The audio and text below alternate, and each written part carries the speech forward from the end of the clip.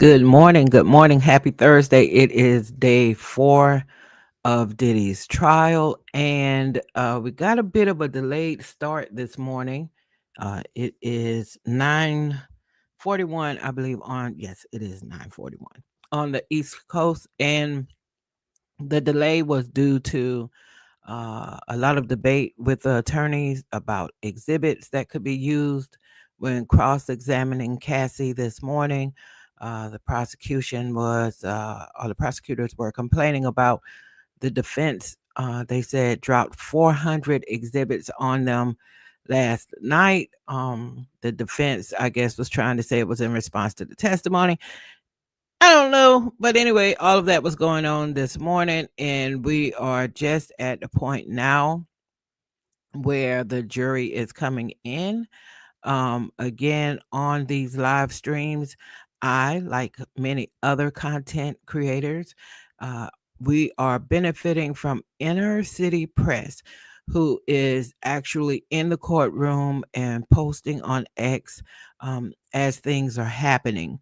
So, wanted to always, of course, give him a shout out for doing us such a great service because this is a huge trial. It's not televised. And so it's just great to have a resource that we can tap into in order to share information with you all. So the judge has asked for them to bring the jury in this morning, and Combs's lawyer Estavo is who is questioning Cassie right now. And so today, as opposed to the past couple of days, whenever I referenced lawyer, I was always referring to a prosecutor.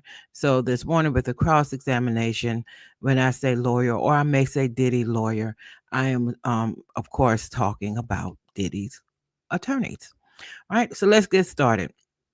So Diddy's lawyer asks Cassie, Miss Ventura, you loved Mr. Combs, correct? Cassie replied, I did. The Diddy's attorney said, for 11 years, you took care of him? Cassie said, in some ways. Diddy's attorney said, you called him larger than life? Cassie said, I did. Let's see if we have any other update. Okay. Diddy's lawyer said, or asked, others called him Diddy or Puff Daddy, but you called him Sean, right? Cassie said, yes. Diddy's lawyer asked, you knew a version of him the rest of the world couldn't see, right? The prosecution objected. The judge overruled the objection. Cassie said, in ways. So, in response to the question, others called him, no, you knew a version of him. This is Diddy's lawyer. You knew a version of him the rest of the world couldn't see, right? And Cassie says or replies in ways. So let's see if we have another update. I think I already see where they're trying to build this. Diddy's lawyer says, you kept coming back to him for 11 years. Cassie said, I wouldn't say coming back. Diddy's lawyer said, you believed he loved you too. Cassie said, I did believe he loved me too. Diddy's lawyers asked, so when he cheated on you, it hurt? Cassie said, not every time. That's an interesting response. But maybe that's a part of, this arrangement that they had. So we're waiting for the next update from inside the court. But I can already tell today is going to be one of those ones, y'all. It is going to be one of those ones. While we wait for the next update, a person in the comment is saying, I hate this MF's questions already. Someone else in the comment said, this is going to get so nasty today. Pray for her baby, is what was in the comment. Someone else said they were somewhat polygamous, right? And someone else in the comments said, I'm sick already. You kept coming back. Oh boy. Someone else in the comment posted a meme of someone eating popcorn. And there's another note. Someone said a legal note in the comments. I'm not sure if this is a lawyer or not. But the defense will attempt to show the jury that Cassie was a woman who loved Combs and that she willingly participated in the freak offs. Oh, so they're off and running already this morning. So let's see if we have another update from inside the courtroom. So again, yes, we do have another update. Again, we left off with the Diddy's lawyer saying you knew a version of him the rest of the world couldn't see, right? And Cassie said, in ways. Diddy's attorney asked, you kept coming back to him for 11 years? Cassie says, I wouldn't say coming back. Okay, so this is we went over this. I'm just repeating this. The lawyer then said, you believed he loved you too. Cassie said, I did believe he loved me too. Diddy's lawyer said, so when he cheated on you, it hurt. And she said, not every time. So we're waiting to see if we have an update from there. Not quite yet. So just more people putting in the comments. Um, his lawyer is a word I don't know if YouTube will let me use. Clearly knows nothing about domestic abuse. You know, Diddy's lawyers aren't trying to question her in a way. I don't think, from what we could see. Well, we don't know yet because they're just setting the table right now. But I doubt if they're trying to question her in a way that's going to be understanding of her trauma, because I think what their whole point is, they're trying to make the jury believe that yes, while we concede to the fact that Diddy was violent domestically, as is evidenced by the videotape, we don't concede to the uh, other other things that are being said, like him forcing her into these sex acts and so on. So you know, I understand the comment the person put here, but yeah, I don't think we should be looking for Diddy's lawyers to try to support Cassie from a trauma perspective. That's not what they're going to try to do. Okay, so we do have an update from inside the court at this point, and Diddy's attorney said, bring up this defense exhibit. The Oh, the prosecutor objected, said not in evidence. The judge said that's true. This is not in evidence. Diddy's lawyer said, Miss Ventura, read it just to yourself. Why did you send this message? Cassie said to let him know I was going to dinner. Let's see. Okay, so I don't know what it was that they couldn't read out loud because it was not in evidence, but Cassie said whatever it was that she wrote, it was to let him know that she was going to dinner. All right. Um Somebody said in the comments they're already trying it, talking about the defense, trying to include an exhibit that's not in evidence. Someone in the comments said they are not looking good, talking about the defense again. Someone else in the comments said, oh, they're trying to bring in exhibits that wasn't submitted in evidence. Really? Trying to prove she wasn't being forced? And somebody else, and I think this is the guy who just repeatedly made this comment under post yesterday, just saying that she is lying. Um, so let's see if we have another update from inside the court. Uh, okay, yes, we do. So Diddy's attorney said, what was going on when the messages were sent? Cassie said, I'm not sure.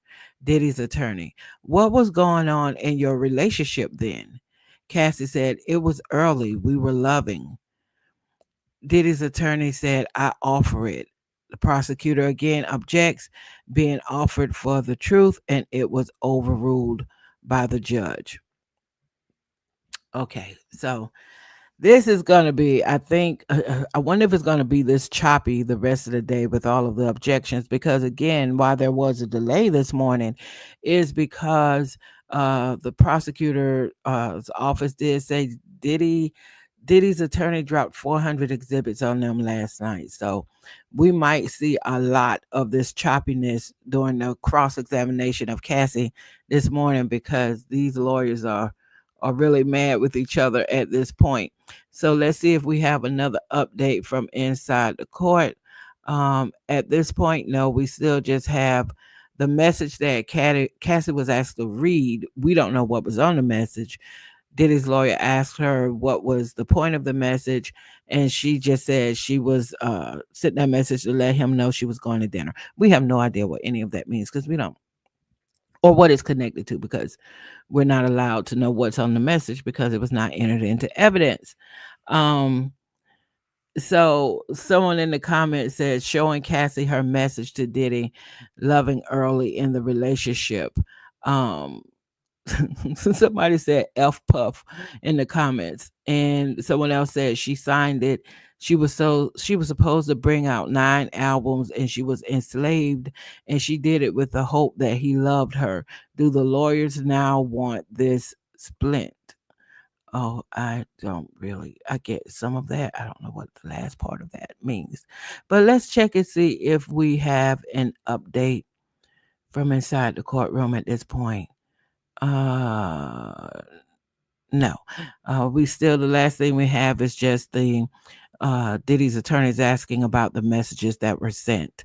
So this is going to be one of those days, y'all, where I think it's going to get really hard. Right now, Cassie is being cross-examined by attorney Estavo, and I need to check and see if this attorney is a woman or man, because I thought for sure that they were going to have the women attorneys cross Cassie just for the optics, first and foremost, because of the content and the nature of this cross examination. So I need to check and see if Estavo, um, on Diddy's team is that a woman lawyer. So let's see if we have an update from the court. We don't have an update yet.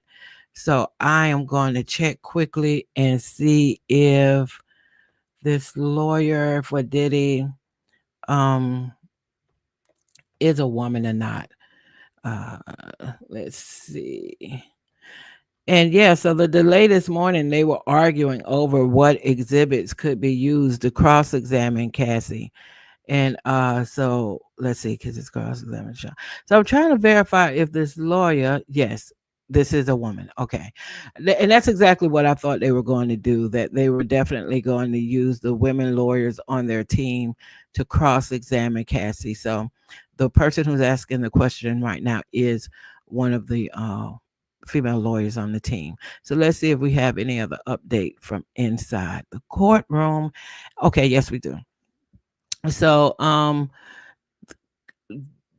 Diddy's lawyer asked Cassie to please read, and Cassie started reading. I wrote, "I love you," smiley face. "I'll fly anywhere for you. I love you, Cass." Diddy's attorney said this 2009 email.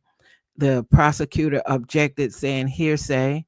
The judge said, Miss Estevao, ask more questions. Diddy's lawyer said, from BlackBerry, what is BG? Cassie said, BG is baby girl. Oh boy, this is going to be. Okay, so the latest update we have from inside the court, the prosecution objected to Cassie having to read a message. The judge overruled it.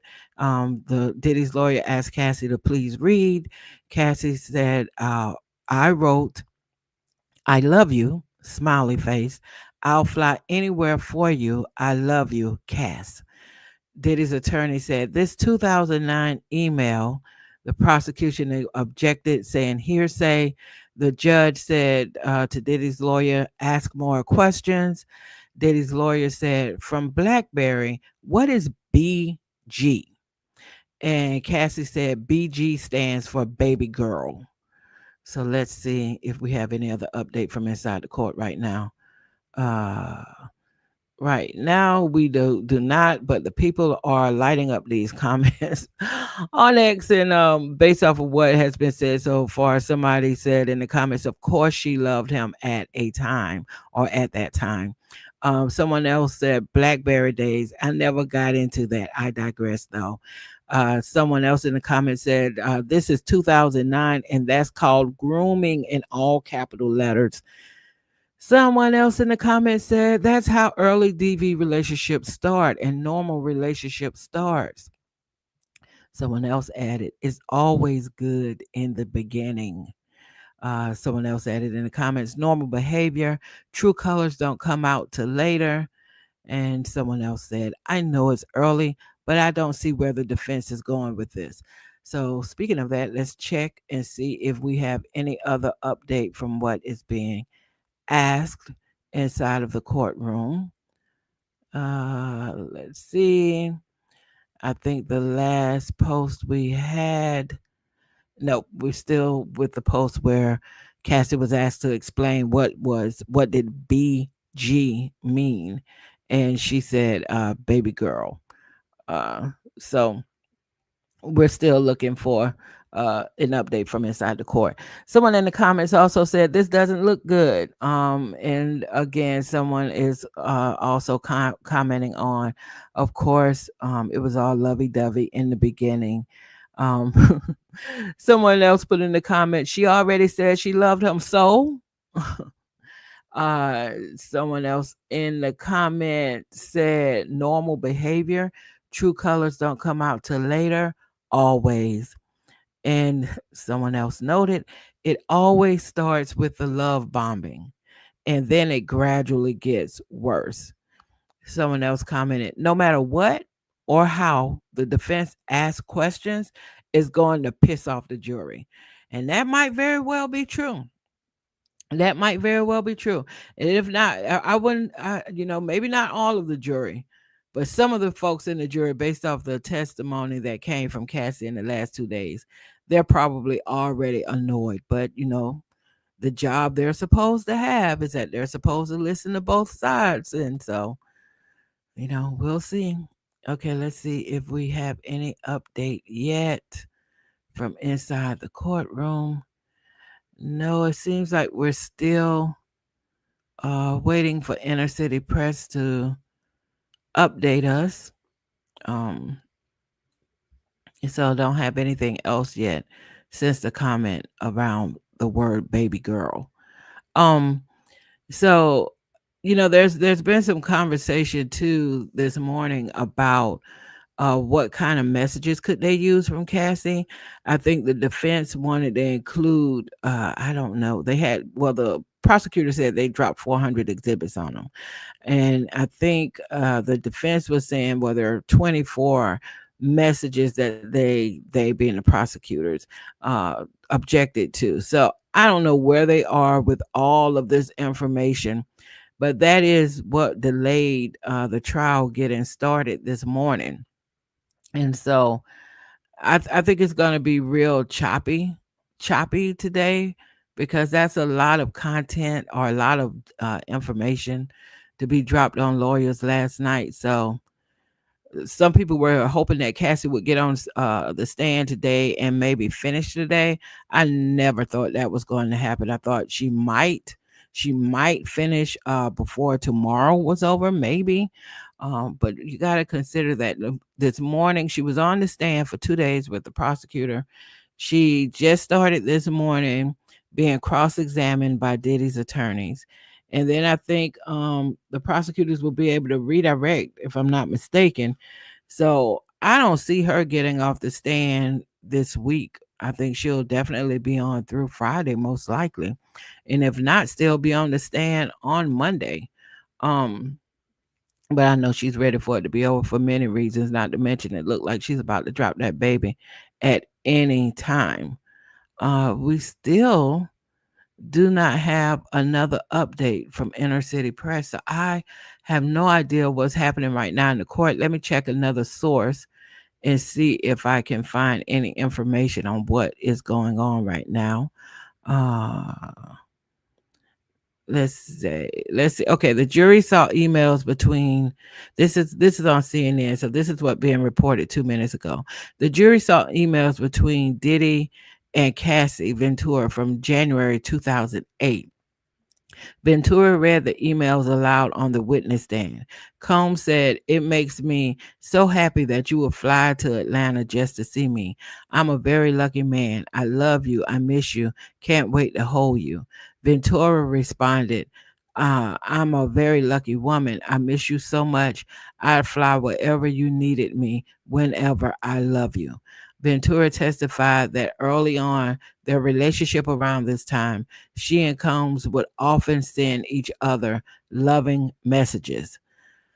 Interesting. So you can see, of course, what the defense is doing, and what we should have expected the defense to do is to not try to not make Diddy look like the monster he's been looking like for the past few days, um, especially with Cassie's testimony.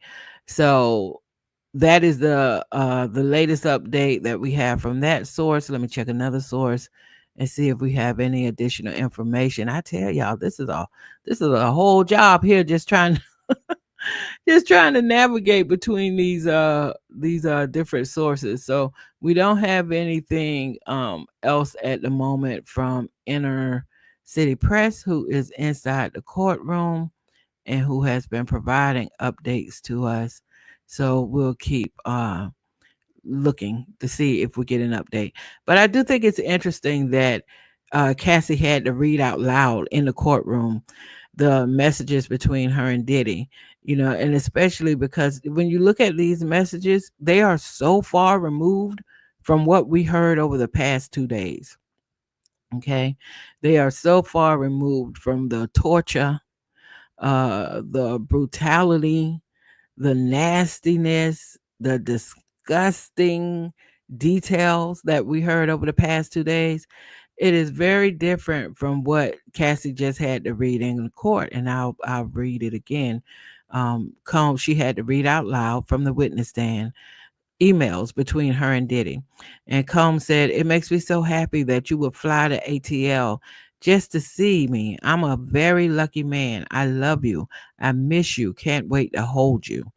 Cassie responded in her email to him, "I'm a very lucky woman. I miss you so much. I'd fly wherever you needed me, whenever. I love you." So Ventura testified that early on in their relationship around this time, she and Combs would often send each other loving messages. So I think if the prosecutor does a redirect on that, I think they're probably just going to want to kind of maybe help her say out loud that she never said she didn't love the man. She said that she actually already said that in her testimony. She talked about, I guess, how good it was allegedly in the beginning, I guess when he was trying to get her, because she also testified that he started hitting her within the first year. So I guess that I don't know how long that lovey-dovey stuff, but this is about domestic violence. So you know how a lot of folks do that. They kind of weave it in. Bad days, good days, and all of those things. So let's see if we have another update from inside the courtroom yet. This is probably the longest I've seen it take for Inner City Press to get us another update from inside the courtroom. So curious as to what might be happening there. Let me just double check, see if we have anything.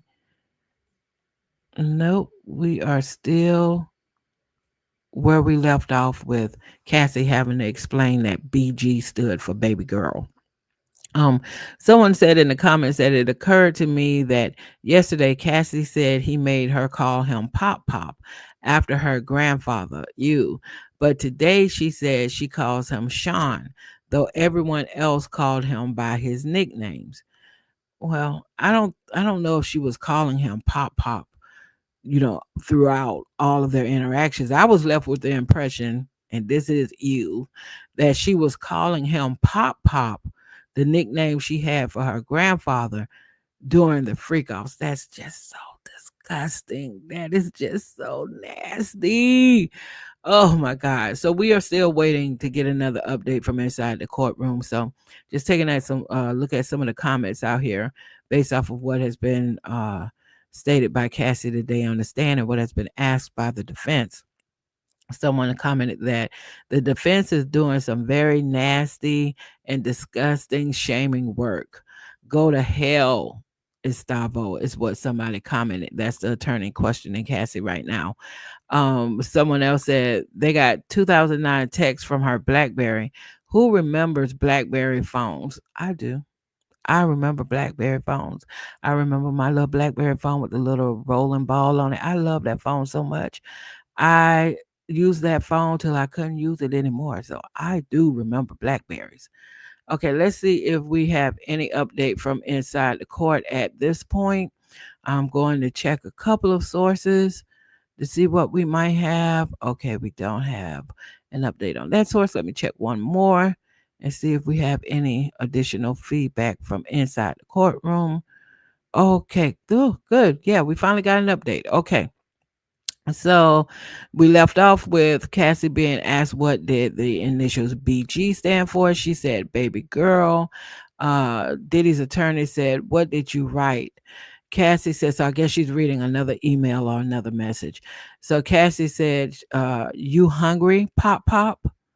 Okay, so that kind of shoots down what I just said. She wasn't, she was also calling him Pop Pop outside of the freak offs, which was a nickname for her grandfather. That is so nasty. Okay, so anyway, Cassie is being asked to read a message and asked her to she was asked to read what she had written, and Cassie reads, you hungry, Pop Pop? uh Diddy's lawyer says, and Mr. Combs wrote to you, we are so in love, we don't do anything else. How long had you been seeing each other? Cassie replied, like 2.5 years. So at this point, based off of what Cassie testified to yesterday, he started physically abusing her within the first year.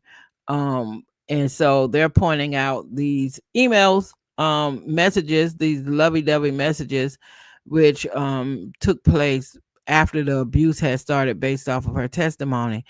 You know, this is nasty work right here because I I don't even well, I know they're doing their job. They're trying to make Diddy not look like such the monster, but this is nasty work. This is nasty work because pulling up loving messages between you and somebody who has violated you domestically is not proof that this person isn't a monster, but that is what they are getting paid to do. Okay, so Diddy's lawyer then asks Cassie to read this, and it's the given number of 1364. And Cassie reads, I haven't talked to you at all. You don't even try. You rush me off the phone. I'm really hurt. I don't need your money. I need some attention. Diddy's lawyer, you wanted your special time with Mr. Combs? Cassie said yes.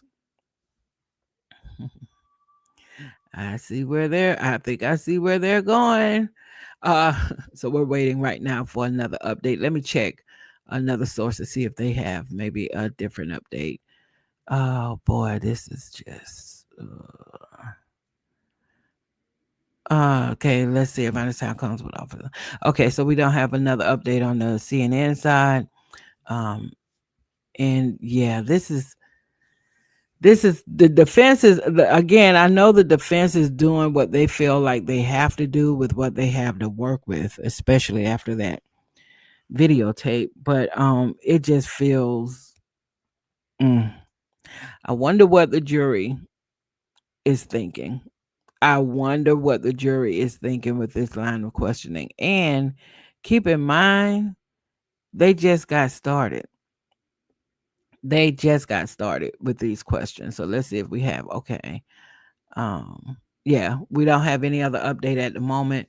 So the last thing we have is Cassie reading a message that she sent to Diddy where she said, I haven't talked to you at all. You don't even try. You rush me off the phone. I'm really hurt. I don't need your money. I need some attention. And the lawyer for Diddy said, you wanted your special time with Mr. Combs?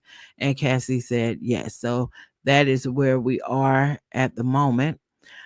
Someone in the comments says the defense wants to picture her needing freak off too. Um, Someone else stated this is very specific. They're going full in. I wonder if they really need a full day of cross today. Someone else in the comments said, "Is it too early for a cocktail, Lord?" And someone else said, "This is about to be some bullshit today because are they bringing up text message from a effing BlackBerry? Yes, they are. Yes, they are definitely bringing up messages from a BlackBerry. Yes, they are." Someone else in the comments said, "Oh, I see where they are going with this, talking about the defense." And the defense, someone else made a comment saying, "Wow, I wonder how much the diddler is paying his defense team to state the obvious. He turned her into a needy shell of her former self. That's what predators do. Boring." All right, let's go back and check and see if we have any update from inside the court. Uh, let's see. Okay. Um, we currently do not. So we're still waiting for an update. But we left off with Cassie having to read messages that she sent to Diddy. That basically was her just saying, "I don't need your money. I need your time. I need your attention. You rushed me off the phone." And Diddy's lawyer saying, "Yeah, you wanted special time with Mr. Combs." And Cassie said, "Yes." So we're waiting on the next update. This is getting dirty early. And I say dirty, not that the defense is being harsh with Cassie, but just knowing that she is a domestic violence victim, these questions just feel just they just feel dirty. They just feel so wrong. But this is what the defense is getting paid to do, to try to make Diddy not look like such the monster. Someone in the comments said, "So what? She fell in love with a demon. Unbeknownst to her, he was grooming her the whole time. Along the way, she became emotionally dependent on her abuser, who was feeding her drugs the whole time. What's their effing point?" Ooh, people in the comments are upset with the defense at this point. Um, Someone else in the comments said, "Narcissists love bomb in the beginning. They'll show love in a way that makes you think you're the luckiest person on earth. It's like a clinical symptom of narcissistic personality disorder. If you know, you know," is what that comment said. Another person said, "Normal behavior. Truth colors don't come out till later, always." Wow. So let's go back and see if we have any update from inside the courtroom, um, because it's been a minute since we had. Okay, yes, we do have an update from Inner City Press. Okay, so Diddy's attorney said, "You testified that you told him, 'I love you so much, you make me a better woman.'" Cassie replied, "I definitely wrote those messages." Diddy's attorney, "You wrote, 'I can't wait until we have a baby of our own.' You knew that he had 6 children at the time." Cassie says, "Yes." That's okay. Um, okay. Uh, so let's see if CNN is phrasing that any differently from what they're sending from inside the courtroom. Uh, oh yeah, let's see. Okay, so according to CNN, what they're saying is going on in the courtroom. They said, "Here are some of the text messages Ventura and Combs exchange." The jury is being shown a series of text messages between Diddy and Cassie. Ventura testified that one exchange was sent via BlackBerry about 2.5 years into their relationship. Some of that exchange reads as follows. Cassie, "Going to sleep now, so it can be tomorrow faster. I love you." Diddy, "Love my baby." Cassie, smiley face. Diddy, "I love you so much it consumes my life." Cassie, "I wonder the same thing for myself. Like, who was I before we decided to be together?"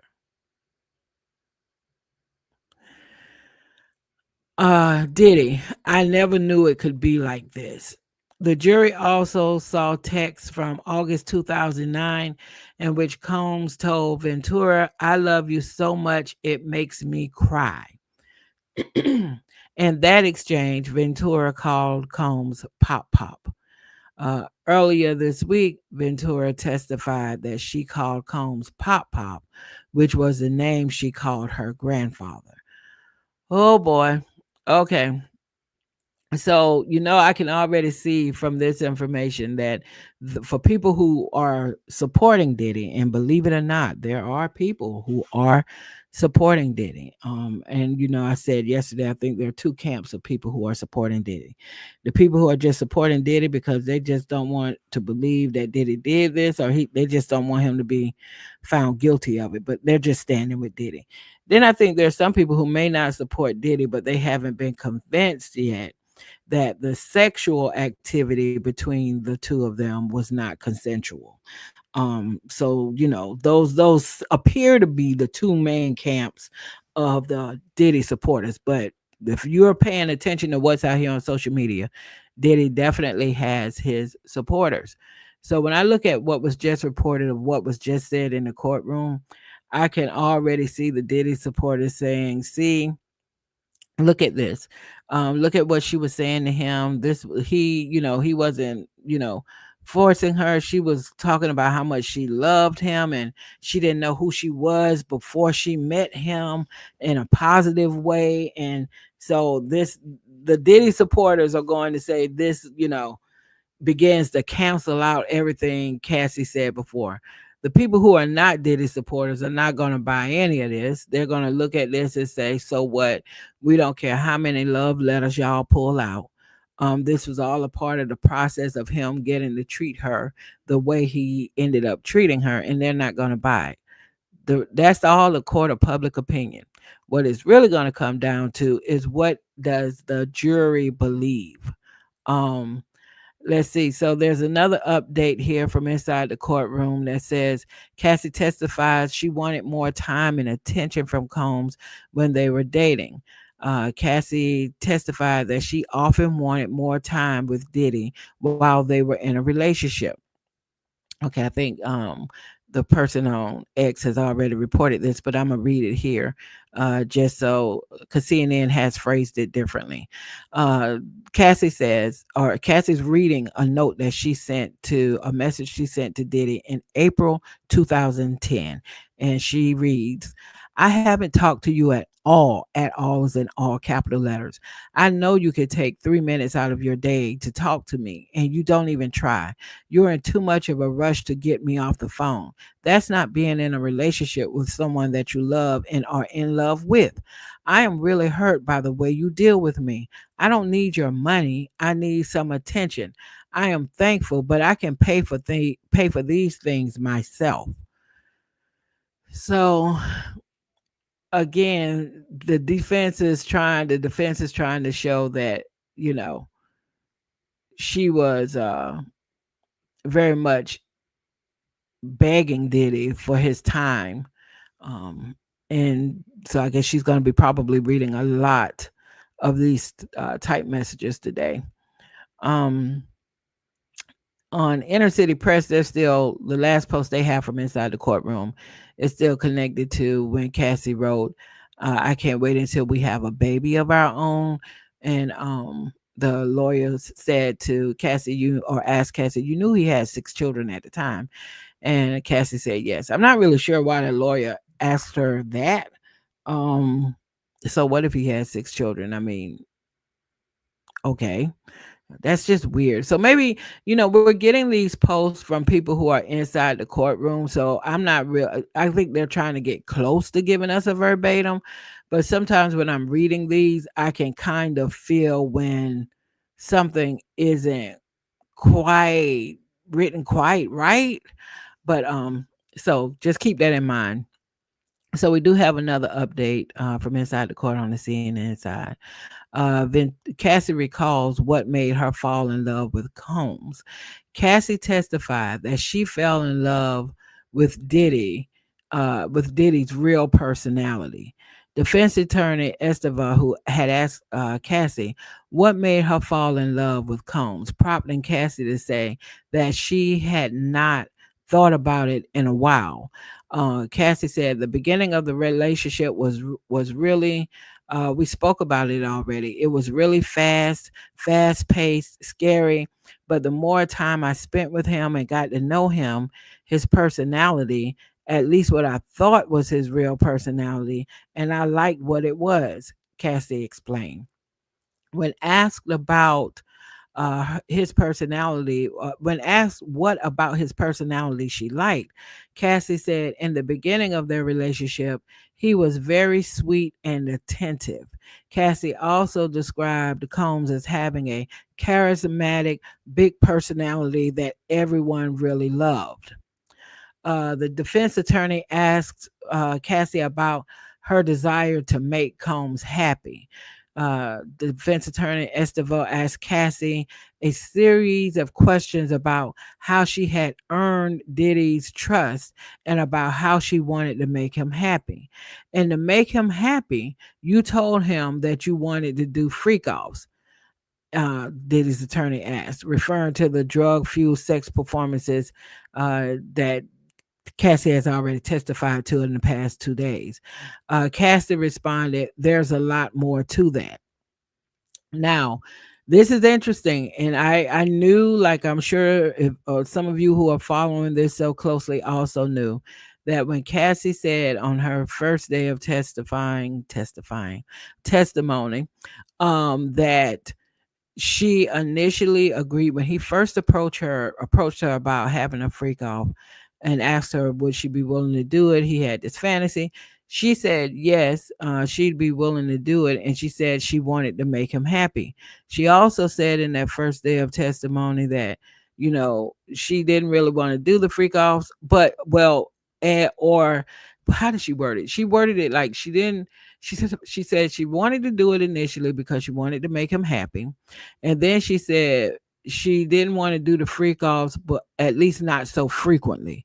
So I found that wording when she said that on the first day of her testimony. I knew the defense was going to find that as a door that they could try to walk in, to just say that this isn't something he made you do. He asked you, if you would consider doing this, and you said yes. As an adult, you said yes.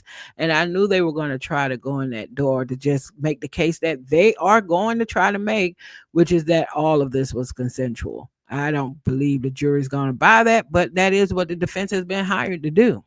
Okay, and Cassie did use that wording. My take on what I've been listening to over the last few days, I do think in the beginning she wanted to do it, whether she said just to make him happy, maybe she was a little curious herself. I do think she had a problem, like she said, with the frequency, because when she described what the frequency was and then how she was getting UTIs and sores in her mouth, and I'm like, girl, oh my God. Okay, so yeah, get all of that. And I do also believe from listening to her testimony, whether or not she was down with it in the beginning, she became she didn't want to continue to do it. I That's how I felt like she didn't want to continue to do it. And when we saw that tape, all of us saw the tape of what happened at the hotel, to now know that when she was trying to leave in between sessions of a freak off, and when the security from the hotel went up to the sixth floor to check on what in the world was going on, there was actually an escort, a male escort in the room. You don't see him on that tape, but the security advisor, there was a male escort in the room, and he was there on a pull-out bed. So, so like I said, the defense is doing what the defense has been paid to do.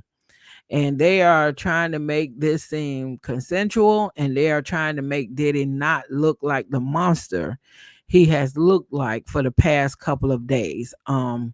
Even more so. I mean, he's been looking like a monster for a while, even before this trial started. But these past 2 days, yeah, it was a lot. And it was a lot. So they're doing what they've been paid to do. So I know for people who really support Cassie, and people who are really upset about what she was subjected to, I know when I get to the comments, people are going to be upset about the line of questioning from the defense, and I understand that. But I just keep reiterating, this is what they were paid to do. This is what they were paid to do. It may suck, but this is our justice system, and this is what they were paid to do. So let's see if we get an update from inside the courtroom from Inner City Press. All right. Okay. Yes. We have a couple of updates here. Let's see if it's any different from what CNN is reporting. So, Diddy's lawyer says, so now these messages about freak off, when you say you know it doesn't matter to me, you mean weekend or weekday, either is fine. Cassie said, that's what it says. Mm. See, this is where I wish we could actually hear and see, because I could read that's what it says in so many ways when she responded to Diddy's lawyer. So Diddy's lawyer again said, so now these messages about freak off, when you say you know it doesn't matter to me, you mean weekend or weekday, either is fine. And Cassie said, that's what it says. And Diddy's lawyer says, Mr. Combs says, maybe we can call Jules. Can you do it? And Cassie replied, yes. Diddy's attorney said, this was an explicit message from you about the anticipated upcoming freak off, and the prosecutor objects. Ooh, the judge said we will take a recess. And that happened 1 minute ago. It is 10:27. Look, they already started this trial late and they're already taking a recess. So I don't know what triggered this recess from the judge. She might be upset about, how choppy or how many. It's gonna be that way though. If the prosecution said, hey, we got 400 exhibits last night, and it was probably already going to be what it is anyway, because of the cross-examination of Cassie, because Diddy has real lawyers over there. I mean, he has the best of the best, so it's going to be what it's going to be. But the judge just said we'll take a recess. So I don't see any note here about a sidebar. I don't see any note here about Cassie requesting a recess, because at one point during the testimony yesterday, Cassie did request a recess. And I'm surprised she only requested one, quite frankly, with her being as pregnant as she is, but she only requested one. Um, Okay, well, according to what CNN is reporting, Cassie has asked the judge for a quick break. Okay, good. Okay, good. So I was wondering why we got a recess so soon.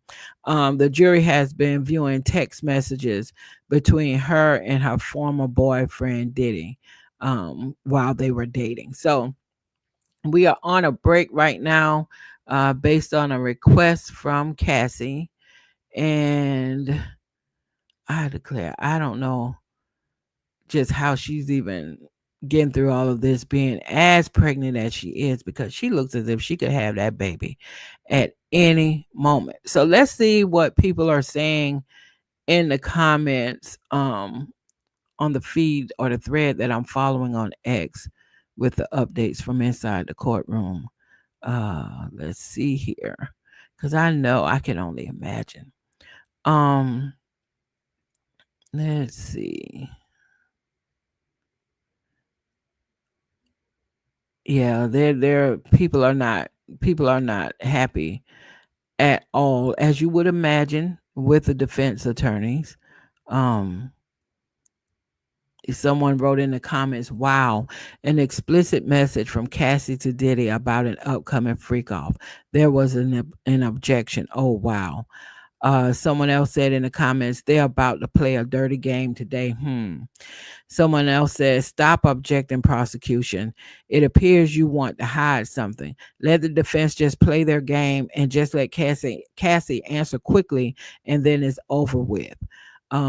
Somebody put in the comment that they have been looking for Jules' picture. That's one of the escorts that's been mentioned quite a bit. And okay, I don't know why she's looking for that, but she says she's looking for it. Maybe it's for content. Someone in the comments said, "Who the f is Jules?" So this must be someone who wasn't tapped in yesterday. Jules is one of the escorts that has been mentioned quite often in Cassie's testimony. He sounds like he might be one of the preferred escorts. Jules was also the escort when that happened in the hotel, when Diddy beat Cassie in the hotel in front of the elevator. Jules was also the escort who was actually in the room, in the bedroom. Of course, we didn't see that on the video. We know that from the hotel security officer telling us that he was there. Um, Someone else said in the comments? What's the easiest way to refresh the tweets? I keep going. Okay, that's about us doing this. Okay. Someone else said, I'm in here like white on rice. I just keep refreshing. Okay. Someone else said it's going to get wild now. Someone else said, damn, this is getting ugly and fast. Cassie is about to get exposed. So, like I've said, Diddy has his supporters, Cassie has her supporters. There was a poll that Law and Crime Network did yesterday at some point during the testimony. I believe they had over 8,000 people at the time who had voted, and they asked if the tape that we saw from the hotel, did they, I forget the exact wording, but in essence, they were asking, was Diddy committing domestic violence in that video? And 95% of the people who voted said yes. 5% of the people said no. I have no idea who these 5% who looked at that videotape and said they didn't see domestic violence. It's probably the 5% who would say, well, I need to know what happened before that happened to see if it's domestic violence or not. And the fact that it's 5% is even frustrating, but I digress. So we are on a break in the courtroom because Cassie requested a break. So I'm sure it's just going to be a very brief break. Matter of fact, let me check and see if they have returned. She requested a break 5 minutes ago. So I'm assuming the break probably isn't going to last any more than maybe about 10 minutes. Uh, yeah, so I don't see anything updated from inside the courtroom on the CNN side since the break has been requested, or anything additional on inner city press since the break has been requested. Somebody put on a comment, a recess is needed. Her baby is under so much stress. I didn't even think about that part. I mean, I think about her pregnancy overall, and just how she's probably feeling, you know, uh, physically, emotionally, but very much the things that a woman goes through when they're near the end of their pregnancy with their body and some of the aches and pains and discomfort you could have going on during that time, depending on how your pregnancy is going. But the fact that the baby could be distressed, I had not thought about that, and that makes me sad. That makes me sad. Someone put in the comment that the prosecutors are distressed. The defense is looking, somebody put in the comments, the defense looking like Fulton County DA office right about now. If you and any of you followed the YSL trial, you get that reference. Someone else put in the comments, this is ghetto. This is just too much. And it has a meme of somebody turning up a flask. And someone else in the comment said, Diddy team defense. Don't believe your eyes and what you see. Believe what we tell you. Nah. Someone else put in the comments, damn, that was fast and early. I get her baby, but dang. Look, if a woman who looks like she's about to have this baby at any time is on a witness stand and she asks for a break, she should be given the break. And she was given a break. So come on now, y'all. We got to understand that. Okay.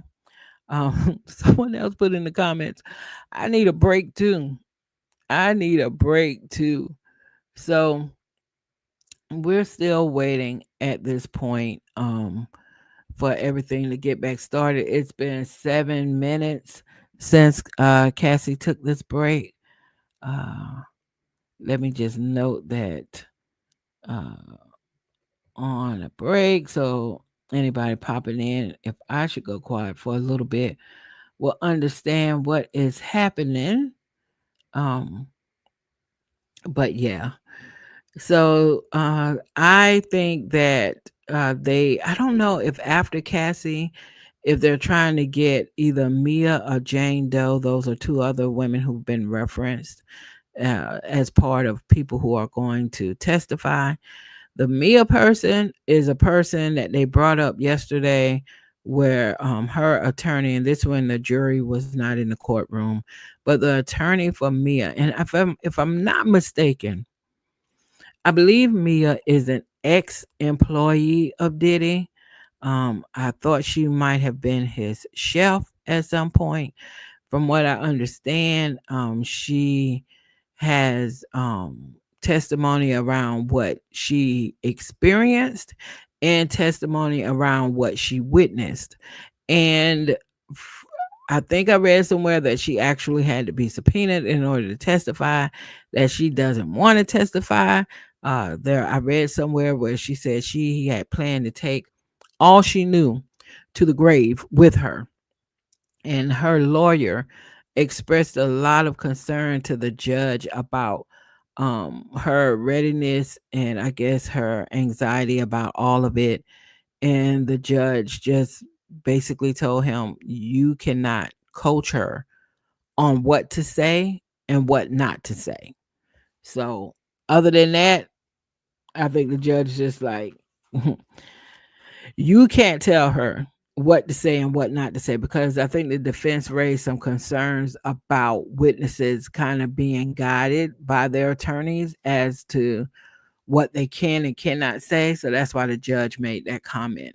But they've been on break now due to Cassie's request for 9 minutes. So I'm assuming they should be back anytime. I hope Cassie is okay. Um, with her being so pregnant, of course, I assume maybe she just needs to use the restroom or something like that. But with all the pressure she's under, who knows what she might be going through right now. But it has been 10 minutes since she went, or since she requested the break in the jury. I'm sorry, the judge granted the break.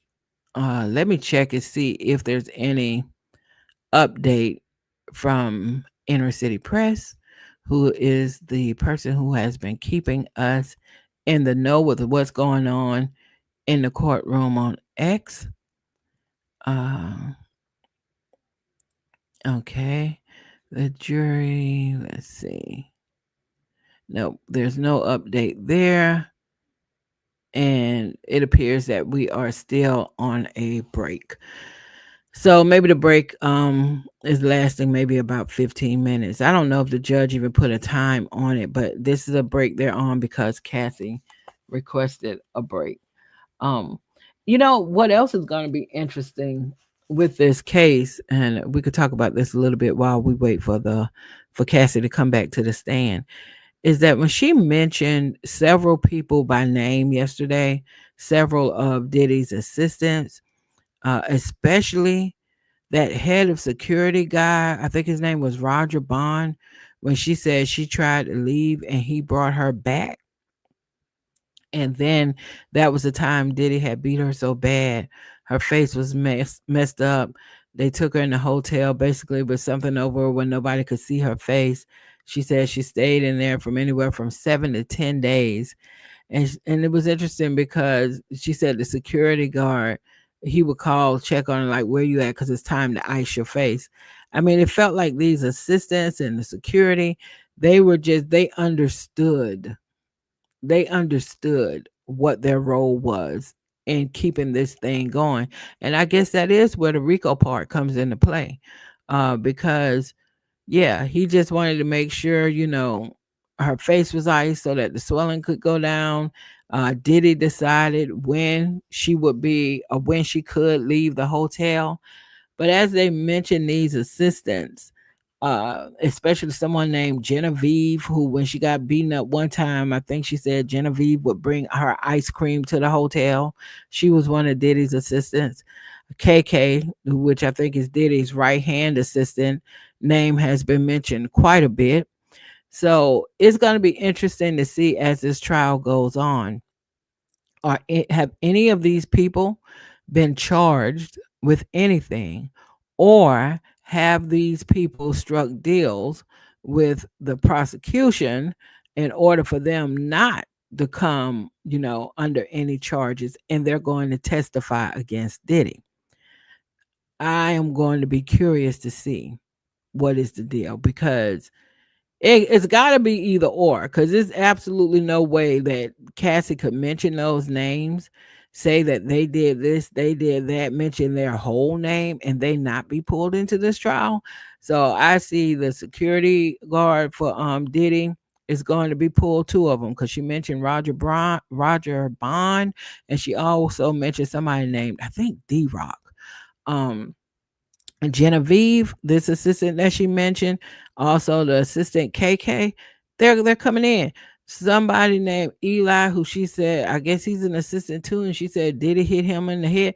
Diddy was big on hitting people in the head with his fists, with objects, stomping on people's heads. It is nothing but by the grace of God that really somebody did not die with him doing all of that. Um, but yeah, so I imagine that we're going to see a lot of these people on the witness stand, and I think I'm willing to bet that most of these people who we will see that Cassie mentioned, they will be testifying for the prosecution, because these people struck deals. They struck deals. His right hand assistant struck deals. You can't forget that young man who got arrested. He was on Diddy's private plane, and they put some charges on him related to drugs or something at one point. And next thing you knew, he wasn't in jail anymore. And from what I understand, there was some plea deal set up with him. So if he's coming into this, he's going to be testifying on the prosecution side. And hey, can you blame these people? Because at this point, it's a matter of you better save yourself. But it is disgusting. It is. It is disgusting that so many people saw what was happening to Cassie. And from what I can tell, just from what has been shared with us these past few days, Cassie had one person who actually convinced her to call the police. Now, maybe there were other people who tried to get her to do that, who was in this inner sanctum of madness. But we haven't heard that. We have heard of the one friend Cassie had that convinced her to call the police.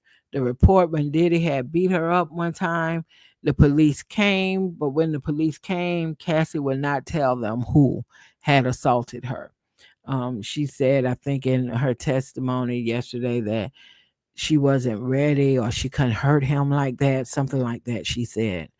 So it has been 15 minutes since the court has taken a break due to Cassie's request. So let me just check a few sources and see if they are back yet. Um, it doesn't appear that they are back in court quite yet. So now it's been 17 minutes since Cassie requested the break. This is going to be a long day. Like I said, it already started really late today because of the lawyers fighting about exhibits that they felt should or should not be a part of the cross-examination of Cassie. So we already started late today. And now we've been on a 16-minute break due to Cassie's request to take a break. So it's gonna be a long day. I cannot imagine that the defense would wrap up their cross examination of Cassie today. I don't see how they would do that. So, because they're still, even in the questioning that they're asking Cassie right now, it still has that setting the table feeling. It still has that setting the table feeling. Like they haven't gotten yet to wherever it is they're trying to take this thing today. So you could kind of tell these questions is almost like they're laying the foundation for where they plan on going, is what it's given. So Yeah, I don't know. I missed normally before I go on live with the trial, I take a look and see like who arrived at the court. So I don't know if six of Diddy's seven children are there because we don't count the little baby. Um are in the courtroom today. I know the girls, I think, were not there for a large part of the conversation yesterday, but I missed that part today. So CNN has at least made a note. The scene inside the courtroom right now. They say during the break requested by Cassie, defense lawyer Karen Friedman Agnifilio, who is married to Diddy's lawyer Mark Agnifilo, is at a divider and conferring with five attorneys from the defense team. She is speaking the longest with Estevao, who is doing the cross examination. Earlier, Combs, excuse me, Combs gave a heart shaped hand gesture to Karen Friedman Agnofilo's mother, who is seated beside her. Combs is wearing a beige sweater, white collar, and gray pants. His three sons and mother are in the courtroom this morning, and he tapped his chest when he made eye contact with them. Okay, so his daughters are not there today. I know someone in the press said, well, they have graduation and prom and other things, so they flew back to wherever is what they said.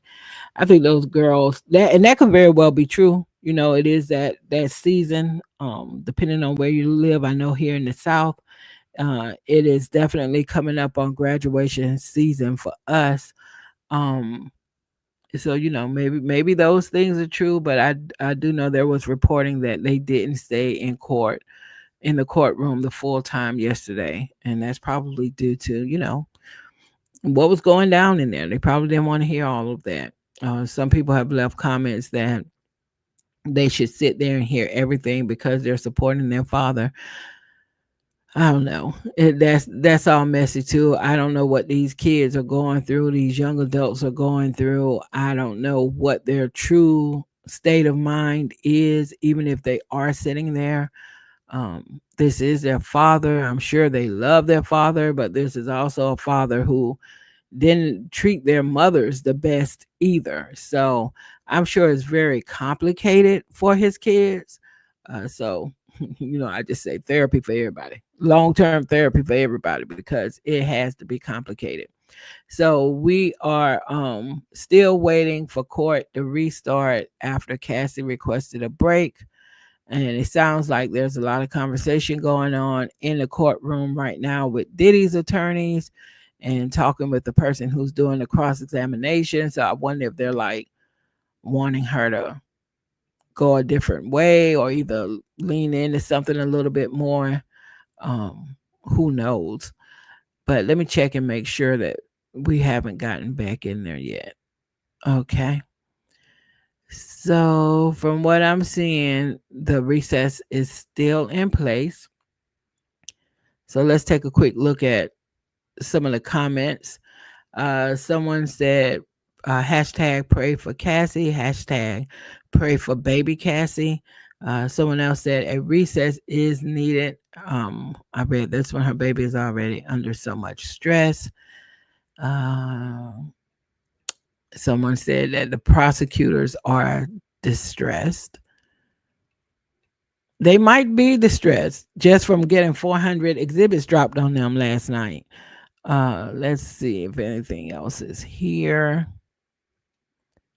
I hope Cassie is okay because this recess is taking longer than I thought it would take. It really is. So I hope she is okay. Um, let's see. We got a new update from CNN. They said Cassie is back on the stand where she's under the defense's cross examination. Okay, so she took close to a 20-minute break. The judge granted a break request from Cassie and she took about 20 minutes. So let's hope that she's fine and the baby's fine, of course, because this has to be a tremendous, tremendous, tremendous amount of stress. So We'll keep looking at the multiple sources that I have pulled up just so that we can try to stay as closely connected as possible to what is happening inside the courtroom. So the judge said, Miss Estevaux, that is Diddy's attorney, you may proceed. Diddy's attorney said, Miss Ventura, this is from Combs to you. You respond with an extremely explicit message, right? Cassie says yes. This is 2 days after the planning of a freak off, right? Cassie says yes. And I don't know if they're going to read this to us or not. But okay, so that's where we ended with the first update we got once Cassie returned from the break that she requested. So Diddy's attorney said, Miss Ventura, this is from Mr. Combs to you. You respond with an extremely explicit message, right? Cassie said, yes. Diddy's lawyer said, this is 2 days after the planning of a freak off, right? Cassie said, yes. All right. So we don't know where that's going, and we don't know if we're gonna hear what this message was. Um, so still waiting for us to get an update in response to that. Boy, I tell you, this would be so much easier for all of us if there were actual cameras in the courtroom so we could see what in the world is going on and could see for ourselves in real time. But I say that while I also say at the same time, thank you to Inner City Press for posting on X what is happening in the courtroom, because we do not have cameras inside. So this is as good as it's going to get. So let's see if we have another update from inside the courtroom. Not yet. So I'll just go and look at see what the comments are saying right now. Somebody put in the comments, we are back, folks. That speaking of the break that Cassie took for about 20 minutes, who's got their breakfast? Good question. Good question. Because side note, it is 10:52 here on the East Coast, and I tried to get my daughter to go and grab me some breakfast from Chick-fil-A, and she's acting like she didn't hear me. She's a college student and she's in that bedroom, and I know she saw my text message, but she didn't respond. So I'm doing this right now with no coffee, no breakfast. So whoever put in this comment, we are back, folks. Who's got their breakfast? Not me, because my on summer break college kid is over there in that bedroom ignoring me. But anyway, back to the matter at hand. Um, let's see if we have any other update from inside the courtroom. We do not have anything else in addition to the update we got where Diddy's attorney was asking, uh, do you, the message that you sent to Combs, a very explicit message, was 2 days after the planning of a freak off, and she said yes. So I don't know if the next update is going to show or if they're going to have Cassie read whatever this explicit message was that she sent to Diddy, but I'm assuming that it's going to be a message that is going to do what the defense is doing, which is trying to get the jury to see that Diddy is not the monster, or not, maybe not quite the monster that Cassie described. And I think the defense is going to do a lot of this while Cassie is on the stand, because they also want to convince the jury, at least a few of them, if not all of them, that yeah, this dude is guilty of domestic violence for sure. We're not even contesting that. But as it relates to these freak offs, this was a consensual thing. So that is what the defense is trying to prove. And they're trying to prove that by sharing all of these messages and explicit text messages, especially ones that are coming from Cassie to Diddy. So it's going to be a lot of that today. And you can imagine in this cross. So let me check quickly here and see if we have any other update from inside the courtroom. Okay, yes, we have an update. Let's see. with an explicit. Okay, so the Diddy's lawyer said this is 2 days after the planning of a freak off, right? And Cassie said yes. Diddy's lawyer said, he said, I want to see, and then there's a hyphen mark. How did you reply? And Cassie read her reply, which said, I can't wait either. Diddy's attorney said, you wrote, I feel like I want to F, right? I feel like I want to F, right? Cassie said, that's what it says. Diddy's lawyer says, Mr. Combs says, I'm so horny, I can't concentrate. What do you say? I go, boy. Mm-mm-mm-mm-mm. Okay, it's getting. Okay, it's getting. So Diddy's attorney said he said, I want to see, and reading messages from Diddy. And then she said, how did you reply? And she didn't finish after this said, I want to see. The person who's posting this from inside the court just has a hyphen. So maybe when I read the CNN update, it might have more context there. But Cassie said, I can't wait either, is what she replied back to Diddy. Diddy's attorney then said, I feel like I want to F right. I want to F right. It said, you wrote, Diddy's attorney says to Cassie, you wrote, I feel like I want to F, right? That's what you wrote. Cassie said, that's what it says. Diddy's attorney says, Mr. Combs says, I'm so horny, I can't concentrate. What do you say? So now I'm waiting to see what is it that Cassie said. Um, mm, yeah, I'm trying to wait to see what is it that Cassie said. Oh boy. All right, still waiting. Still waiting. Let me refresh on the CNN side to see if they have any other updates for us in real time. Okay. Uh let's go back to Inner City Press and see what update we might have. Okay, so we do have an update from Inner City Press. Okay, so again, Diddy's attorney read, Mr. Combs says, and these are messages between Diddy and Cassie. Mr. Combs says, I'm so horny, I can't concentrate. What do you say? Cassie said that I'll go to Dwayne Reed for candles and then set up the room. Diddy's attorney said, did you understand that he was going to take another video of you? Oh my. Oh my. They are starting, honey, to take the gloves off. Okay.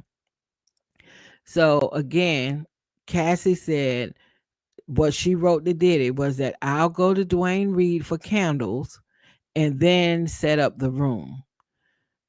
Diddy's attorney asked Cassie, did you understand that he was going to take another video of you?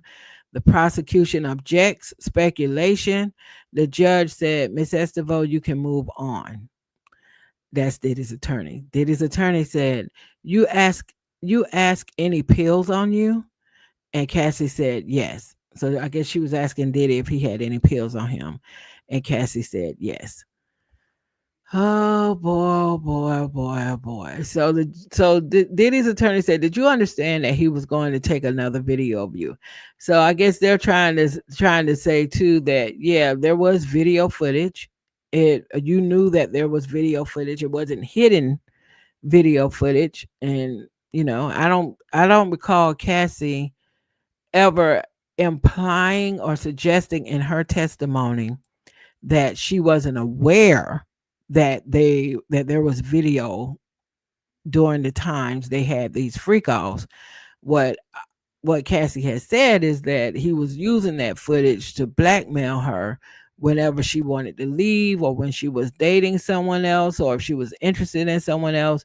He would threaten to release the video of her.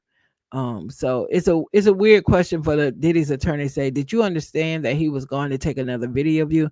To which the prosecution objected, and the judge told the Diddy's lawyer to move on. So still waiting right now to see if we get another update. Uh, let's see what's happening on the CNN side. Okay, the jury shown sexually graphic text messages between Cassie and Diddy exchanged in 2009. The jury is seeing more sexually graphic text messages Cassie and Diddy exchanged in August 2009. The messages are a continuation of texts that were shown before. Cassie, who is being cross examined by the defense team now, asked for a short break. Those text messages came as they were planning a freak off, which is what Combs called the drug fueled sex performances he orchestrated. And I guess, and see, that's why it's interesting to go back and forth and hear what people are literally saying, because even as CNN wrote, he orchestrated. That's not what's happening in this courtroom right now. In any of the days that we've been a part of this trial, it appears that they orchestrated the freak off. Now, Cassie will say and has said she did it because she didn't want to make him upset. She didn't want to make him angry and that type of thing, but she was handling a lot of the planning of these freak offs. And Diddy's attorneys now are trying to present the case to show that this is something she wanted to do. This isn't something that she was forced to do. This is the case that they're trying to make. And again, it's going to be interesting to see what does the jury buy. I can already tell, based off of the court of public opinion, it's going to be a split decision. It's gonna be a split decision. It is, believe it or not, Diddy has a lot of supporters out there, and so I'm sure they're just eating up a lot of what's happening right now. But other folks who are Cassie supporters and are definitely understand, they have a lot of understanding around domestic violence and what that normally looks like and the toll that takes on somebody. They're not going to be swayed by any of what is happening right now in the courtroom. But the real question is going to come down to, what does the jury think about all of this, right? So let's go back to X to see if we have another update from what's happening inside the courtroom right now. Um, Okay, yes, we do have an update. All right, so we left off with Diddy's attorney saying to Cassie, "You asked Diddy if he had any pills on him," and Cassie said yes. Diddy's attorney said, "What pills were you taking then?" Cassie said, "Opiates." Diddy's attorney, "You deleted videos on your devices, right?" Cassie said yes. Diddy's attorney said, "What did you write?" So again, I guess this is something else that Cassie is being given to read. And Cassie says that, "I need to feel this is my husband. I need to feel this is my husband, the only one who will see this side of me." Hmm. So she's saying that Cassie wrote that, "I need to feel this is my husband, the only one who will see this side of me." So I guess what we're hearing here is that with the freak offs and everything that was happening in those freak offs, Cassie might have been seeking some assurance from Diddy, or maybe just wanting him to say that he was going to maybe marry her one day, because she knew she was going way out doing a whole lot of stuff. And she just wanted that to be, as she reads, that, "I need to feel this is my husband, the only one who will see this side of me." Which is interesting that she wrote that to Diddy, considering that they had third parties involved. But I guess I'm just not gonna go there. Because I think with these people who are swinging, even if no matter how many people they have involved in this situation, they still see that there are situations where they would still say they are committed to each other, and they have certain parameters and rules around these entanglements they get into with other people. So they don't even really consider these entanglements like cheating or anything like that, because they have certain rules that they go by. um and again, this is all feeding into what the defense is trying to present. But again, there's going to be many people who are not going to be swayed by that at all. And again, It comes down to, what does the jury believe? What does the jury believe? How does the jury perceive what is being shared with us right now? Let's see if we have another update here. And we do. Okay, so Cassie left off with saying, I need to feel this is my husband, the only one who will see this side of me. Diddy's attorney says or asks, were you afraid that Mr. Combs was only seeing you for sex in this way? Cassie said that was a concern. Let's read that again. Diddy's attorney asked, were you afraid that Mr. Combs was only seeing you for sex in this way? Cassie replied, that was a concern. Diddy's attorney, you still were not public in your relationship with him. Cassie said, correct. Diddy's attorney, were freak offs important? Cassie said, integral to us. Ooh, I don't know about that response now. I don't know about that response. I don't know about that response. I don't know about that response. As far as how the juries might perceive that response, I don't know about that one. I don't know about that one. Okay, so let's go over that again. Diddy's attorney said, were you afraid that Mr. Combs was only seeing you for sex in this way? And she said that was a concern. Diddy's attorney said, you still were not public in your relationship with him. Cassie said, correct. Diddy's attorney said, were freak offs important? Cassie said, integral to us. So see how the defense is setting this up, like, and I'm just going to use the wording that first comes to mind with how I'm interpreting this. Diddy's attorneys are setting this up like, you know, you were a side chick, right? Right, you know that, right? You know that he wasn't even public with you at the time. He was still with Kim. So you know you were a side chick, right? And you know that the one hole or the one space you thought you had carved out with him were these freak offs that y'all were doing. You were, because you were afraid, like you just said, you were afraid that you were afraid that Mr. Combs was only seeing you for sex in this way. You wanted more from him, but you were definitely on board with the freak offs. Now, I'm saying this like this is what the defense is trying to get across. You were definitely down with these freak offs because you felt like that might have been your way in to get to him because you wanted more from him. You wanted more of a public relationship with him. You knew when y'all were starting off with these freak offs that y'all relationship wasn't even public. He was still public with Kim at that point. So were you forced or were you kind of getting in where you could fit in so that you could win the golden prize?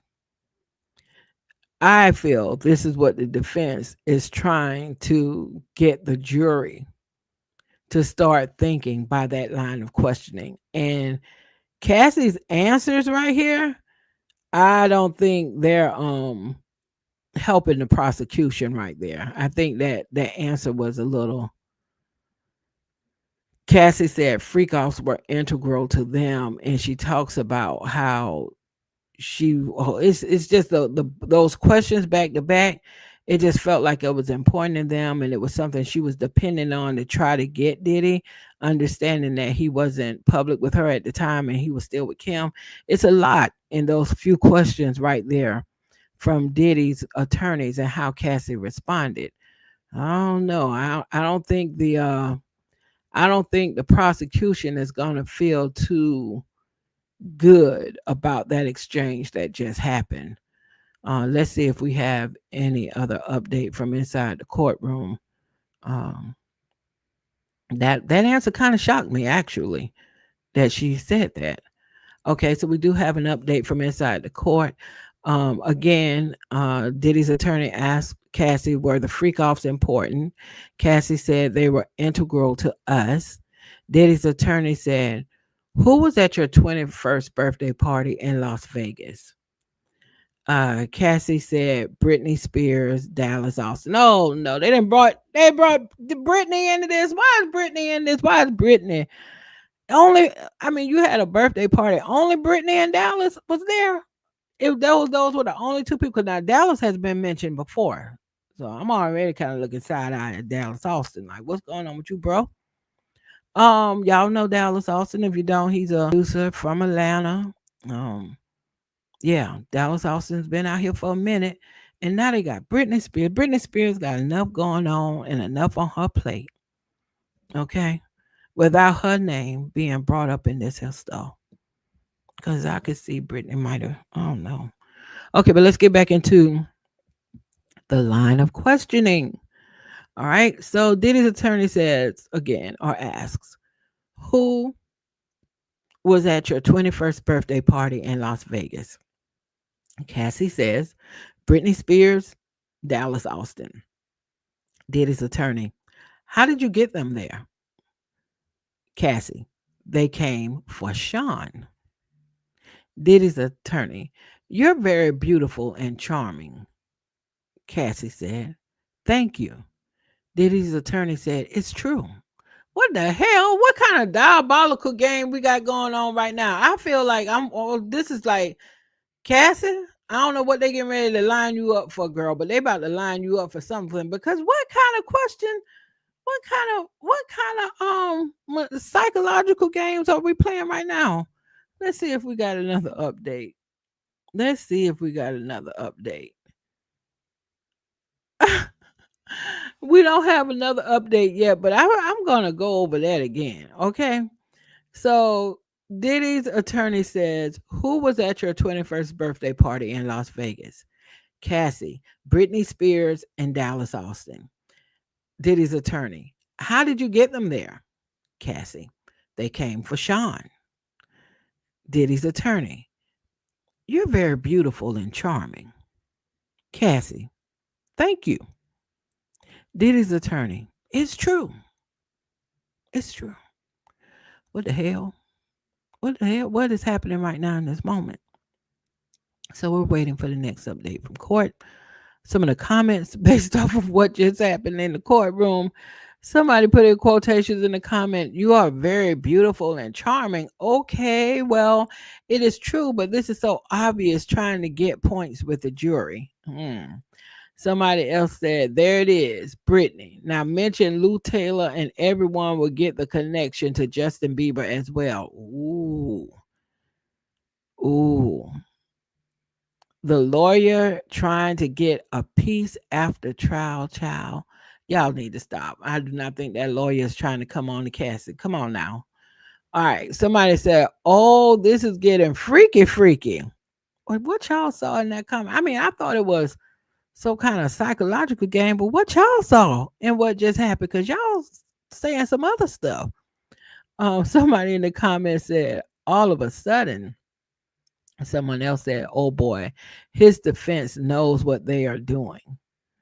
Someone else in the comments said, lawyer being weird AF. Someone else put in the comment that this lawyer needs to be locked up too. Someone else said, Cassie is beautiful, but that's beyond inappropriate for opposing counsel to say to her. Someone else said, why is the defense attorney saying she's beautiful? Holy effing inappropriate, Batman. Someone else put in the comments, celebs are catching strays. I guess that was with the mention of Britney Spears, especially, and Dallas Austin. But Britney Spears, they brought in Britney Spears. Wow. Okay, let's see if we have any other update. Okay, we do have an update from Inner City Press. So let's see what this most recent update from inside the courtroom is. Okay, so we just came off of Diddy's attorney, who's a woman at this time, cross-examining Cassie, telling her that she's beautiful. Okay, so Diddy's attorney. Oh Lord. Okay, hold on. Diddy's attorney. Who is Tommy Mottola? And it must be Mottola. It's Mottola. I know somebody named Mottola. Okay, my bad. All right. Who is Tommy Mottola? Cassie said, a well-known producer. Diddy's attorney. You were an up-and-coming star. Cassie said, I guess you could say that. Diddy's attorney. After you signed with Bad Boy, things were still platonic? Cassie said, yes. Where are they going with this question? Are they about to ask her how long after you signed with Bad Boy were things still platonic? I don't know. Do they have some text messages or something to show that they were getting it on before she signed her deal so things weren't platonic when she said they were, to try to show that maybe she's not telling the truth? I don't know. Maybe I should stop speculating and just wait and see what the next update might be to tell us what what is going on right now with this line of questioning. CNN hasn't made any other updates to their um, feed of what's happening in the court. So let me just go back to Inner City Press and see if they have any other update. Okay. Yes, we do have an update from Inner City Press. Okay, good. We got a couple. Okay, so here we go. All right. So Diddy's lawyer. After you signed with Bad Boy, things were still platonic. Cassie says yes. Diddy's lawyer. You had a rough performance. Cassie said 106 in Park. It did not go well for me. I don't remember that. Now you know I'm gonna have to Google that. We might look at that when they go on lunch break. Cassie's performance on 106 in Park. Okay, we'll check that out. Did his attorney. How did you help? How did he help you after that? Cassie, we did a YouTube video. He said everybody makes mistakes. Diddy's attorney, what was wrong? Cassie said, I couldn't hear myself. I'm really going to have to go and look up this 106 in Park performance where she said it didn't go well for her to see what happened. Okay, Diddy's attorney, you were dating Mr. Leslie. How much older than you was he? Who is Mr. Leslie? Okay, you were dating Mr. Leslie, Diddy attorneys asked. How much older than you was he? Cassie said 10 years. 10 years. Diddy's attorney. Then you traveled to Miami with Mr. Combs. The flyer of the event was just a cover to spend time with Mr. Combs, right? She said, that's true. Oh boy, they painting a picture. This is gonna sway somebody. I already know the court of public opinion. I already know what's going on out there. But in the meaning it's not, it's multifaceted. But this what's going on in this cross examination today. Oh yeah. Um and it might sway some folks on that jury. It might have some people on the jury who might have felt, oh no, we're not only going to send Diddy to prison after these past 2 days of listening to Cassie, we're going to send him to hell. That might be what the juries, some of the people on the jury were thinking after the last 2 days with Cassie's testimony. But some of those same folks might now hearing some of this, they might start kind of, I don't know, they might say, okay, yeah, let me reserve my opinion, which they're supposed to do as jurors anyway, until they hear all of the evidence. But oof. So Cassie is involved with somebody else, or was involved with somebody else who was 10 years her senior. I don't know who Mr. Leslie is. That's who the person they referenced. So let me just make a note of that as well to look up and see who is Mr. Leslie. Who is that? Okay. I definitely need to revisit, if it's still out there, Cassie's 106 in Park performance. It must have been really bad. Um, she said it was bad because she couldn't hear herself. So, okay. Okay, so again, Diddy's attorney, you were dating Mr. Leslie. How much older than you was he? He was 10 years older. So they are definitely trying to line this up to say, don't try to paint this picture that you met this older man, Diddy. Now, Diddy, from what I understand, when they met, he was 17 years older than her. Okay. But I think what they're trying to say here is this is what you do this. you date older men. So let's not act like Diddy, swept in this older man. You're a young, impressionable woman, and your first rodeo, and you just, you got confused and fumbled and fell and tumbled in the freak offs. That is what the defense, I feel, is trying to position with this line of questioning. This is what they're trying to influence the jury with, right? So then Diddy's attorney says, then you travel to Miami with Mr. Combs. The flyer of the event was just a cover to spend time with Mr. Combs, right? Cassie said that's true. Now remember, at this time, Diddy is still publicly with Kim Porter.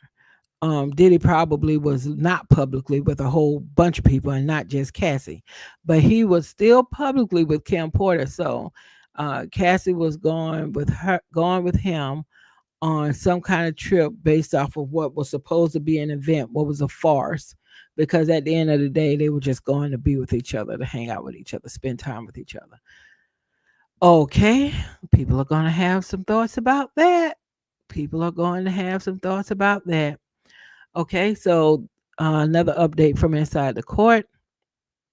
Um, Diddy's attorney says, you had a tattoo of Mr. Leslie's initials on your body, right? Cassie said yes.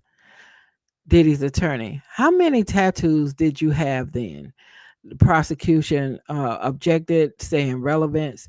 The judge overruled, and then she said, but let's keep it moving. Cassie said three. Diddy's attorney, the one on your arm. Cassie said no regrets.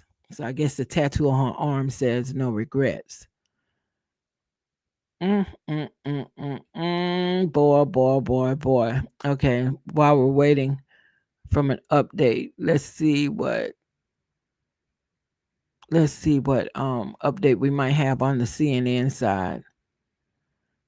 Uh okay, so from on the CNN side, the recap is Ventura Cassie says she was using opiates around the time she sent text messages. The jury saw another message exchange between Diddy and Cassie from August 2009, where she talked about wanting more pills and deleting a video. In the text, Cassie asked Combs if he had any more pills. Cassie testified that she was using opiates like Norco around the time these messages were sent. In the same text messages, Cassie also mentioned deleting a video, but she testified that she wasn't sure what kind of video she was referring to in the messages and couldn't be sure it was a freak off recording. The defense attorney for Diddy asked if Cassie preferred to have freak off videos recorded on her devices. Cassie said, I don't want them to be recorded at all. Good answer, Cassie. Good answer, because she was trying to trap you right there, girl. Okay. Another update from CNN says Ventura Cassie gives more details about her 21st birthday.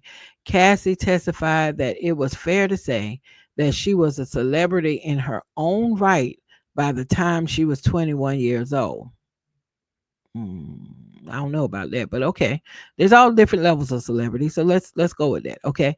Cassie testified it was fair to say that she was a celebrity in her own right by the time she was 21 years old.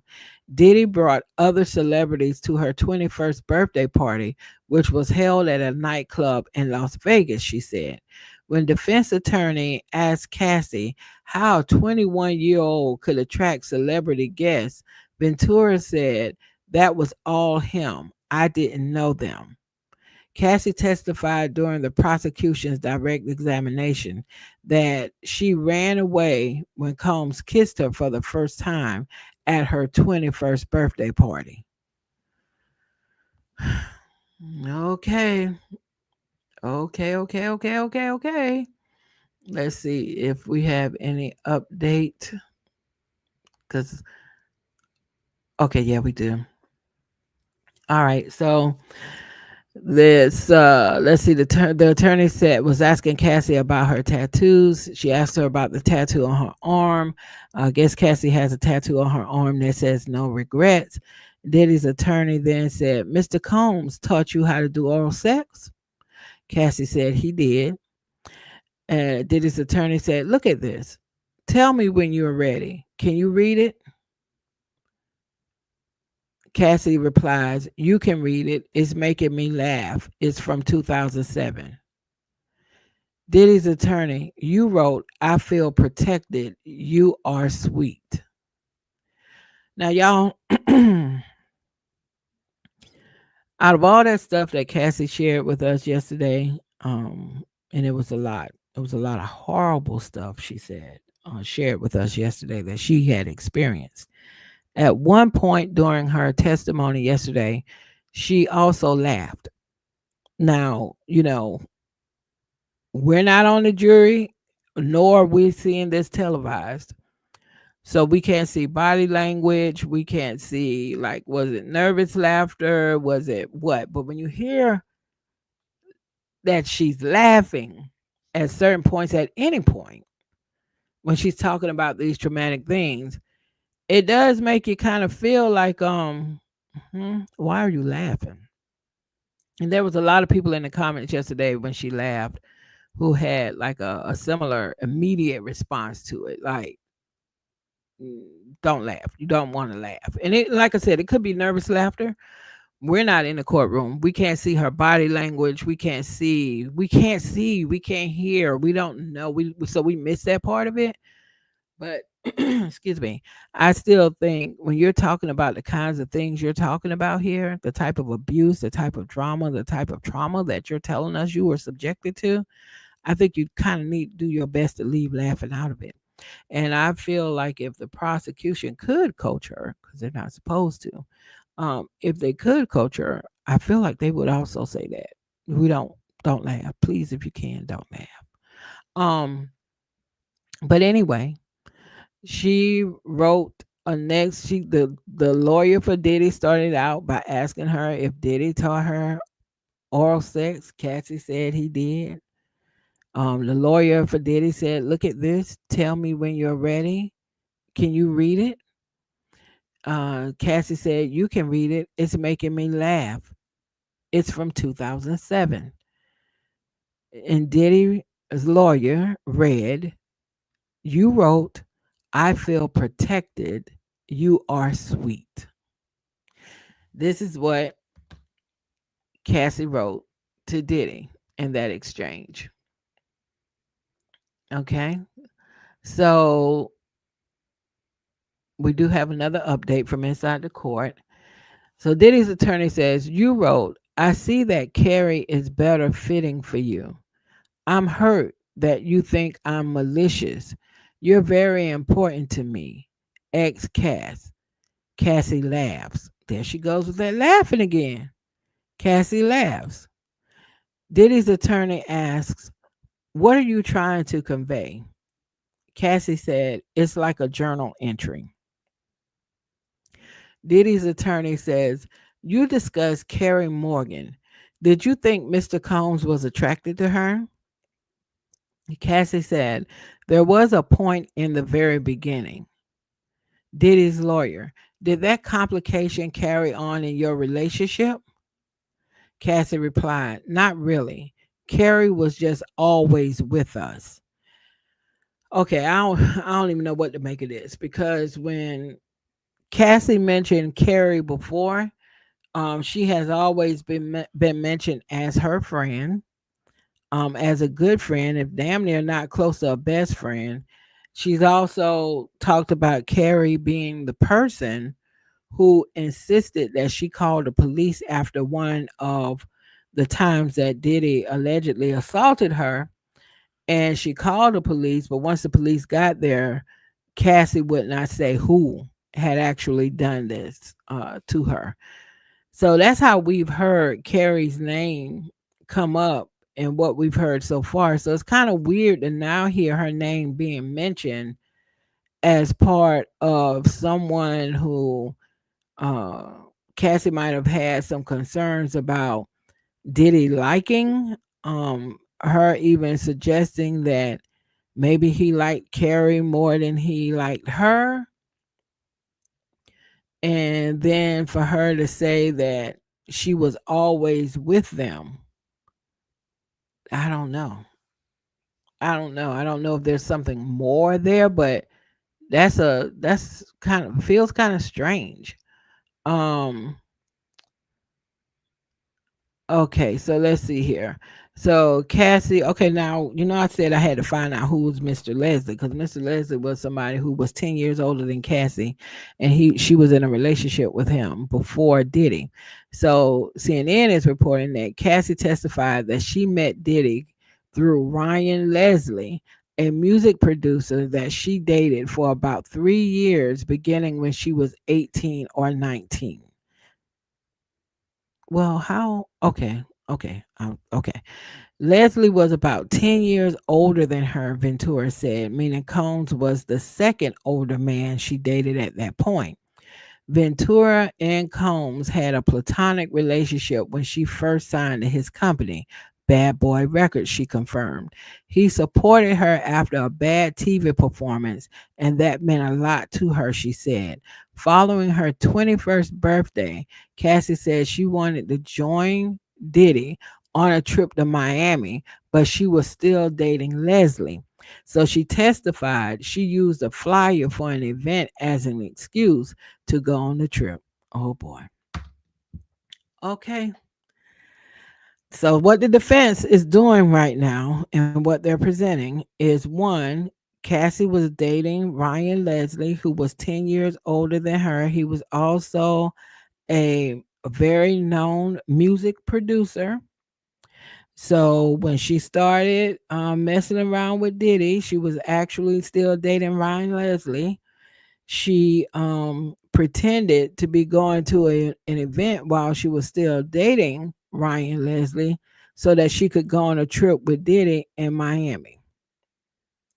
So, what they are doing, what the defense is doing, is that they are painting another picture for the jury to consider. They are trying to run another picture up against the picture that was painted over the past 2 days of Cassie being this young deer, just a doe, just young, naive, overwhelmed by this man of position and power and fame. It was a whirlwind romantic something in the beginning. That is what has been portrayed to us in the past 2 days. And the defense is now trying to counter that with saying, not so fast now. Let's look at some things. Okay, first, when you met Diddy, you were also dating another music producer at the time, Ryan Leslie, who was 10 years older than you. And you actually started hooking up with Diddy while you were still dating him, and you were lying that you were going to an event while you were actually sneaking off to Miami to be with Diddy. And not to mention, of course, Diddy was with Kim Porter, but you know. So this is what the defense is doing right now in this moment. In this moment, the defense is definitely painting another picture to say, no, you were not. This is what the defense is doing. You were not some young, naive girl who somehow got swept up by somebody in the music industry and then all hell broke loose. They are trying to paint the picture of you were with a music producer prior to Diddy who was 10 years older than you, somebody who could help your career, who could expedite your way to fame. So you know what people are going to think about that, or at least what some people are going to think about that. Some people are going to hear this information and they are going to go that direction of, oh, well, she knew what she was getting into. Oh, I'm not saying this is right or wrong. I'm just simply telling you this is what some people are going to think. She knew what she was getting into. She was out there looking to hook up with music producers, even at 18 or 19, because she knew that was a way to try to expedite her music career. She was dating these men in order to try to get ahead. Come on, come on. All right. Diddy wasn't the first older man she was with in the music industry to try to get ahead of the game. So She was cheating on the one she was with to be with Diddy, just like he was cheating on the one he was with to be with her. So the defense is definitely going about a rather surgical.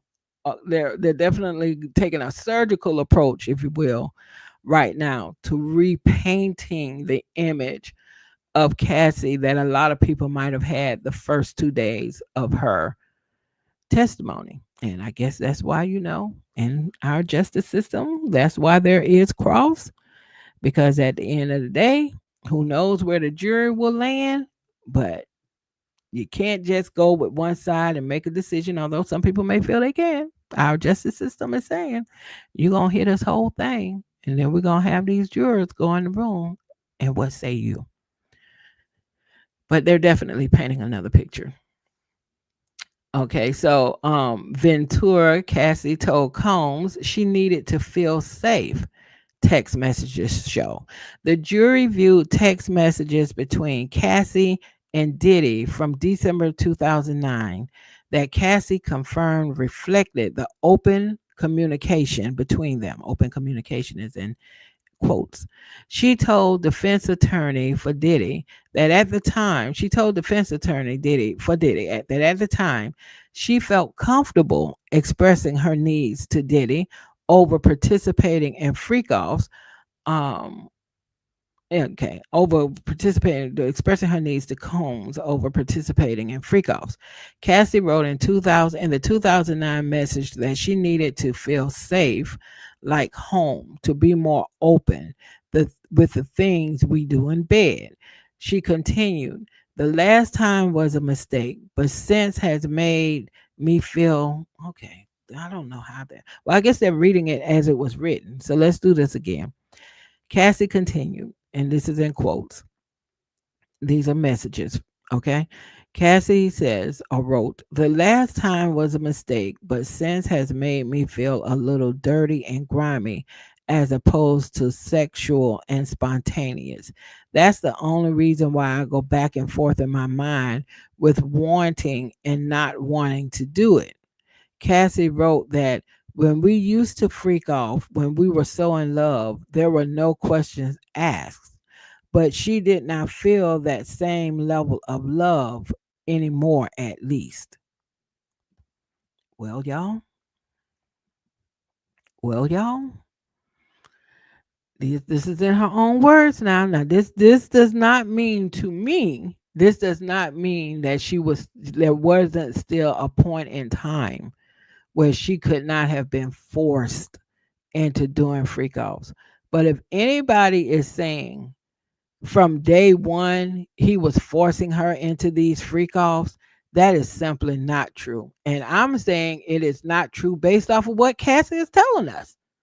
Based off of what Cassie is telling us, that is not what this was in the beginning. Okay? It wasn't. It wasn't. Now, I believe from her now, if I am to believe her testimony, it later became something that she was being forced to do, if I am to believe her testimony. But even from these messages, okay, back in 2009, but even from what she said on the stand yesterday about in the beginning, she wanted to do it to make him happy. And her biggest problem with how they were doing it became how frequently they were doing it. Not that she didn't want to do it, but just how frequently they were doing it. That doesn't say to me that you were forced. Not at least not at that point in time. And now we have these messages where there's more context, where she's saying, she used to like it when it felt like it was sexual and spontaneous and they were so in love. But now, since I guess it doesn't have that same in love feeling, that it's not feeling the same to her, right? It's making her feel now more so dirty and grimy as opposed to sexual and spontaneous. These are her words. This is going to be interesting to see because we are just on day 4. It is going to be interesting to see by the time we even get more in and even get more information and testimony from other people, I'm curious to know how any of us, what will our position be? I could tell you, only thing I could tell you for me at this point, one thing I know will not change, no matter what evidence we get, is that it's not going to change for me that Diddy is guilty of domestic violence. That's not changing for me. I don't care whatever evidence they may put some more evidence out here to make me say, okay, now I don't know this freak off situation. I can't tell. I can't tell anymore. Was it consensual or not? I can't tell. Depending on what more information they shared, it may put a lot of people in that space. There are going to be some people who, because of the domestic violence, they are going to stamp him guilty on everything. They don't care about what else is going on. That is going to rule the day. That's going to be that too. But for me personally, okay, this just being day 4 in, but it doesn't matter. I don't care if we're on day 200. I am never going to change my position on Diddy being guilty of domestic violence because he is. He is guilty of domestic violence. But all these other things, let's continue with the updates. Okay. Cassie Moore opens up that comes about expressing her feelings and messages. She says, okay, we read that. Let's see. Okay, so the jury next saw an email Cassie sent to Diddy in October 2007, a few weeks after her 21st birthday. Just trying to make sure. Okay, yeah, this isn't a repeat. Cassie testified that the email demonstrates open communication between her and Diddy, but said it was usually a one-way street. She said that she would send messages being open about her feelings more often than he would. Well, a lot of women might say, yeah, that's most of us. But anyway, of y'all out there still writing love letters. Okay, so anyway, in the email, Cassie wrote, quote, "We've only really had 1 week of each other just together, and I can say that it's been the best and worst." She wrote about the things she liked about Diddy and dreaming of a beautiful future together. She wrote, in quotes, "Who knew I'd fall so fast?" She wrote. She also wrote about some negative feelings she had about their relationship. And she indicated she felt that her friend may be better suited for Combs. Again, going back to the Carrie lady we were just talking about. "It's hard for me to handle that," she wrote. "On the other hand," this is in quotes again from Cassie, "on the other hand, you're constantly weary of me. I'm sneaky. I never seem to make the right decisions to you. I'm a spoiled brat. I'm dramatic, disrespectful, and for some reason, you just don't trust me," she wrote. Okay. That's a lot. So let's go back to what's being posted on X and see if we've gotten any more updates. This is a lot just to take in. What? Okay, hold on. Let me back up and make sure. Okay. All right. So we got a few updates from Inner City Press. Again, that's a journalist that myself and the other content creators are following on X, who's giving us updates from inside the courtroom. So, just FYI, I'm going in back and forth between updates from Inner City Press on X and updates on CNN's website for their live updates. Okay. So on Inner City Press, we left off with Cassie expressing, I guess, some concerns about Diddy might have more interest in her friend Carrie. Again, Carrie is the friend who insisted that she call the police after one of the assaults from Diddy. So Diddy's lawyer said, "I'd like to start asking about freak offs. Sometimes you wore a wig and a mask?" Cassie says, "Yes." Diddy's attorney: "The general public did not know." The prosecution objects. The judge says, "Rephrase." Diddy's attorney said, "No one knew until November 2023 in the public." Cassie said, "Yes." Diddy's attorney: fair to say his career was ruined after your lawsuit? Cassie said, I could understand that. Diddy's lawyer said, let's read these messages. Mr. Combs wrote, when are you on your period? What? Okay. Diddy's attorney said, let's read these messages. Mr. Combs wrote, when are you on your period? Cassie replies, not now. Diddy's attorney, what you be thinking about when you horny? Again, this is something she's reading coming from Diddy. These people, I swear they needed they all this money and all this, and they needed to find another hobby. Okay. All right, Diddy's attorney, Miss Ventura. If you don't want to read the answers, I can read them. Cassie said, thank you. Diddy's attorney. The O has lots of O's after them, right? Cassie said, yes. Diddy's attorney. After a freak off, you'd make love with Mr. Combs. Cassie said, yes. Diddy's attorney. Your period, Mr. Combs is asking you when you're on it, right? Cassie said, yep. Diddy's attorney. He's asking in the context of when to meet up and have sex. Cassie said, looks like it. Diddy's attorney. Sometimes you watched him with a female. Cassie says 2 or 3 times. Okay, well now that's making a new entry into all of the things we're hearing, because we've heard about Diddy watching her have sex with all of these escorts. But this is the first time during this trial that we're now hearing about her watching him have sex with other women.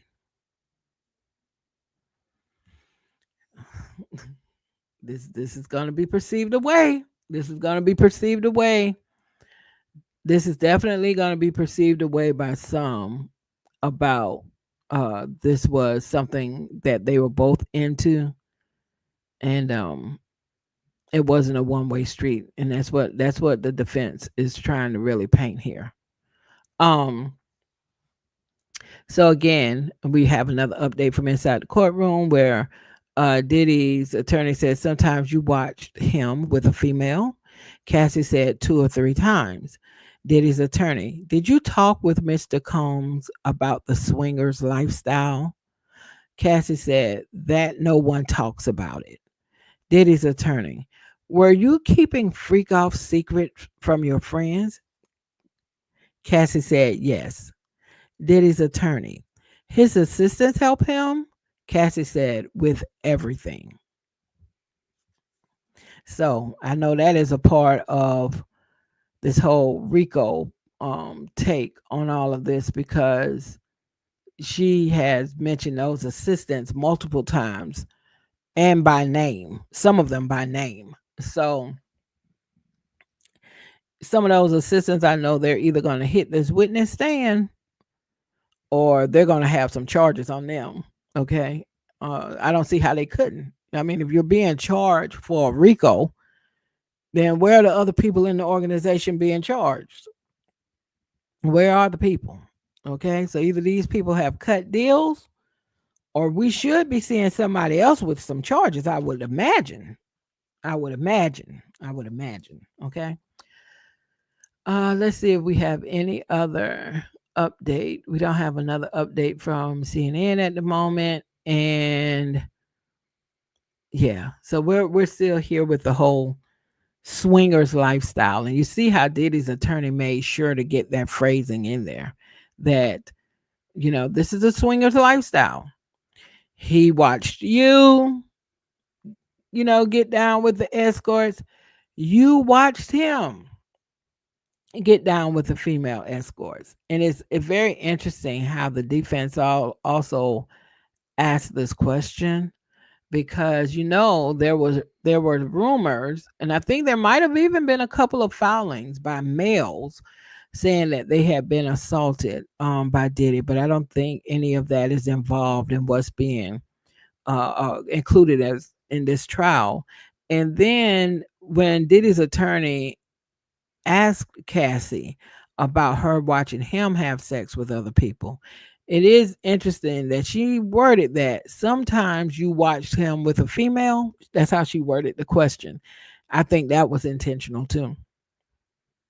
I think that was intentional too. I'm just saying because those rumors about Diddy being gay, even outside of the accusations from accusers, but just being bisexual, those rumors have been out there for a long time. So I look at this question and I'm like, did he tell y'all to make sure y'all word that way? Because I don't know, because hip hop culture at large is still extremely homophobic. So I don't know. Just that just kind of popped out to me there. But yeah, they are definitely painting the picture right now of they're not going to just uh stand on the side, even though they've already acquiesced and agreed to the fact that Diddy was did commit domestic violence. They've already said that. Like I said in their opening statement, they're not shying away from that.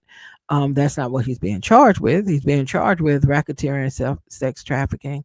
And so yeah, so they're like, yeah, we own that. He has committed domestic violence. Now their position was, and they didn't say this in their opening comment, but supposedly this was their strategy. So maybe we'll see it later.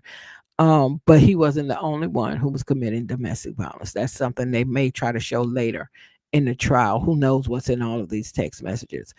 But I do think the defense is doing a fairly good job right now of painting another picture of Cassie, painting another picture of her as far as how she was engaged with these freak offs, how it appeared that she was enjoying these freak offs.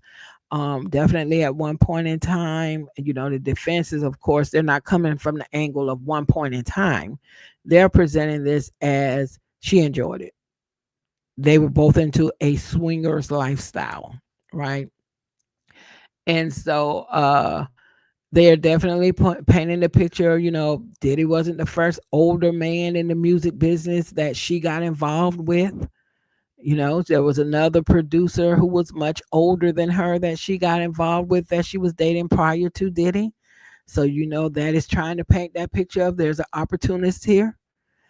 People are talking about what the power dynamic was, as far as, Diddy had all of this power and she was powerless. And so, that alone means he must be guilty of this, that, and I think they're saying not so fast. Not so fast. History has many stories of women, not necessarily always younger women, but women sometimes in some situations, using what they got to get what they want. And that is what I think they are trying to paint with Cassie, especially by pulling in Ryan Leslie, who was 10 years older than her and also a producer in the music business, who she was actually dating when she started cheating on him with Diddy, who was also again cheating on Kim while he was messing with her. So they are definitely painting another picture of Cassie. And oh, how I would love to know how this is being received by the jury. I would love to know how this is hitting with them. Um, okay, we have another update. It left off with Cassie saying that Diddy's assistants help him with everything. Diddy's attorney said, "You would remember if an assistant came in during one of your sessions with an escort." Cassie said, "Not necessarily. I was high." Diddy's attorney, "So you don't remember much." That felt like shade. That felt a bit like shade.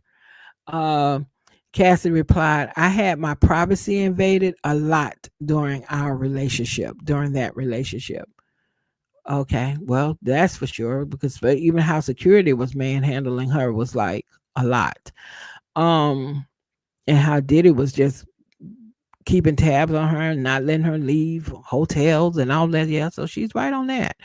Um, so again, Diddy's attorney, "You would remember if an assistant came in during one of your sessions with an escort." Cassie said, "Not necessarily. I was high." Diddy's attorney, "So you don't remember much." That right there is gonna come back. Diddy's attorney said, "So you don't remember much." Cassie said, I had my privacy invaded a lot during that relationship. So Cassie is mentioning she had her privacy invaded a lot during that relationship. Who knows? But she also said she doesn't remember because she was high. So when the defense attorney says you don't remember much, that's going to come back. That's going to come back. That might even become one of the narratives they try to pepper throughout this whole thing.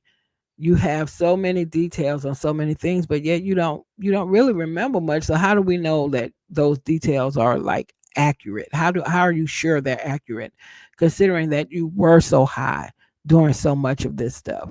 They're somehow, I believe, they're going to try to pepper that along the way. So let's see. We got an update from CNN.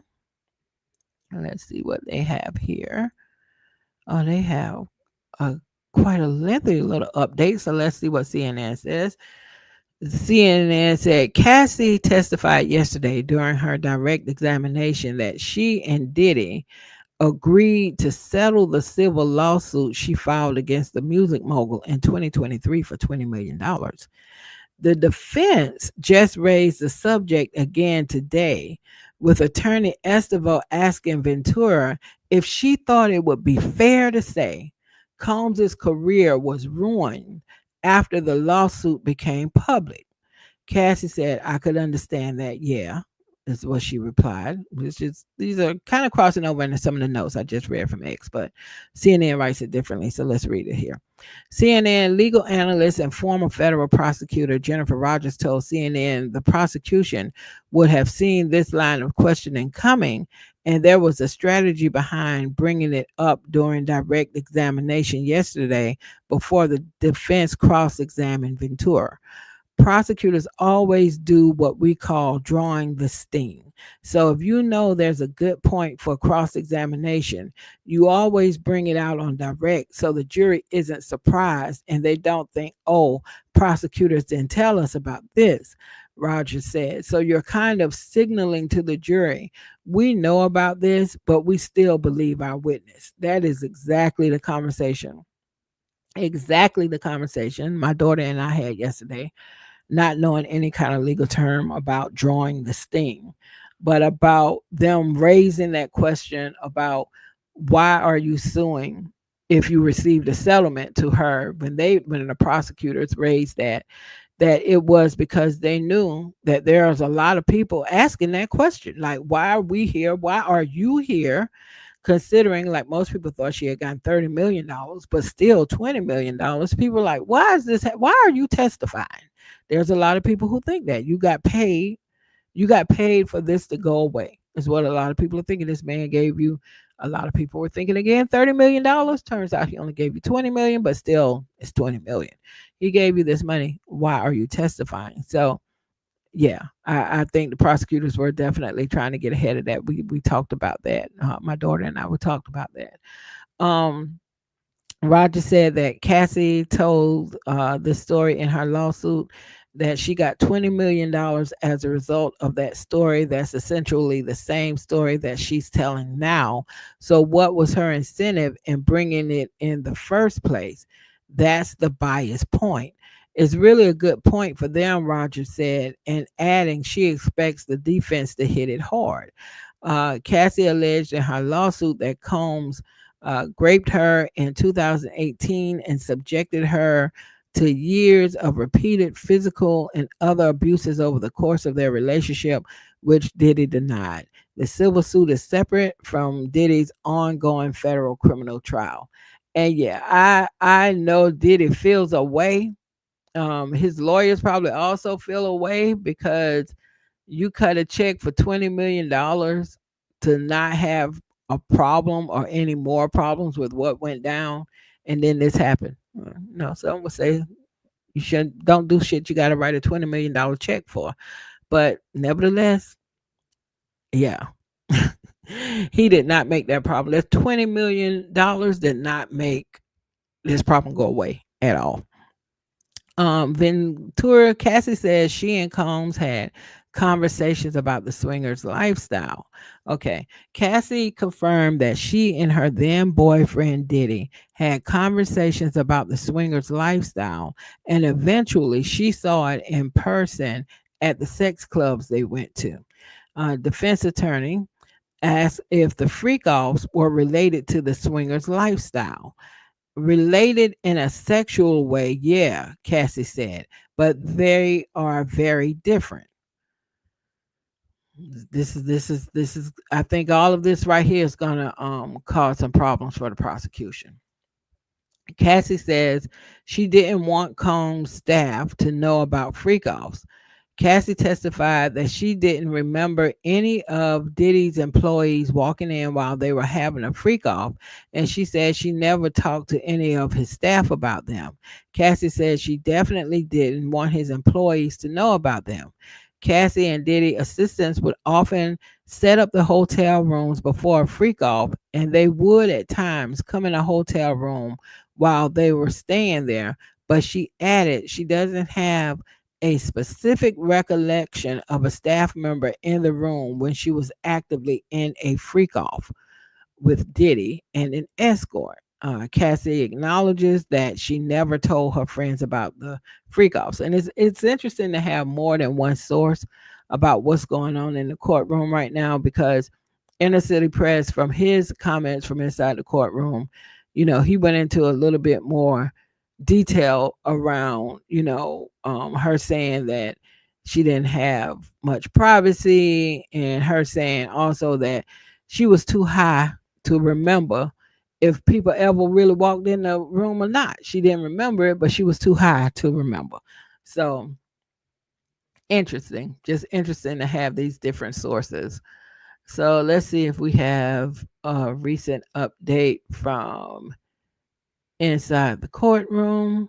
They probably should be about ready to take a lunch break, but they started so late. I don't know. Judge might push it out a bit.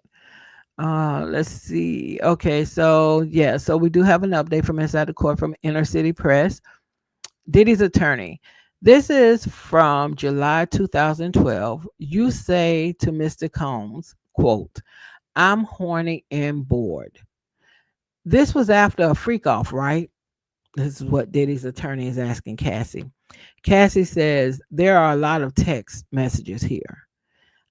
Said to be a 25 pages where will defense exhibits ostensibly entered into evidence be available. Okay. Um,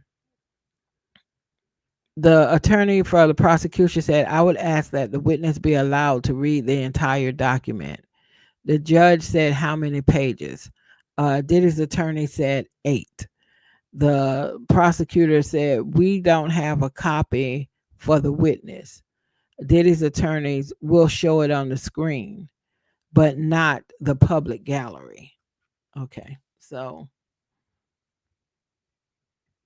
they're trying to get all of that straightened out right now. Uh, somebody in the comments said prosecutors are delaying before lunch.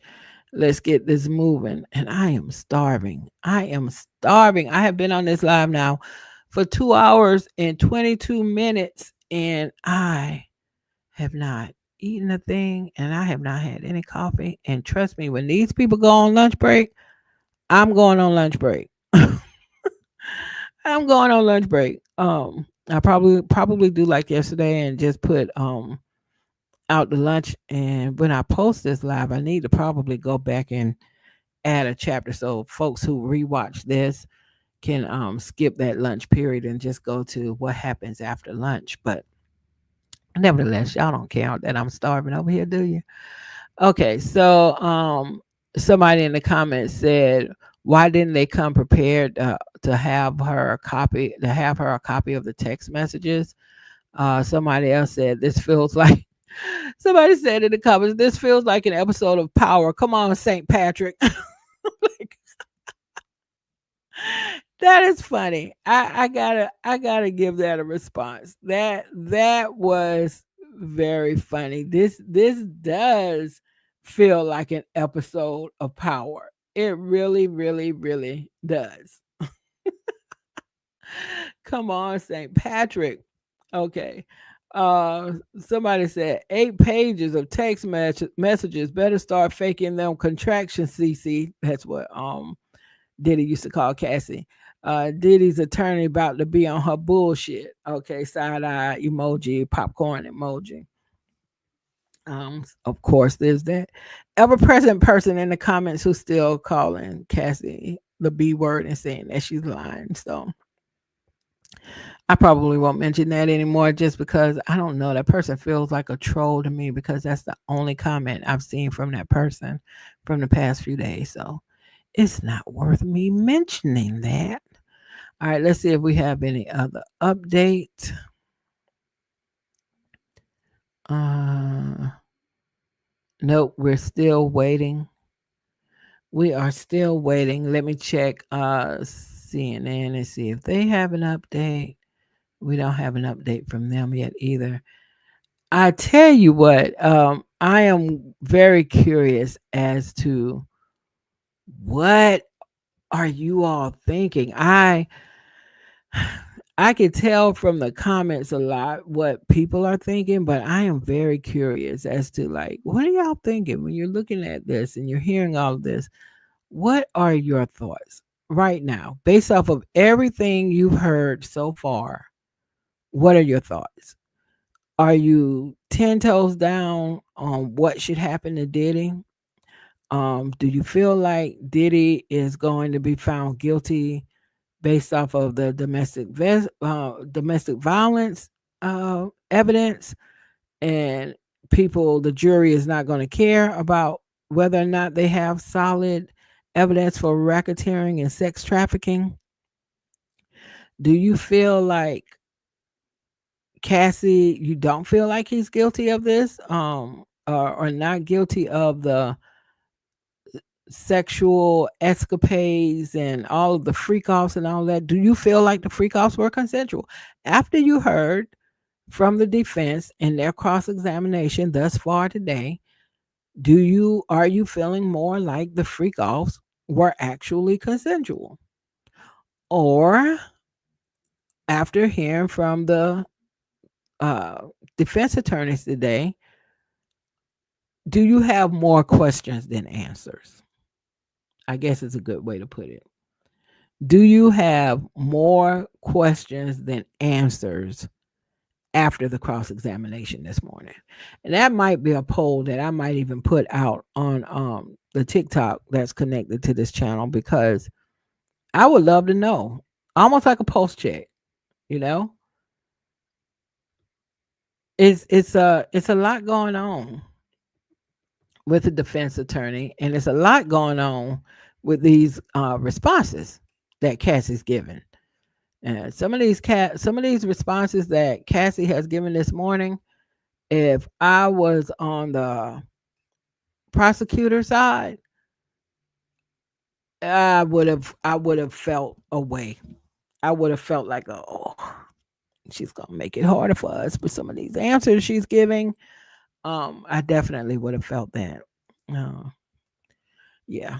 I still feel the defense has an uphill battle to get Diddy out of this situation on all charges. I still feel like that it is a uphill battle, but based off of what I've seen so far and based off of what he's been charged with, I could see a jury. If that jury had to go and make a decision right now based off of what they've heard so far, I don't know what the jury would do. I could actually see the jury finding him not guilty because we haven't gotten evidence at this point that would make them feel like he's guilty of anything for sure, beyond a reasonable doubt, other than the domestic violence. So, luckily, they don't have to go in and make that decision right now, and there's more information to be had. But I do want to know from people now that you've heard what you've heard so far on the cross examination, do you find yourself having more questions than answers? That is something I really want to know. Do you feel like like for me, the domestic violence piece isn't up for debate for me. It's like, yes, he's Diddy's guilty of that. I don't have any questions about that. It's more so around the freak offs. Do you feel now that you've heard from the cross examination this morning and they're still questioning Cassie? Do you feel like you now have more questions than answers, even though you might have felt more certain yesterday? Because the cross examination, I think they are putting some holes into what was presented to us over the past 2 days. And so, you never know how that might be resonating with the jury. So, okay, we got a couple of more updates from inside the courtroom. Um, let's see. So they have the text messages. So Diddy's attorney said, "You said Mr. Combs often put you down, but he also sent you encouragement and called you a queen, right?" Cassie said, "Yes." Somebody's asking for a sidebar. Okay. Diddy's attorney then asked, "What would trigger Mr. Combs' incessant calls to you?" Cassie said, "Anger, doubt about where I was." Diddy's lawyer, "If he suspected you of cheating, he'd call you incessantly?" Cassie said that was one of the reasons. Diddy's attorney, "Because he thought." The prosecution objected. The judge sustained. Yeah, because Cassie can't answer to what Diddy thought. She can't answer to what he thought. So the defense attorney is going to have to rephrase whatever question she was about to ask. And so let's see if we got any updates beyond that. Okay.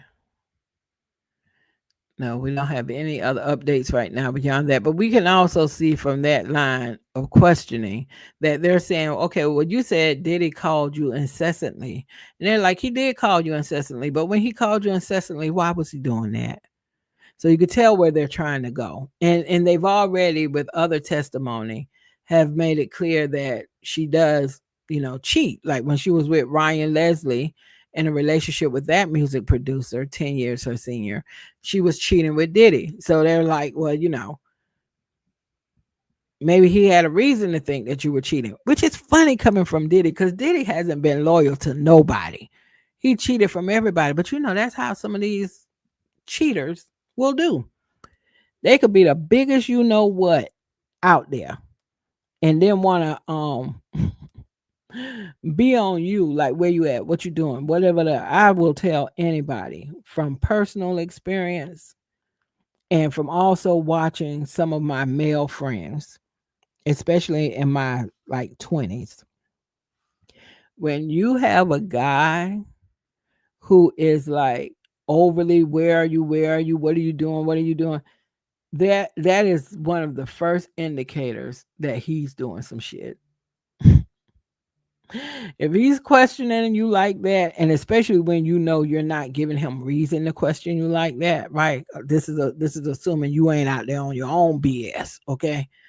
When you have a guy coming at you like that, like, where are you? What are you doing? I know you're doing something, and you not giving him any reason to think that, but he's just incessant about it. 9 times out of 10, that's because he knows what shit he's out there doing, and that's why he's like that. That's so. Just saying. That's just a little side note on some of this stuff going on um, in these responses this morning to the defense attorney. So let's just take a look and see if we have an update. We don't have another update right now. Objection was sustained, and I think they gotta be approaching lunch break at this point. I know they got it because it's 12:13 on the East Coast. Let's check and see if we have any other updates from CNN. Not yet. Yeah, I'm fully expecting excuse me, I'm fully expecting the judge to break for lunch here in a minute. Um yeah, we still don't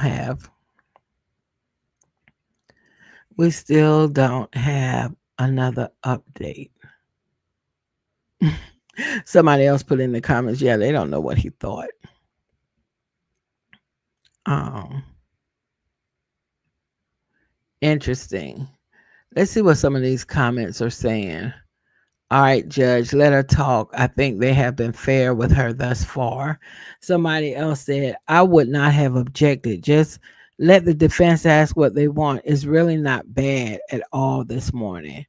Another person in the comments says, one of the reasons, what other reason would you have to call? What other reason would he have to call you incessantly? Somebody else in the comments said, did she cheat? I know she said they both had separate relations, so how can she be cheating? Someone else said, fair objection. Another person in the comments said, impossible to know what one is truly thinking. Yeah, it was a good objection because the defense attorney said, so Mr. Combs thought, and the prosecutor objected, and he should because you can't answer to what somebody else thought. So I know the jury, I mean, I know the judge asked her to rephrase the question. I'm just waiting to see what update we get from the journalists inside the courtroom. Um, they also, okay, just more people talking about just tripping over the fact that she would be asked, what did he think? All right, so let's see if we have any update. Okay, yes, we do have an update. Okay, so again, um, Diddy's attorney asked if he suspected you of cheating, he'd call you incessantly. Cassie said that was one of the reasons. Diddy's attorney, because he thought the prosecutor objected, the judge sustained the objection. Then Diddy's attorney said or asked, do you believe Mr. Combs has good taste? Cassie said, I think he does. Diddy's attorney, he's had an impact on fashion.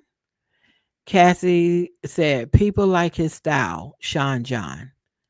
Diddy's attorney, did you consult with him on your look? Cassie said, sometimes I got advice. Oh, Cassie said, sometimes I got advice I didn't ask for.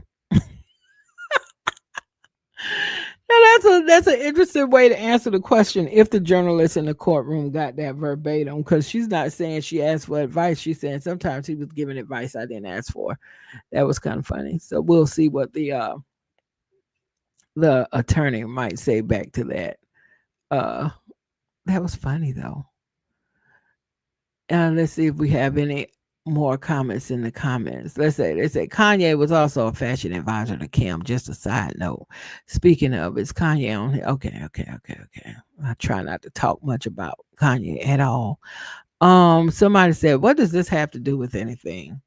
Someone else said, period, Cassie. Someone else in the comments said, just realized she stated he controlled her looks. It is irrelevant, or it is relevant. Someone else says, sometimes I got advice I didn't ask for. Ooh, you gonna take that pop pop. Sean sitting there all gray and tight, mad as a MF. Oh, you know he's mad. If he could, if Diddy could flip that table over right now, you know he would flip that table over. You know he is mad. Someone else in the comments said, fashion sense. WTF, keep it moving. Objection, I did not like Sean John clothing. Somebody said that in the comments. Someone else said, I'm so lost. What this got to do with anything? Somebody else said that was definitely a Virgo response, and I'm assuming they're talking about when Diddy's attorney asked Cassie if she went to Diddy or did he give her fashion advice, and she said she often got advice she didn't ask for. Ha ha ha. Someone else said Cassie is on the ball with the deference lawyer today. No, they meant defense. Cassie is on the ball with this defense lawyer today. Go Cassie. Someone else said it's portraying her to be consenting to the freak offs so that she could get the recognition she wanted. It is definitely portraying that. That the defense is definitely portraying that. Someone else said diverted that question. That's not what he asked, and it's not what she asked because the defense lawyer who's cross-examining Cassie is a woman. All right. Let's see if we have any other updates. Has the judge released these people to lunch so I can also be released to lunch? Okay. Um, We do have another update from the courtroom. Let's see. We left with Cassie saying sometimes I got advice I didn't ask for. Diddy's lawyer said he still ran his companies even while having all these freak offs, right? Cassie said he did. Diddy's lawyer, what was he addicted to? Cassie said success and laughed. Okay, now that is the third time that she's laughed during these proceedings. Diddy's attorney said, what substances? Cassie said, opiates? No, oh, no, I'm sorry. Diddy's attorney said, what substances? Opiates? Cassie said, yes, he told me and I saw it. So I don't know. Cassie's laughed now 3 times during these proceedings, and I don't know. I just don't know if that is gonna be good for what the prosecutor is trying to get across. So maybe it has no impact at all on the jury. So maybe it's not a big deal. Um, let's see. Meanwhile, I think CNN has another update over here. Okay, they're just going over most of what we just talked about, but I'll read what CNN has written just since they phrased it a little differently. That Combs would call incessantly if she didn't pick up her phone. Cassie said. Cassie confirmed her previous testimony that Diddy would frequently call her incessantly if she didn't answer the phone. She said there were a million things that could trigger this, and she gave an example of not telling him where she was. Defense attorney asked why she thought Combs was concerned about this.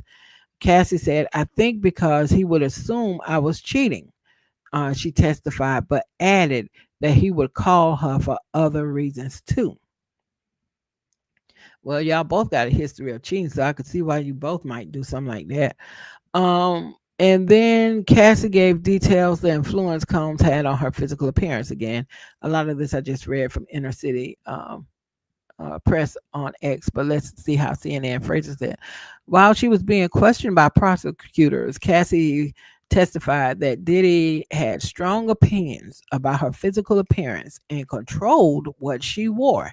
Cassie said during cross examination that she would send him photos of her clothing. What? Uh, do you believe that Mr. Combs has good taste? Pardon me. The defense attorney asked Cassie. Cassie said, I think he does, yeah.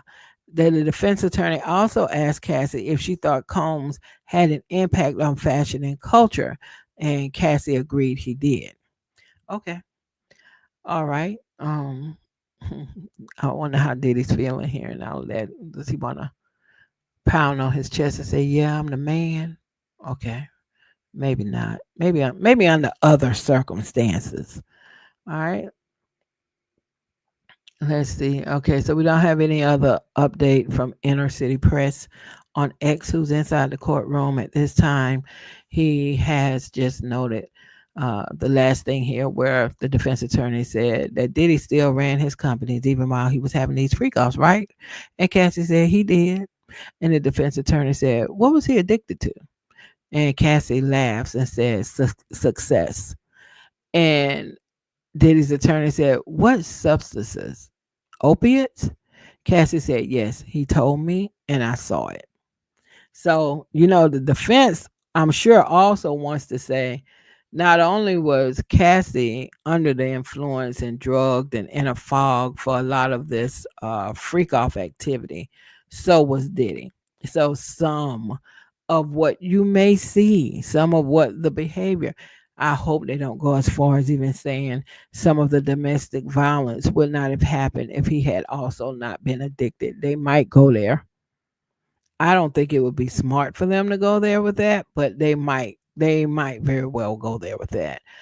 But anyway, they just had her to agree that, and she's already said it in other places too, even when the prosecutor was asking her questions, that he was taking drugs, just like she was taking drugs. So the prosecutor had already mentioned that before the defense asked about it on cross today, but I feel like the defense is just trying to make sure the jury doesn't forget that Diddy was on drugs too. So whatever grace y'all might be about to give to Cassie because she was on drugs, y'all might need to give that to Diddy too.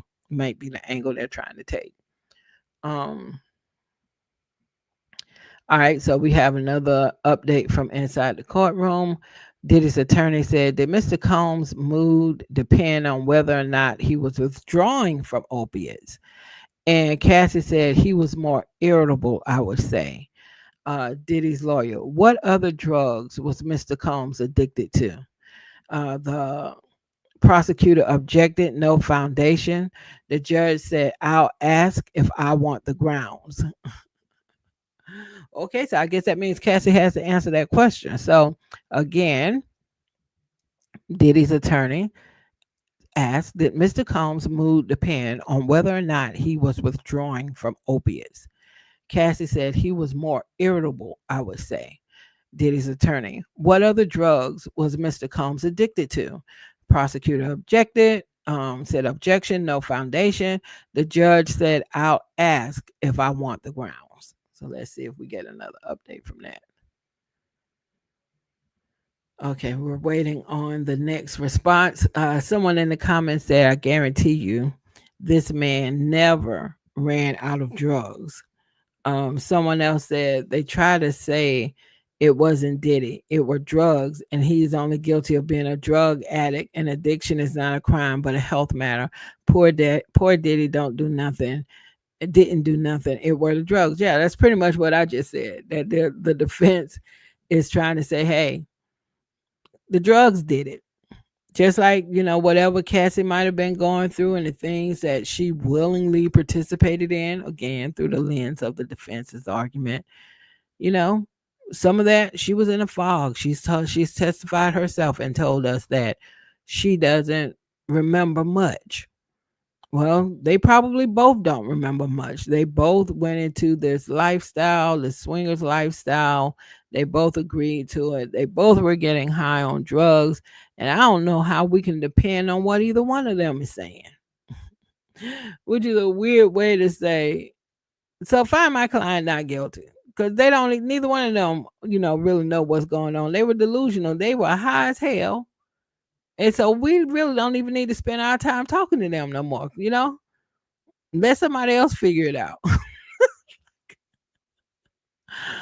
Oh my God. Oh my God. Okay, so let's see if we have any other update at this time. Not yet. We're still waiting. We're still waiting. So someone in the comments said the judge is annoyed with the prosecutor. Feelings mutual. Someone else said, "Oh, well, I read that. Guaranteed, this man never runs out of drugs." Okay, so yeah, I think that last response the judge gave to the prosecutor's objection, it definitely felt like she was annoyed. It had a little spice on it. It had a little spice on it. Um, let's see if we have any update. No, we don't have any update on X, and we don't have any update right now from uh, the live updates on CNN. So we're just waiting right now. And I say again, Judge, please, it's lunchtime. Let's do lunchtime. It is 12:28. 12:28. So I think it's time to break for lunch. Hopefully this judge thinks so too. It's about 12:30. Because again, like even though they got a late start, the jury is there waiting. The witnesses were there waiting. So everybody's been there while they were waiting for the lawyers to settle their conflict around the exhibits this morning. So I know these people got to be ready to eat. Okay, so we do have an update from inside the court, and here we go. So they asked Cassie, Diddy's attorney asked Cassie what other drugs was Mr. Combs addicted to. The prosecutor objected, said no foundation. The judge said, I'll ask if I want the grounds. The judge said sustained, rephrase. Diddy's attorney said, what was his drug of choice? Cassie said ecstasy or MDMA. Diddy's attorney said opiates daily. Cassie said when he was doing them. Diddy's attorney, you saw him withdraw? Cassie said yes. Wow. So he was doing opiates daily, and Cassie actually was there and saw him go through the withdrawal process. Wow. Okay, so we also have an update on the CNN side. So let's see how they're phrasing. Oh, it said court is taking a lunch break. Court is taking a lunch break. Thank you. Testimony is set to resume at 1 p.m. Oh, they're giving them 30 minutes. 30 minutes. Well, I guess because they took another 30-minute break, like during the session, or well, it was actually closer to 20 minutes, but Cassie had asked for a break and it ended up being about 20 minutes. So let me just go back and see if there's any other note here from the judge or the reporter who's inside the courtroom before I put up the out the lunch sign to see where we are. Let's see. So I'm still waiting for the update on the other side, but at least we know they're headed to lunch. Someone in the comments said withdrawal from opiates made Diddy irritable. Somebody, oh, okay, we already read that one. Yeah. So someone in the comments said he loved his drugs. Mm. Someone else said, where are they going with this? Because he was addicted to drugs, he acted out. That's exactly where they're going with it. He was addicted to drugs, just like Cassie. Um, and it caused both of them to engage in behavior with one another in ways they might not ordinarily do if they were not addicted to drugs. That is exactly what the defense is trying to set up, for sure. Um, and I think Cassie's responses have been very helpful to them in that point. So, you know, I don't want to think, especially after what all Cassie said to us in the last couple of days, and the fact that she's married to someone else and about to give birth to their third child. I do not want to think that Cassie is intentionally giving answers right now that could be somewhat helpful to Diddy on purpose. Like, I guess because I don't expect or hope that she wouldn't get up there like and tell any lies about him or whatever. But I don't know. I'm starting to get a sense with some of her answers and maybe even the laughter that she's had today. I don't know. I don't know if it just kind of almost feels like she might be still trying to protect or trying to do something more gently than she would normally if it was, but it's him. I don't know. It just feels like, ugh, I don't know. It just feels like to me like she might be showing a lot of restraint and also wording things in a way to maybe help him. Because I do think some of the answers she gave today is more helpful to his camp, more helpful to the defense. So it just makes you wonder after all they've been together, after all they've been through, having been together for almost 11 years, it does make you wonder, is she doing that on purpose because she still wants to help him, and maybe she feels bad about because they asked her a question about something around like, well, your 2020 whatever lawsuit ruined his career, and she said yeah. And I'm wondering if she answered that, did that make her feel a way? Like, did that make her feel bad, or did it make her feel guilty?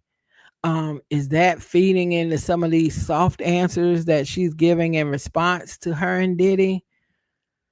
Just something to think about, because that's a whole lot of trauma and drama and codependency, and who knows how that might now show up in the courtroom, right? Uh, let's see if we have any other update, because I think they might be. I know CNN has said they're going to lunch. Uh, okay, so the judge said we'll break. The judge said to the defense attorney, "Where are we in your cross?" The defense attorney said, "We have a lot of exhibits. Let me confer over lunch." Judge non-responsive. Will you finish today or early tomorrow? The defense attorney said, "To the end of tomorrow. We might not be able to finish tomorrow. This is the most important witness."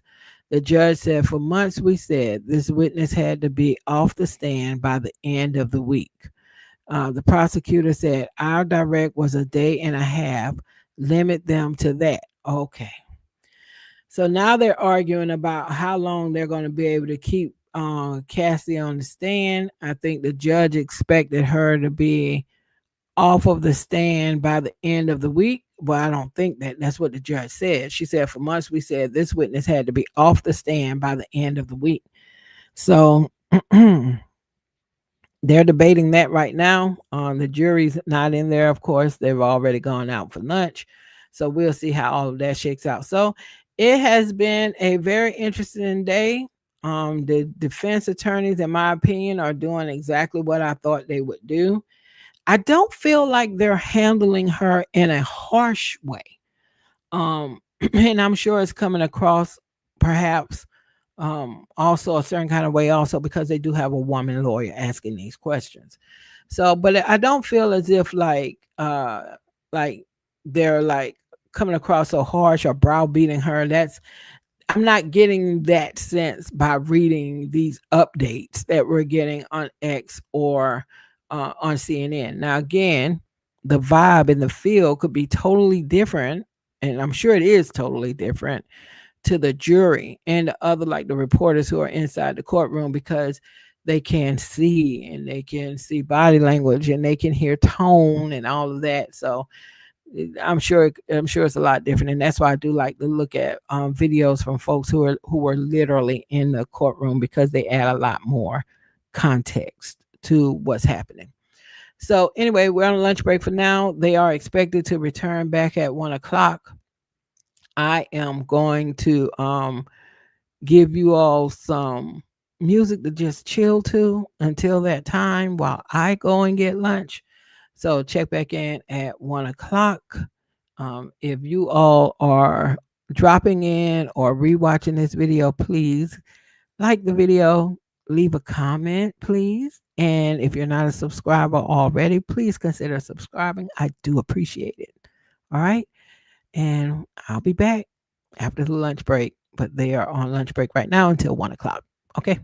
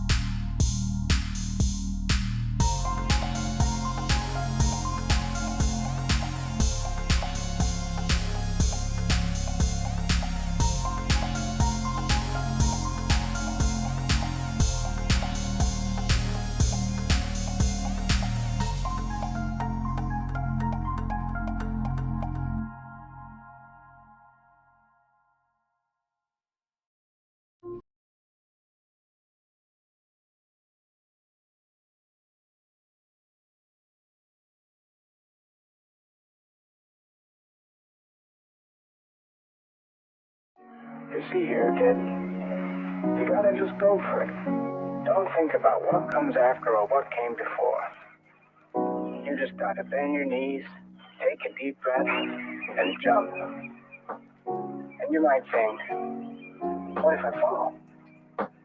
Well, what if you don't? What if you fly?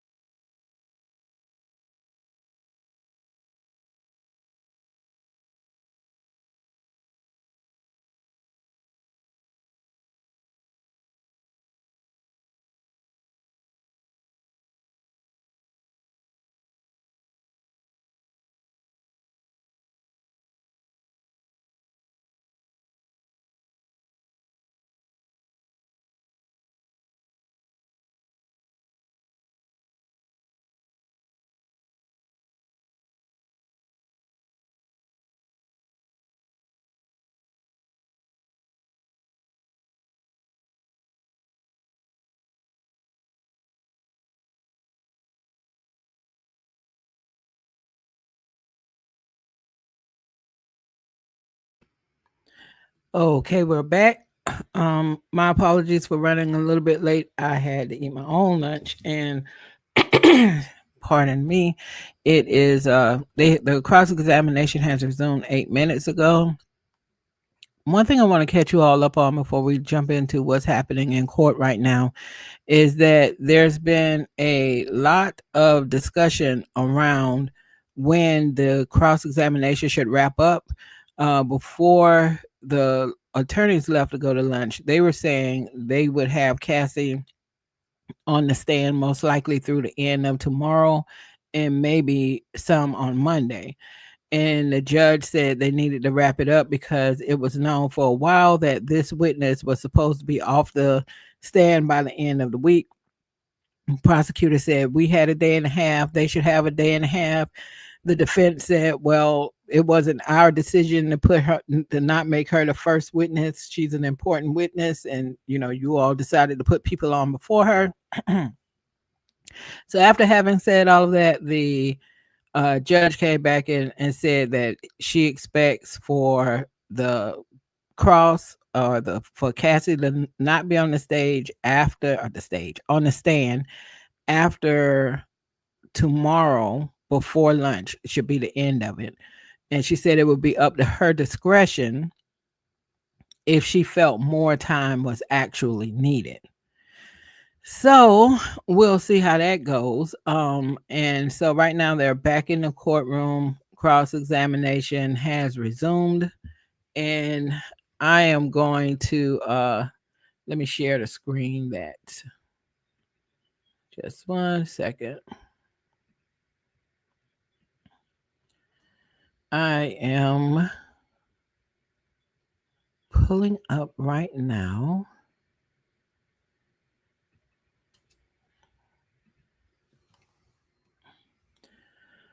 This is a CNN page that I use, and I'm also on X with Inner City Press, who has been keeping me and a lot of other content creators up to date with what's actually going on in court. So I'm going to jump right now into what's happening there. And we have quite a few updates since I'm a little late. So that's actually a good thing. Makes the time go by a little bit faster. Okay, so the judge says, okay, this at this point the jury is not back in the court yet. The judge says Ms. Esteva, who's Diddy's attorney, has the witness had a chance to review the exhibits? The prosecution says they are lengthy, and the judge said, we'll do the best that we can. I was told this witness would be off the stand by the end of the week. We let the jury go early yesterday. Well, I was glad they let the jury go early yesterday, because after we had covered all of those things we covered yesterday, I was like, please start cross in the morning, because it felt like after listening to Kendrick's Meet the Grounds, where you just was like, okay, what just happened? It was just too much. We all needed a break. And the judge was the one who proposed that. So it's funny she's kind of throwing that up now. But anyway, the judge went on to say, if there's something that really needs to be done on cross after lunch tomorrow, I may allow it. We have to leave time for redirect. This witness is being responsive. Okay. Okay. All right. So Cassie enters the court. The jury enters the court. Diddy's attorney said, let's turn to GX 411. I guess is the numbering of an exhibit. And the prosecution says it's not in evidence yet. Diddy's attorney says, so B414, page 3 and page 4, you wrote, I love our FOs when we both wanted. You felt that? Cassie responds, loving FOs were just words at that point. Again, it's going to be interesting to see what the jury does with that, because these are your words. So Cassie is asking us to disregard her words that are written and buy into her words that she's telling us now. And I think some of the jurors might struggle with that.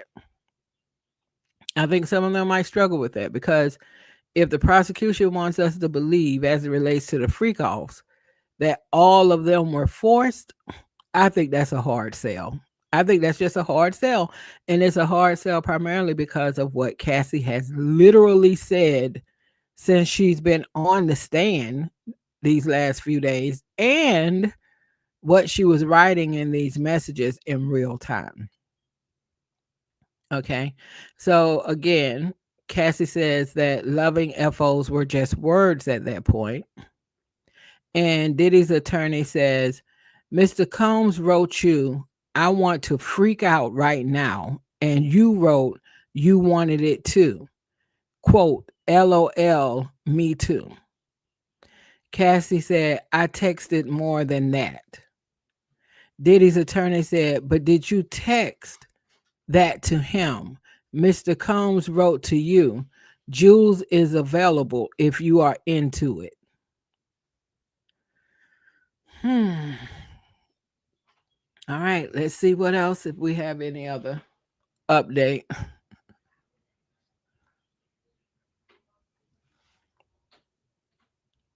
Okay. So if you're into it. So then Diddy's attorney says, you could have said yes or no.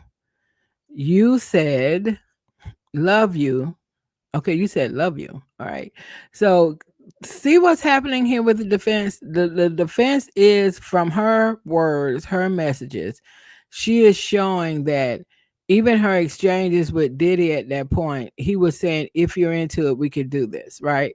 So again, I think it is going to be a hard sell that all of these freak offs were forced. If that's what the prosecution wants us to believe, that's going to be a hard sell.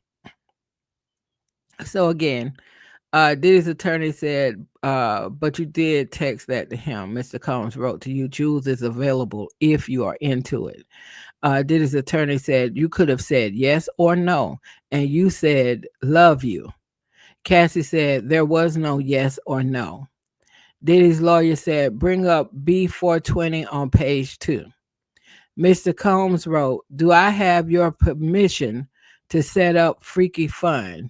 You wrote, ovulation. Cassie said, yes. Diddy's attorney said, here, what do you say? Cassie said, I asked which hotel. I must have called him in between. I don't want to assume anything. Diddy's attorney said, he said, montage, you said you could also go to Pleasure Chest. What would you get there? Cassie said, sexual supplies. This part of the testimony is not looking good as far as what Cassie's role was in the freak offs if the prosecution is trying to get us to believe that they were all forced. Diddy's attorney said, what supplies? Cassie says lubricants and outfits. The Diddy's attorney says, he says, have fun, impress me. You say, okay. He says, can we kiss a lot? What do you say? Cassie replied, yes. Diddy's attorney said, you wrote, I left the iPad. Cassie said, I don't know whose iPad this meant. Okay. These text messages that Cassie is reading to us back and forth, or the Diddy's attorney is having Cassie read back to us, as far as what the exchange was between her and Diddy around the freak offs. This is, I think, good evidence being presented on the defense side that this situation between Cassie and Diddy, as it relates to the freak offs, was not all a forced situation.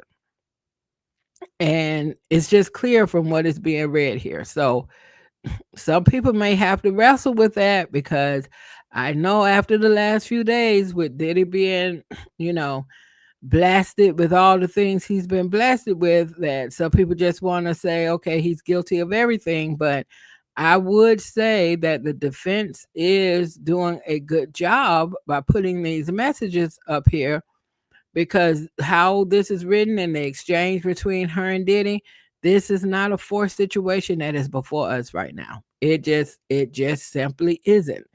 And I have to keep repeating just because wherever somebody listens to this or picks up on it or whatever, and these streams are pretty long, so they may not even hear when I say this part.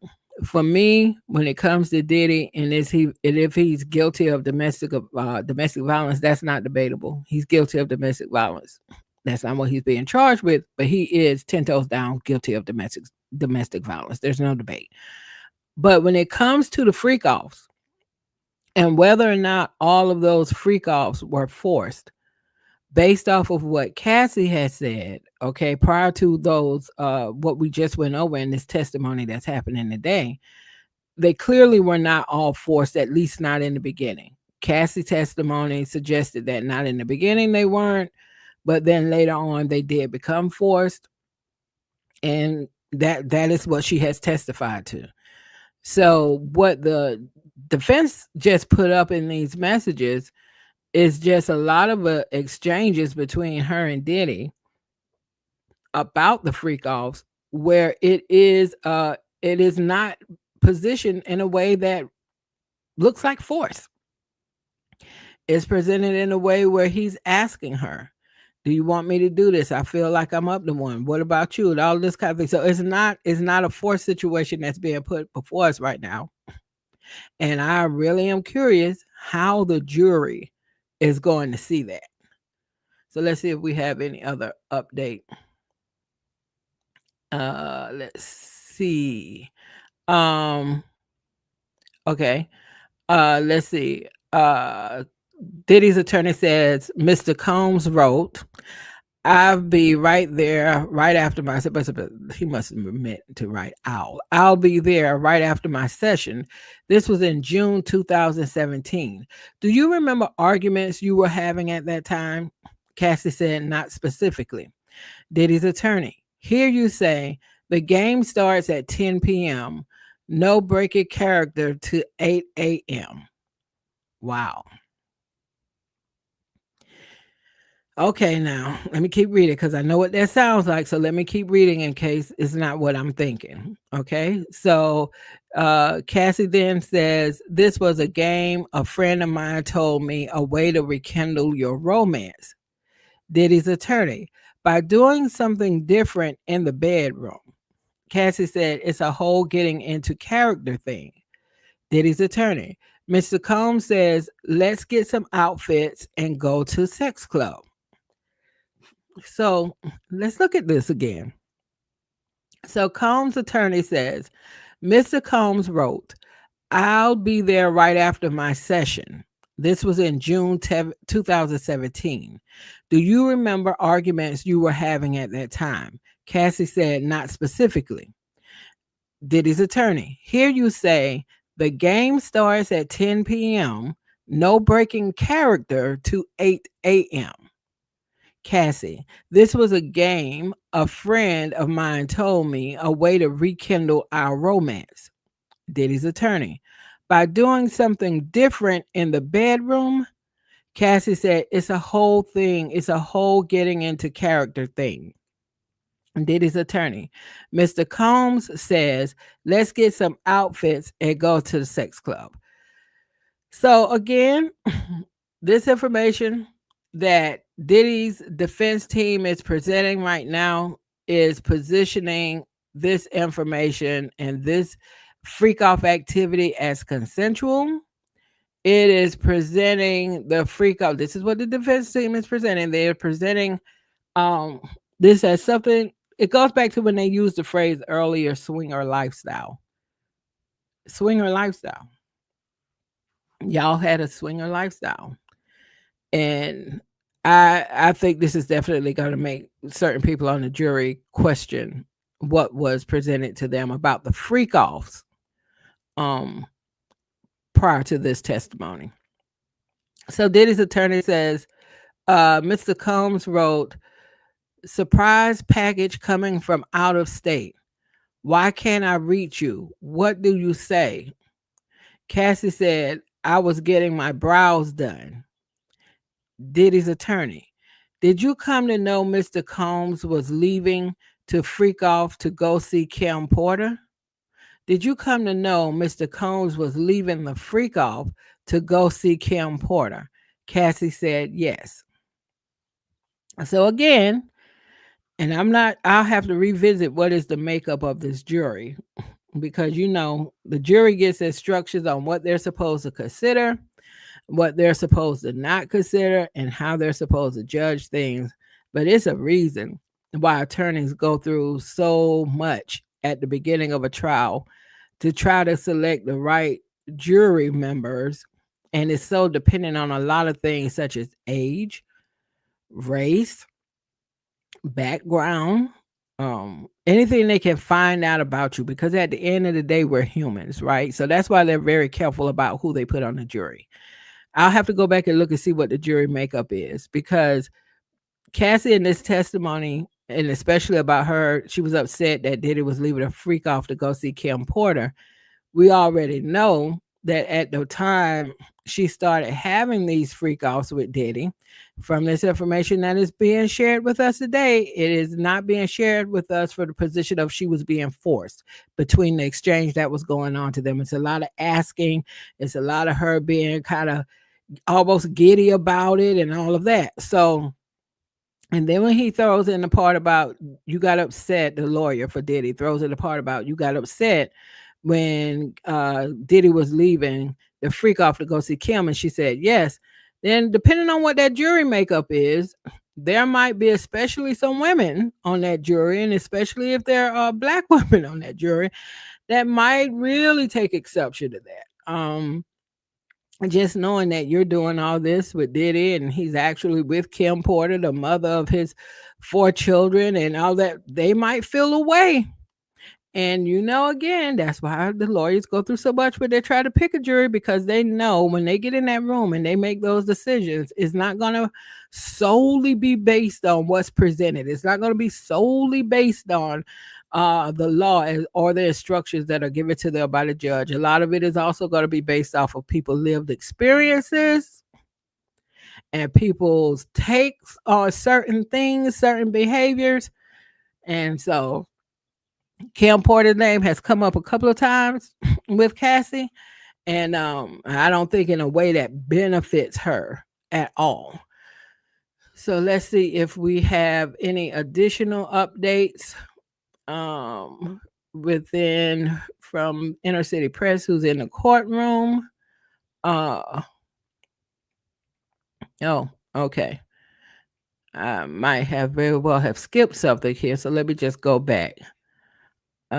Okay, so yes, we do have an update. All right. So again, Cassie admits that she was upset when Diddy was leaving a freak off to go see Kim Porter. Diddy's attorney said, how did you find out about Gina? How did you feel? Did it upset you? Cassie said yes. Now Gina is somebody that Diddy started messing with years after he had been messing around with Cassie. And similar to kind of like how he started messing with her when he was with Kim. Now, from how they're talking about Diddy, I don't get the impression that Diddy ever went to one woman only at any time. It seems like he had one main woman and then he had others. So at this point, man, I think when Gina came in the picture, Cassie might have been even more aware that this person might be getting ready to perhaps shift it to main, quote unquote, main woman status. And Diddy will still have others, right? Some might say Kim got demoted in some way in Diddy's game as an other once he kind of pulled Cassie up to the front. And so here comes Gina. So Diddy's attorney said, how did you find out about Gina? How did you feel? Did it upset you? Cassie said yes. Diddy's attorney said that it prompt arguments. Cassie said, yes, it did. Diddy's attorney said, and he thought you were not faithful. What were his reactions? Cassie said, it was scary. I cannot wait to hear the discourse after all of this is over. Okay, Gina, I'm just reading some of the comments. Gina is the Asian lady. Yes. Somebody else in the comments said, when there is fear in the relationship, it's not worth it. Um, True, but I get the feeling from what I'm reading, especially today, that Diddy and Cassie were on some other type of time.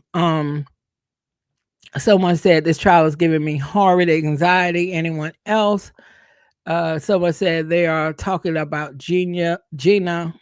I don't know how to pronounce her name, so I am not going to mess it up. Somebody in the comments said, "Damn, who's Gina?" with a Martin meme. Let's see what other updates we might have on the CNN side, and you all can see that on your screen.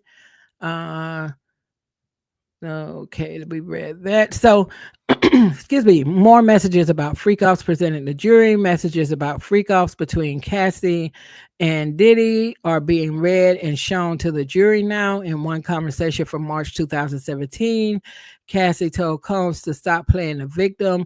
That's all you wanted, and that's why I was upset. Cassie wrote, according to the messages read aloud in court, I love our freak offs when we both want it. You see what I'm saying? I love our freak offs when we both want it. Cassie testified that I would say that loving freak offs were just words at that point. Some people may believe that. Some people are not going to believe that after the other exchanges that have taken out went down today based off of her testimony. The jury then saw messages of Diddy and Cassie planning and preparing for a freak off. Cassie confirmed that there were times Combs picked up supplies and contacted escorts for them. Lot going on. Lots going on. So let me go back to X and see if Inner City Press has an update. Um, okay, we do have an update from Inner City Press. And so we left off with Cassie saying that she and Diddy and he thought you were not faithful. What were his reactions? This is what Diddy's attorney was asking Cassie. Cassie said it was scary. Diddy's attorney, Mr. Combs, wrote to you, let's do something different in New York City this weekend. FYI, Dave hit me. That's another one of the escorts. Excuse me. What does hit mean? Cassie said, reached out. Diddy's attorney, and Daniel contacted you. Did this mean you might have a freak off? Cassie said, might. My. So I don't know, it would be interesting if we were in the courtroom to see how Cassie said might. Did this mean you might have a freak off? Did Cassie say might? Or did she just say might? So this is where you're not in the courtroom and you lose the benefit of really hearing tone and in what way something was said.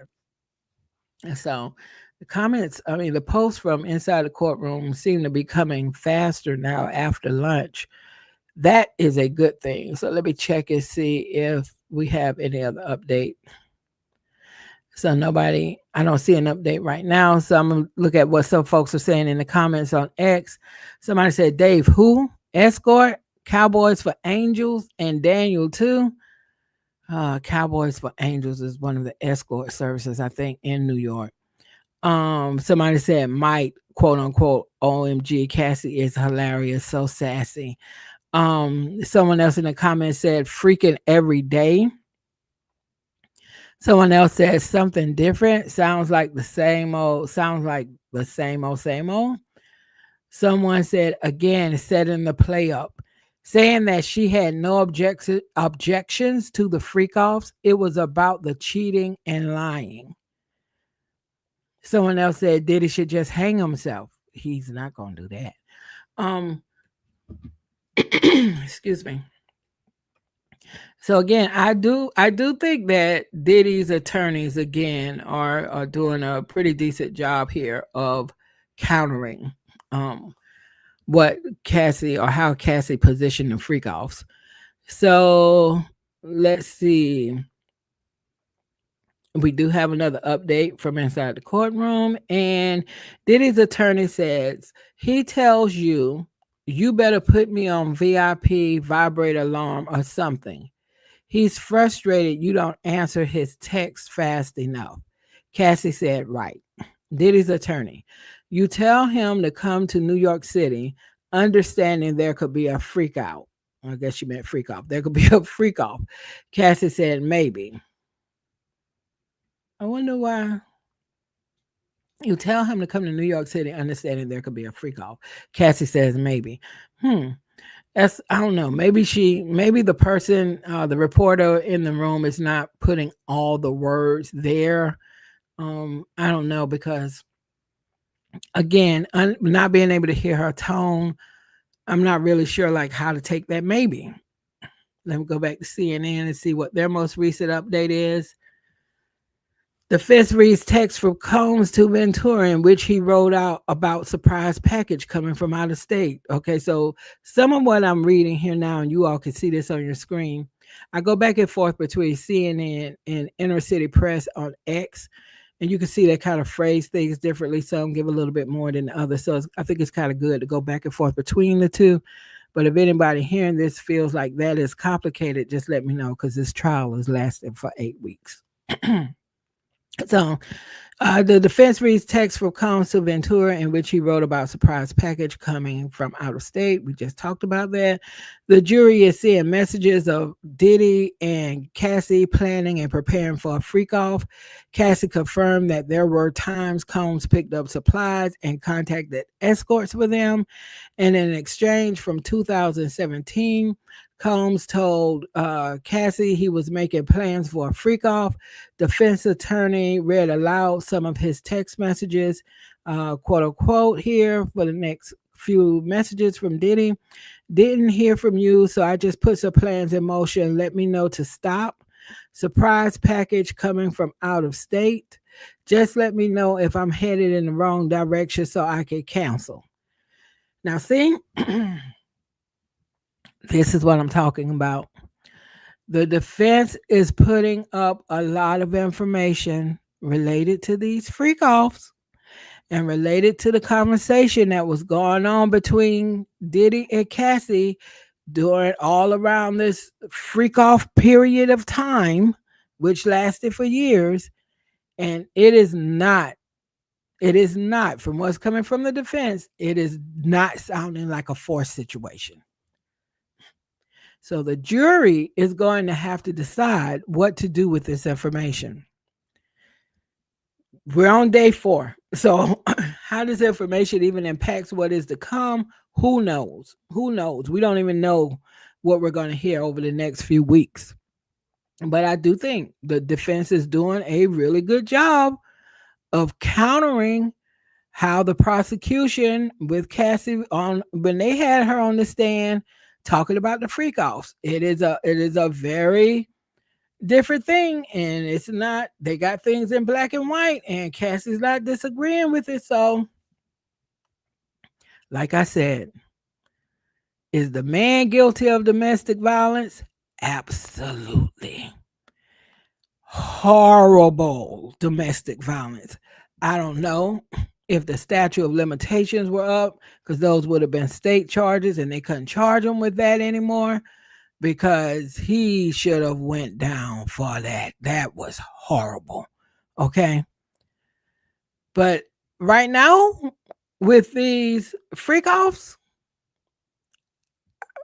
I'm sorry, it's a lot of information. We got Cassie's word on the stand for the last 2 days of time she didn't like.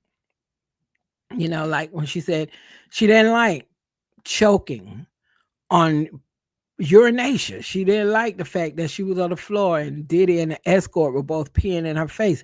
She said she didn't like those things. There were other things she didn't like. She didn't like the fact that she was constantly getting UTIs. She didn't like the fact that there were sores in her mouth.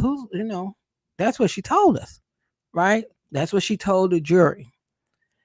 She also told the jury that, where she might have been in agreement with the freak offs in the very beginning, She didn't agree with how frequently they were doing the freak offs. And at some point in time, she didn't want to do the freak offs, but she felt like she had to, or else he would become angry.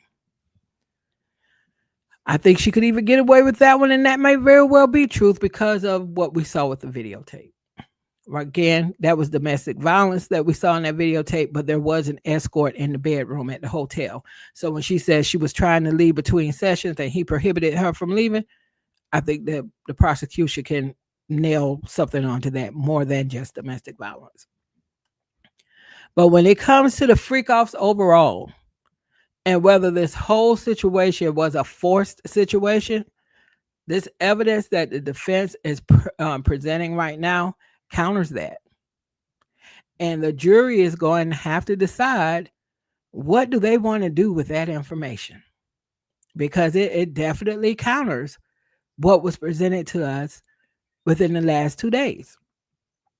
So let me see if we have any other update on X from inside the courtroom.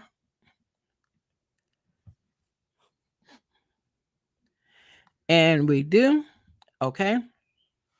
So we left off on X when Diddy's attorney said, "You tell him to come to New York City, understanding there could be a freak out." Cassie said, "Maybe."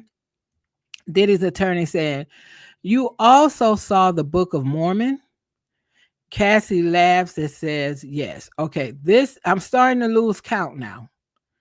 This is either the fourth. I think it's the fourth. I think it's the fourth. This is the fourth time that Cassie has laughed on the stand answering these questions or something about her and Diddy. I think that's kind of weird. When it happened the first time, based off of what we was reading, I was like, okay, because again, we can't see her. We can't see her. We don't, so we can't see her.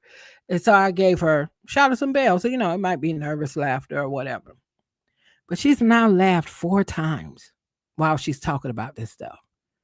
Or you can read that. I don't want to read it. It's funny. And now, you all saw the Book of Mormon. Yes. And she's laughing. Like, what? The laughing just feels weird to me with what's going on right now. It feels weird to me. Okay. So let me continue. Diddy's attorney said, "You also saw the Book of Mormon." Cassie replies, "Yes." And she laughs. Diddy's attorney, "Masked pleasure. Is that a sex club?"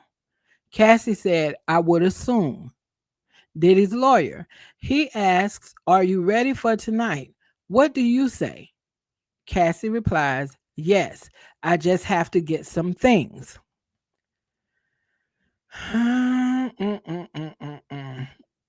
This is just so let me check the CNN site to see if we have any other updates. Okay, we don't have any other updates on them right now. So yeah, so for you all who are watching, if you all would like to just even drop a comment and let me know what are your feelings about what we're hearing right now. Maybe it doesn't change anything far as how you're seeing this whole trial. Maybe your position is the same. Maybe it's put you in a position where you're starting to feel like you got more questions than answers when it comes to the freak offs. Or maybe it confirms if your opinion has been that the freak offs, in your opinion, was probably something that was always consensual, if that was your position. How has the defense's cross examination of Cassie impacted what you've heard since the testimony started this week? I'm curious about that. I'm very, very curious about that. So please drop a comment and let me know, because I am very curious to know, how are you all registering all of this stuff? And I really almost want to say no judgment, because there's so many perspectives right now. People have so many different views and takes on this. And we're all seeing it through our lenses, through our own lived experiences, our perceptions, our belief system, or whatever. So there's all kinds of different takes on it. So I'm just really curious about how, if at all, has the defense's cross of Cassie impacted what you were thinking about Diddy. and what he's been accused of. All right. Let me go back and see if we have any update on X right now. This is just so much. Uh okay, so yes, we do have an update. So again, we left off with Diddy's attorney asking her or saying to Cassie that Diddy asks, "Are you ready for tonight? What do you say?" Cassie replied, she said, "Yes, I just have to get some things." Cassie went on to say, "This is not about what I felt, right? Because you are skipping over a lot here." Oh, okay. Cassie tried to get a little something, something with Diddy's attorney. Diddy's attorney said, "What did you write?" Cassie said, "As much as you think you're Bruce Willis, you're not. Your kids were babies when we started dating."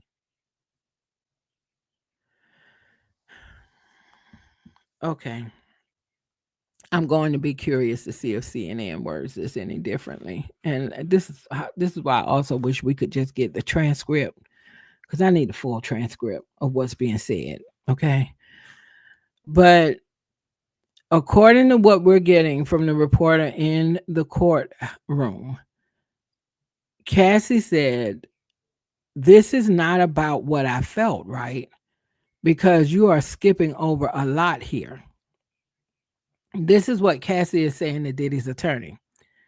Diddy's attorney said, "What did you write?" So I guess she's telling her, "We could skip all of that. You don't get to ask me questions from the witness stand." Diddy's attorney might be thinking, "I need you to just read what did you write off of this exhibit that I've given you." And Cassie read, "As much as you think you're Bruce Willis, you're not. Your kids were babies when we started dating."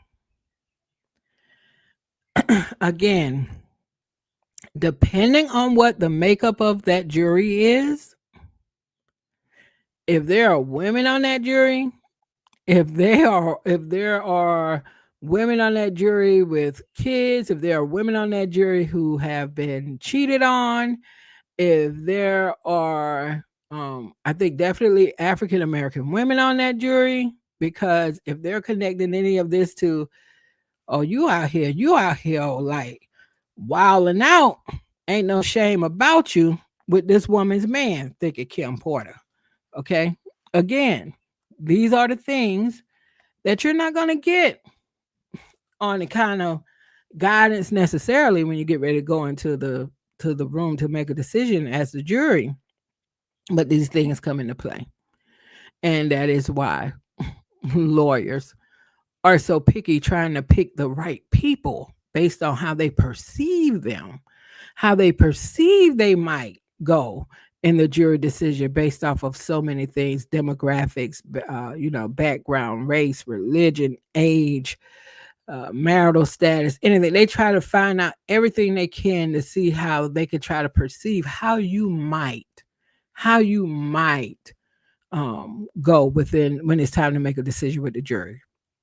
And the defense putting up several things now where Kim Porter's name is either said, Cassie has either said Kim's name, and now there's something here about her writing a message when she and Diddy are talking about a freak off, and she's saying, "You might think you're Bruce Willis, but you're not. Your kids were babies when we started dating."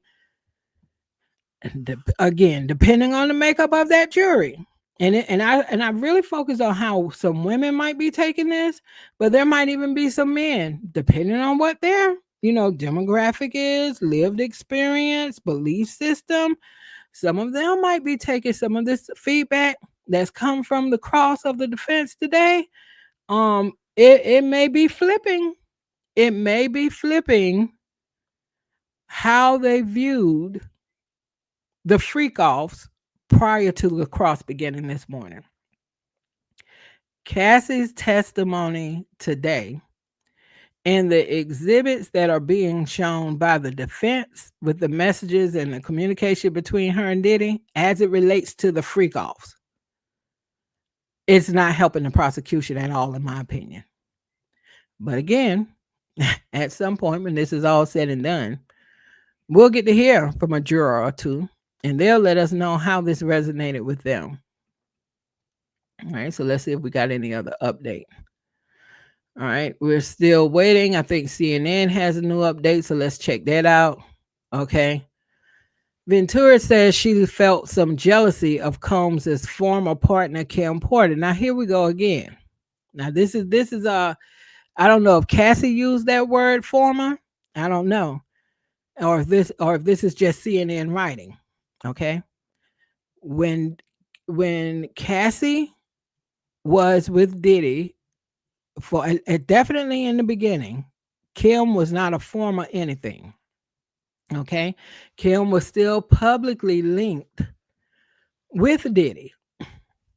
Based on how Diddy operates and how possessive he is and how crazy he is, I don't think Kim ever was a former anything to him. She may not have been front and center when he was parading around here with Cassie when he decided to move her up on the roster, but I don't think Kim ever became a former anything with him. And if we go by how he went on after she died, I mean, oh my God, he went on like she was the greatest love of his life. And like he was so broken, had people out here feeling sorry for him and everything. And I'm like, which is kind of weird because, there's another group of people that think he might have had something to do with her not being here, allegedly. But anyway, okay, so CNN and says Cassie is now testifying about other women Diddy spent time with while the two of them were dating. Cassie testified that she had some jealousy of Miss Porter, referring to Kim Porter, who shared 3 children with Diddy prior to dying in 2008. And I always say 4 because Quincy, who was not Diddy's biological son, but Quincy considers he calls Diddy Pop. So for what we know publicly, that's who he sees as his dad. From what we know publicly, maybe it's different. I don't know. Cassie confirmed that it would upset her when Diddy would spend holidays with his family and Kim, even though the two were no longer in a romantic relationship. Girl, you believe that? See, this is what I'm talking about. Now this doesn't have anything to do with the trial. This is just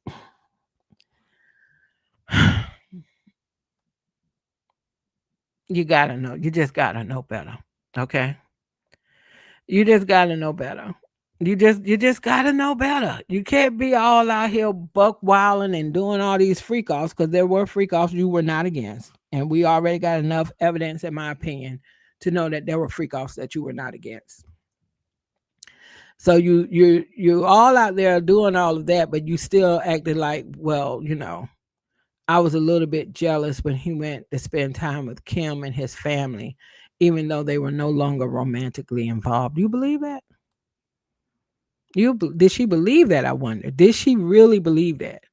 But anyway, Cassie also testified that she learned Diddy was spending time with a woman called Gina, because Diddy's not a one woman man.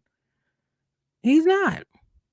He moves women around on the roster, you know, but they're still all on the roster. Kim probably held a special place, and it was not an honor, I don't feel, to be on Diddy's roster, regardless of your placement.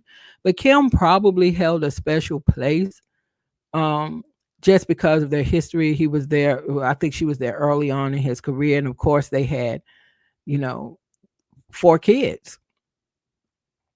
So yeah, she probably held a special place. But at the end of the day, God bless her soul, she was still on the roster. Okay.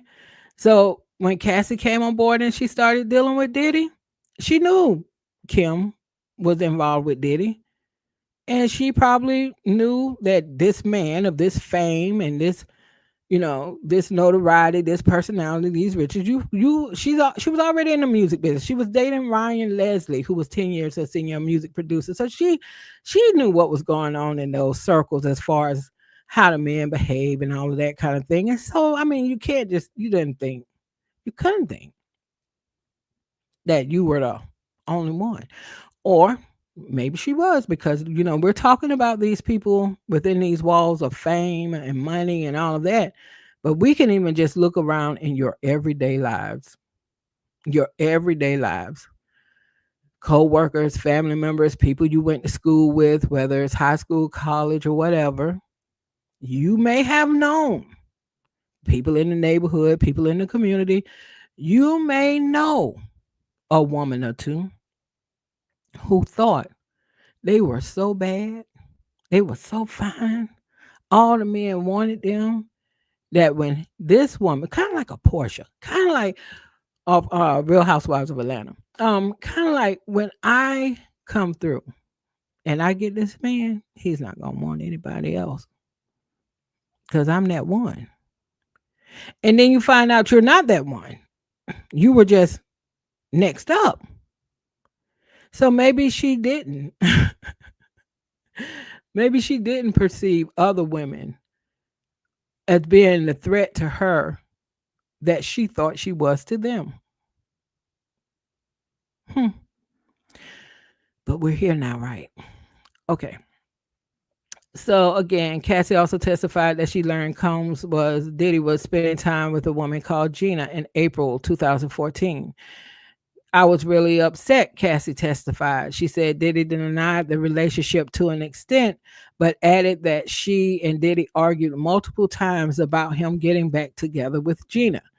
She and Diddy also argued with Diddy about other. She and Combs also argued with Combs.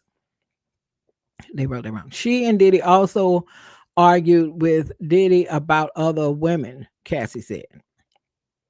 Cassie and Diddy was also suspicious. Cassie said Diddy was also suspicious that she was romantically involved with other men. Again, when these two people got together and they started doing these freak offs early on, they agreed to do these freak offs early on. Before I guess they decided they were number one on each other's roster. Although I think Diddy probably thought there would be no roster, that regular misogyny shit. Um, Cassie has already testified that even when in the early days when they were hooking up, he was seeing other women. Well, he was publicly linked to Kim and whoever else he was seeing, and she was seeing other men.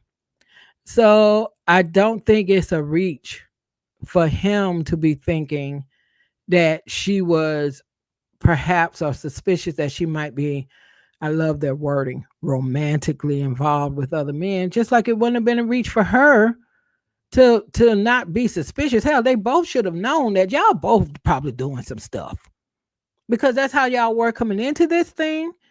Then y'all were mutually in agreement to some extent, doing some things with other people, and then you were individually doing some things. So I just find that to be a bit disingenuous. So I'm gonna go back to X to check and see if the reporter has an update for us on what's happening inside the courtroom right now. Okay, we do have a few updates here. Okay, so when we left X, Cassie had said that she had told Diddy that, as much as you think you're Bruce Willis, you're not. Your kids were babies when we started dating. Diddy's attorney said, if you saw him on social media on vacation, with, I don't know, I guess with, they left out a word here, it was heartbreaking. Cassie said, it could be. I was 7 years in. Diddy's attorney said, and what about this? About Gina? You wrote, I don't want to be a side piece, but I'll treat you as a king.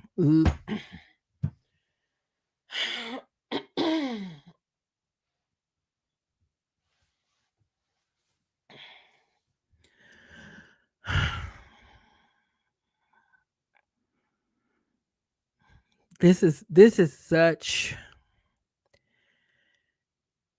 such a hard situation to have certain conversations about,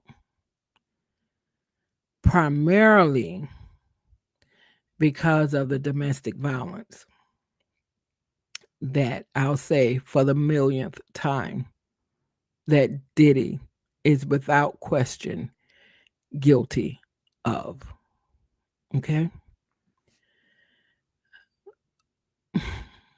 But to read that Cassie wrote to Diddy that she didn't want to be a side piece, but she would treat him as a king. That is I really love when women know how to be a girl's girl. And it's just interesting to read that Cassie wrote to Diddy that I don't want to be a side piece, but I'll treat you as a king. But when she came into this thing with Diddy, and she was currently in a relationship with Ryan Leslie, she had been dating him for 3 years. Kim was still publicly linked with Diddy. She didn't mind disrupting that at all because she was trying to get whatever she was trying to get, right? So now she's been with Diddy long enough at this point. I think this was in 2013, where he's now seeing somebody else, Gina, who must be taking up a little bit too much space. She's not feeling as secure. And so she doesn't want to be the side piece. I mean, hey, most people don't. But you were willing to do to someone else what you're now so upset about being done to you in a time period where, based off of what we saw today, you all were having freak offs and you were not opposed to all of these freak offs. You may have been opposed to some, but you were clearly not opposed to all of these. Some of them you were with it based off of what they presented to us today. That does not take away that there may have been freak offs where you were not with it and you might have been forced. We've seen the violence that comes with Diddy. So I'm just saying this is multifaceted. It's not 100% all this, all that when it comes to these freak offs. The only 100% for me is that Diddy is 100% guilty of domestic violence for me. There's no wiggle room in that for me. But when it comes to these freak offs and all of this that we're hearing today about how she felt and mentioning Kim's name so much, and now how she's feeling when Gina comes in and we see how you got into this thing with Diddy. You were dating a man 10 years older than you, a music producer in the industry. When you met Diddy, who was 17 years older than you, a big icon in the music industry, that looks away. Does any of that justify Diddy putting his hands on you? Absolutely not. He's guilty of that. He should have been charged with that. I wish he could have done time for that. But this movement over here that she was doing, it looks away. It just looks away. And I think it's going to be important for people to be able to see nuance. But for what Diddy is going through right now, I guess it's going to really come down to what does the jury see, right? So Diddy's attorney says, and what about this, about Gina? You wrote, I don't want to be a side piece, but I'll treat you as a king. Diddy's attorney asked Cassie, you wanted to be the main girlfriend? Cassie replies, in 2013, yes.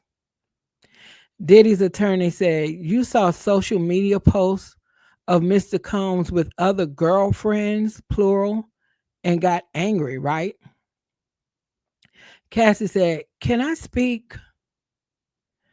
I was jealous of certain situations. What does that mean? Okay. Diddy's attorney said, did there come a time he suspected you were in a relationship with someone in the industry, Mr. Mescuddy? And that's got to be Kid Cudi.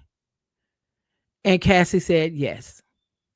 Diddy's attorney, Mr. Combs thought it could be good for your career if you collaborated with Mr. Cuddy. I mean, Mr. Mess Cuddy.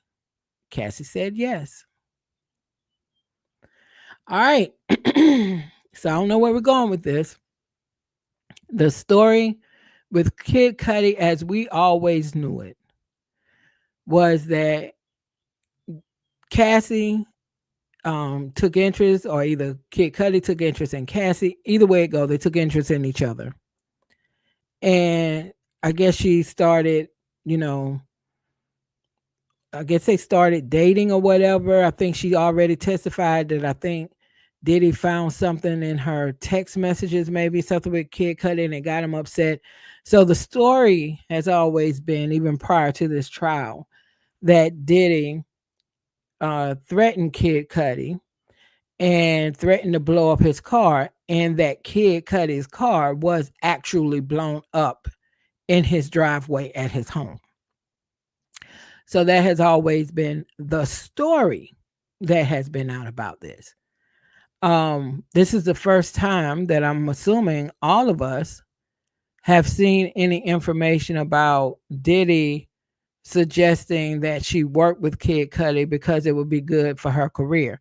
Now that doesn't take away from the story that I just talked about at all, because I think Cassie mentioned earlier when she was testifying with the prosecutors asking the questions, she mentioned something about Kid Cudi and about the car, and she was afraid about harm coming to him. So I think there's still some truth to those stories, but I just never heard the part that Diddy was the one who suggested that they connect and it could be good for her career. And I hope when he said connect, but why am I hoping that? Because you know the kind of stuff these people been into. When he told her that connecting with him would be good for her career, I don't know what it meant.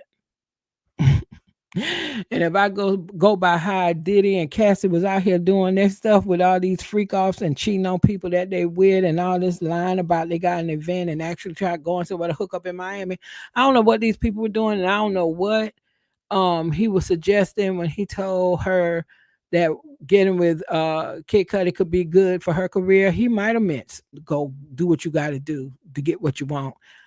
I don't know. I can't imagine Diddy would need to do that, because maybe I'm not locked in to what was happening at that point in time in the music industry, but I don't recall ever a time where Kid Cudi would have had more influence than Diddy, you know? So I don't know, just something to think about.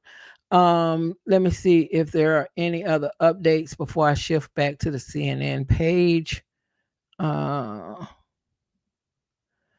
okay, so yes, there's a couple of updates still on the X page by Inner City Press. So Cassie said again, the lawyer said Mr. Combs thought it could be good for your career if you collaborated. Okay, I don't know that we don't know what they meant by collaboration, okay, because they're into some things, okay. But going by what the lawyer is asking, the lawyer stated that Mr. Combs thought it could be good for your career if you collaborated with Mr. Cuddy. I mean, Mr. Miss Cuddy. Cassie said yes. Diddy's attorney says, why did you begin your relationship with Mr. Miss Cuddy? I'm just going to call him Kid Cuddy. Why did you begin your relationship with Kid Cuddy? Cassie said, we enjoyed each other's company. And Diddy's attorney, you were in a relationship with Mr. Combs. Cassie said, we were on a break. Diddy's attorney said, but you were still doing freak offs with him. And Cassie said, yes. Okay. I would be so shocked if the people on this jury is not having some challenges with a lot of this. I have no idea how they might be perceiving what they're hearing today. Okay. So Cassie tells us that she started a relationship with Kid Cudi because they enjoyed each other's company. And Diddy's lawyer says, but you were in a relationship with Diddy at the time that you started a relationship with Kid Cudi, right? And she said, Cassie said, no, we were on a break. So Diddy's attorney says, okay, so you started a relationship with Kid Cudi because you thought, or you said y'all enjoyed each other's company. Um, I asked you as Diddy's attorney, weren't you still in a relationship with Diddy? And she said, no, we were on a break.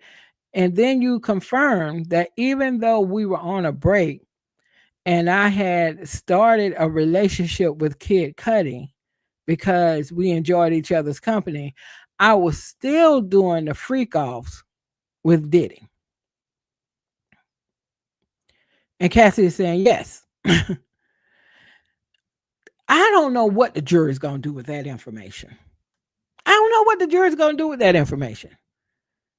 Again, the defense today is doing a pretty decent job.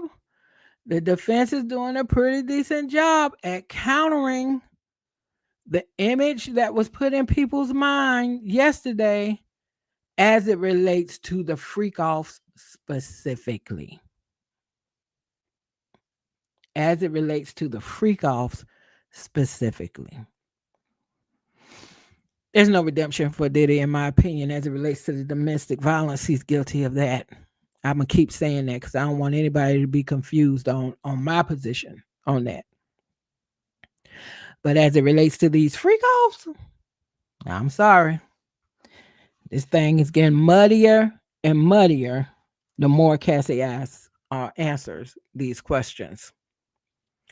So Diddy's attorney says, but you were still doing the freak offs with him, and Cassie said yes. Diddy's attorney then said, after Mr. Combs found out by going through your phone, you went to see him. You knew he was upset. He previously attacked you. Okay, now this is Diddy's attorney. This is Diddy's attorney saying to Cassie, after Mr. Combs find out by going through your phone, and this is about found out about Kid Cudi and her, right? After Mr. Combs found out by going through your phone, you went to see him. You knew he was upset. He previously attacked you. Cassie said, yes, I thought I'd be safer with other people there. Okay. And the judge has said, let's take a break. So let's see. It is what, 2:33? So normally their breaks last for like 10 or 15 minutes. Let's go to the CNN update page that is on your screen and check out these updates because they do tend to word things differently than the reporter who is in the courtroom. Some of it, though, I see some of the journalistic phrasing that I think a little bit, not too much, but a little bit here and there. It starts sometimes changes what I feel like the verbatim was. That's why I wish we had transcripts or even better audio of what was happening. But I know we're not getting audio. Maybe at some point, maybe we are allowed to get transcripts. I don't know. Okay, so let's look over these updates that are posted to CNN. All right. So 19 minutes ago, Cassie addresses defense saying she feels there's a lot we skipped over. The defense attorney reviewed some text messages with Cassie from a 17-page text exchange between her and Diddy. In the thread, the couple was planning for Diddy to join her in New York City for the weekend. The jury also saw texts between them planning to see the Book of Mormon, and about escorts and a sex club. When Diddy's attorney moved on to another exhibit, Cassie said, this isn't about what I feel is relevant right now, right? Because there's a lot we skipped over. Diddy's attorney didn't acknowledge her question, and she did not. When I was reading this as it was captured by the other journalist who's in the courtroom, Diddy's attorney said, "What did you write?" in response to Cassie saying, "Because we're not, this isn't about what I feel is relevant right now, right? Because there's a lot we skipped over." And when she asked that, Diddy's attorney said, "What did you write?" So whatever the exhibit was that Cassie had before her, Diddy's attorney did not respond or even acknowledge her question at all, and she read what she had written. So 17 minutes ago, excuse me, the defense is using text to characterize Cassie as a consenting adult, a legal expert says, and they're doing a good job of that. The defense is doing a good job of that. The defense is doing a good job of that. Okay, as it relates to these freak offs, they're doing a good job. They're doing a good job. So I don't know what the jury might be thinking at this point. Diddy defense attorney has spent the day questioning the prosecution star witness Cassie with a focus on certain text messages from early in her relationship with Diddy that appeared to reflect the quote unquote open communication between the pair.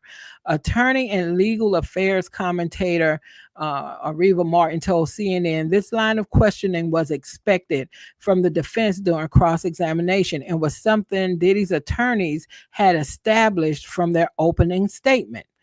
A big part of their case is trying to get this jury to believe that Cassie was a consenting adult in these sexual acts, these freak offs that we've heard so much about during her direct testimony.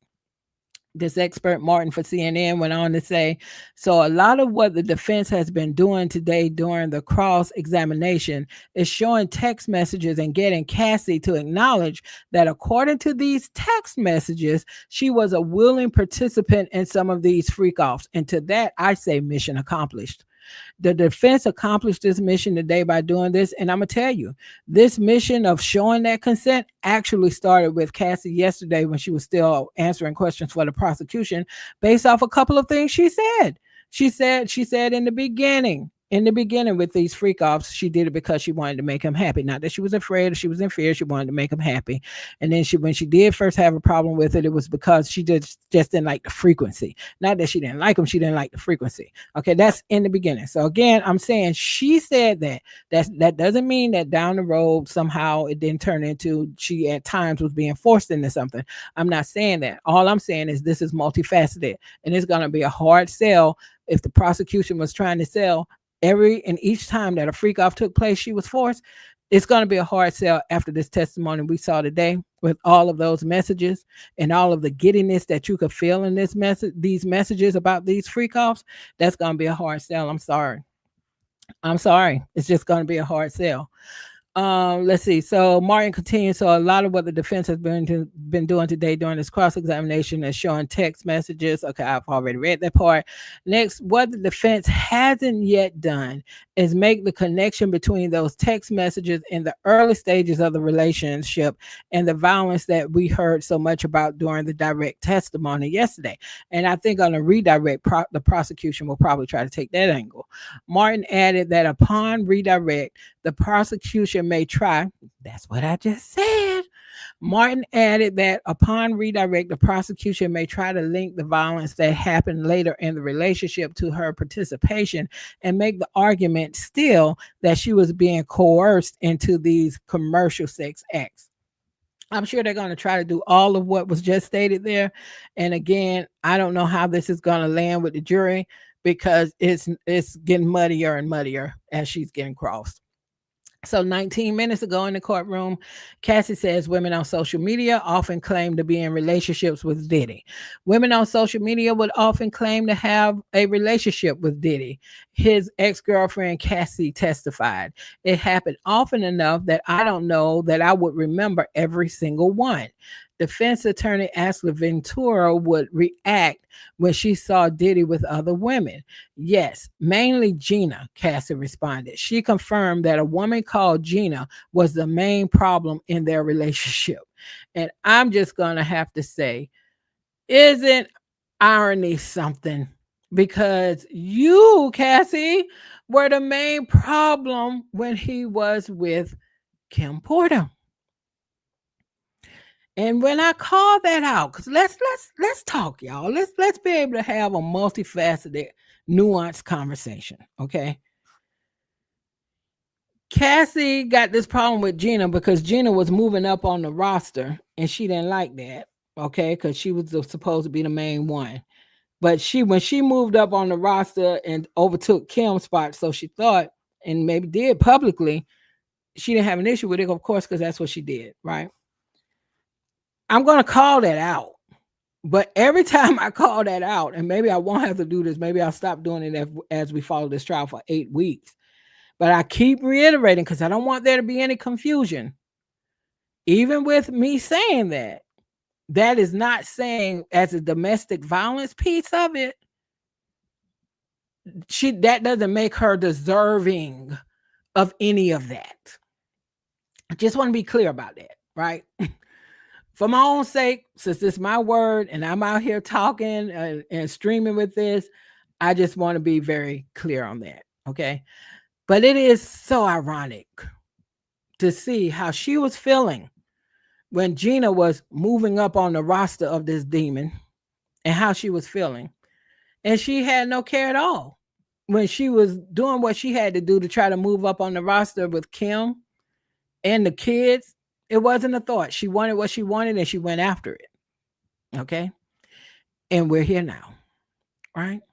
All right. Let's see what else is updated here from CNN. Okay. 11 minutes ago, Cassie says she got a burner phone to hide a new relationship from Diddy. Cassie testified that Diddy introduced her to rapper Kid Cudi around 2011 so they could work on music together. Cassie said she began dating Kid Cudi while she was on a break with Diddy. She testified that she got a burner phone to communicate with Kid Cudi because she didn't want Combs to find out about the relationship. I thought it would be way too dangerous to tell him about that, she said. Cassie and Diddy eventually found out. Now, keep in mind when she's telling us all this, okay, and when she's talking about this, even though she was on this break, and even though she was now starting a relationship with Kid Cudi, she was still doing the freak offs with Diddy. Take from that whatever you might, but she was still involved with the freak offs with Diddy. Okay, I think that's gonna perhaps present some challenges for the jury when they're just trying to figure out who's right, who's wrong, who to believe, right? So anyway, she testifies, okay, that she got a burner phone to communicate with Kid Cudi because she didn't want Combs to find out about the relationship. Again, I just read that. I thought it would be way too dangerous to tell him about that. Cassie and Diddy eventually found out. Cassie said Diddy eventually found out about the relationship when he went through her phone during a freak off. She said that she was still having freak offs with Diddy while they were on a break because, quote unquote, it was a job. Cassie said Combs lunged at her when he found out, but he didn't make contact with her. Okay, see, this is what I think is going to be the struggle for the jury, and I already know what the court of public opinion going to do with what we're hearing today. Okay, but I think it's going to be a struggle for the jury to fully embrace it was a job because they've spent most of the afternoon today going through text messages between Diddy and Cassie about these freak offs where it didn't feel anything like a job. It felt like they were excited. They were hyped up. Diddy was asking Cassie, hey, I want to make plans for us to have this freak off, but if you're not down with it, let me know so I can stop it. I mean, these are the types of things they're exchanging in these messages. And she's like, oh, I can do this and I can pick up this and let me pick up the toy. I mean, so so then when she gets back to the part where she says, yeah, I was still having the freak offs even though we were on a break because it was a job. I think that's going to be something hard for the jury to reconcile. Now, this is where the prosecutors are going to have to do their big one before they move on for the rest of whatever is to come in this trial. This might be one of their first big ones they need to do, because they are going to have to do exactly what that CNN expert noted in one of the things I just read. They're going to have to somehow try to put a bow on this thing for the jury, for their position, which is basically don't let those text messages that make it seem like Cassie was on board fool you. She wasn't on board, or either that was the earlier stage of the relationship. They're going to have to do some dancing, okay, to try to say, nah, This is still a bad thing as it relates to these freak offs, and Diddy's still the monster we told y'all he was and what y'all believed he was until this cross started. Of course, I'm being a little bit facetious here. But they're gonna have to do something. They're gonna have to do some little dance. They're gonna have to do some dance, put some bows on some stuff. They're gonna have to do something because I'm gonna tell you right now, the defense shot a lot of holes in what the prosecution had presented as it relates to the freak offs. They just did. That's just the fact of the matter. Okay, let's see what other updates we have out here. Um, let's see. Okay, we read that one. This one. Uh, Message shows Cassie's frustration over difficulty forming a relationship with Combs's children. Oh Lord, now you brought the children up in here. By 2013, Cassie had been in a relationship with Diddy for about 7 years. She testified, but she said she still had not been able to form a relationship with his children. And you're not. When you came into these people's lives, you like you said, his children were small. The majority of these children's mom is Kim Porter. You know how you and Diddy got together. How you think? See, when she says stuff like that, it's like I'm like, oh my god, oh my god. I'm not going to just contribute at the age because I know grown women. I mean, real grown. Okay, 30 and above grown who think like this. Okay, so anyway, by 2013, Cassie Ventura had been in a relationship with Diddy for about 7 years. She testified, but she said she still had not been able to form a relationship with his children. Cassie expressed her frustration over not being able to spend time with him and his children in a July 2013 message she sent to Diddy, which was shown to the jury this afternoon. The message in part references other divorced celebrity couples and how they spend time together with family. The message went on to say, I've been at the edge of tears this whole week. I don't think that you sympathize with my feelings. I understand your feelings like you need to protect your children, but after a while, dot, dot, dot. It's like, for what? They've never known you and Kim Porter to be together. Oh my God. Unless there's something that I just don't know about, they were babies when we started dating.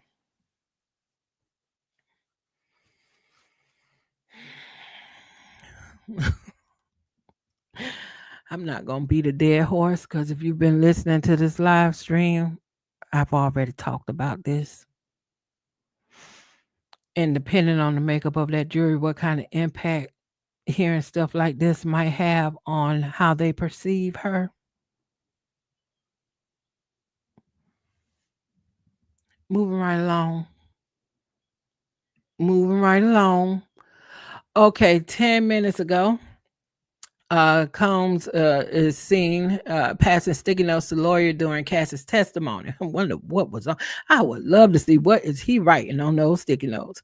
While the defense attorney questioned Cassie about text messages, Diddy was seen writing on orange sticky notes and passing one after another to his attorney sitting beside him.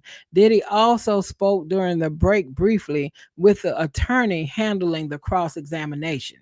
Oh, I wonder what was that about. Okay, so the last update from CNN is just notifying us that Cassie is back on the stand. And let me go to X and see if we have any updates. I'm sure some of the updates I'll read will probably give a little bit more granular detail to what I just had from the CNN side. But let's see what we got.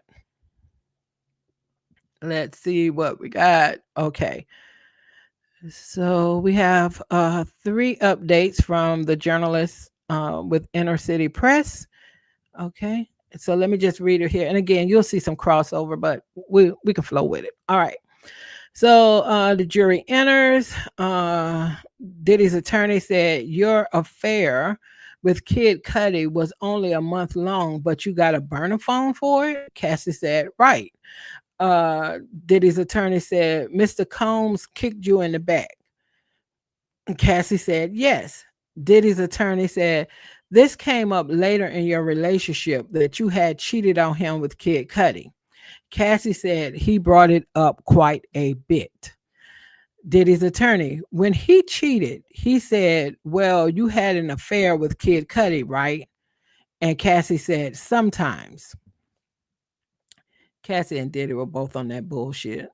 Because with all that they were doing, they might as well just stop all. They should have just said, look, the door is wide open. We're not gonna put no restraints on nobody because we doing it up in here, honey. We don't even have to claim nothing.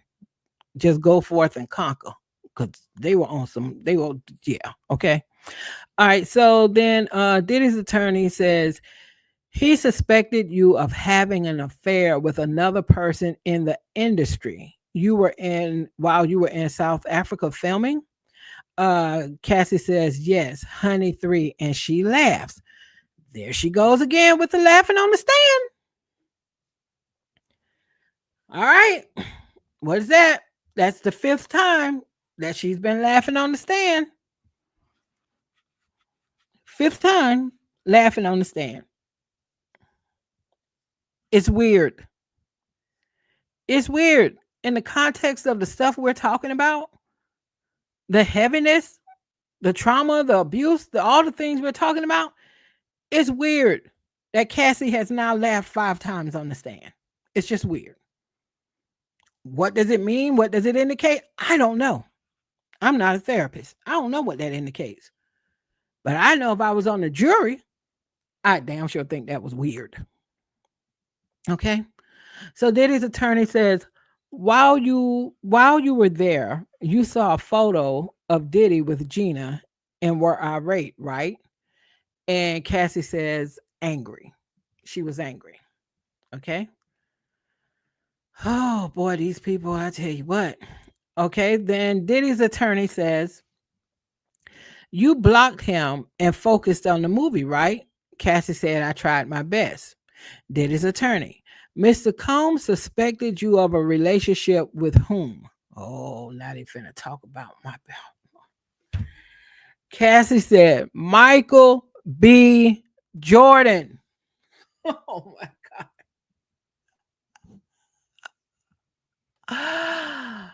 Oh my God. Oh my God. This is, yeah. I mean, we knew this. We already knew this from the stuff we heard while they were selecting the jury. And we already heard why Michael B. Jordan's name is brought up in this, but I'm hoping I don't read anything that is different than what we heard. It's one thing for Britney Spears to catch a stray in this here thing, but now Michael B. Jordan. No, okay. Let me continue. Let me continue. Um. So Mr. Combs suspected you of a relationship with whom? Cassie said Michael B. Jordan. So Diddy's attorney said, you sent a video not only to Mr. Combs, but also to staff. Who? D-Rock? Cassie said yes. Diddy's attorney, you sent it to them because you were angry with all of them? Cassie said, I was hurt. I spent all my time with them. Diddy's attorney said, you thought you were on it? And it ends there on what's been posted to X. So I'm not really sure. I'm not really sure where we're going. And I don't know if the reporter has kind of, if there's a gap in between some things here, because we went from Combs suspected you of a relationship with whom, and Cassie said Michael B. Jordan. Then we jumped to you sent a video not only to Mr. Combs but also to staff. Who did you send it to? And D-Rock, who's Diddy's security. Cassie said yes, and she sent it to them because she was angry. So what kind of video did you send to them? She said she sent it to them because she was angry with all of them. The attorney asked her, did you send it to them because you were angry with all of them? And Cassie said, yes, I was hurt. I spent all my time with them. So the attorney said, you thought you were in on it. You thought they, I'm sorry, the attorney said you thought they were in on it. So I don't know what this is connected to. There's some gaps here. So maybe when we go back to the CNN side, maybe they'll clear up some of that.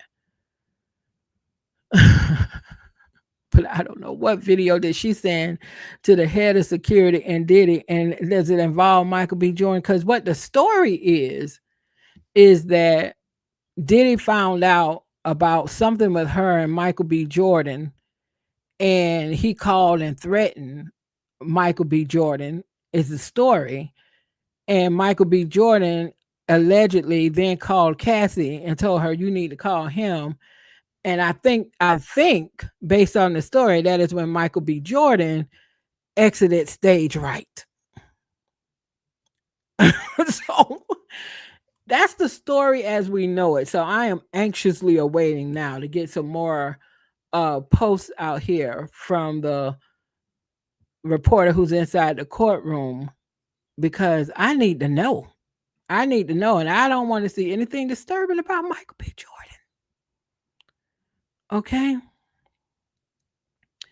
So let's see. All right. So you sent it to them because you were angry with all of them. Diddy's attorney asked, Cassie said, I was hurt. I spent all my time with them. You thought they were in on it. So some video she sent to them. Diddy's attorney said, the physical abuse, when did your father learn about it? Cassie said, same time as my mother. Diddy's attorney, did Mr. Combs come to Connecticut to speak to your parents?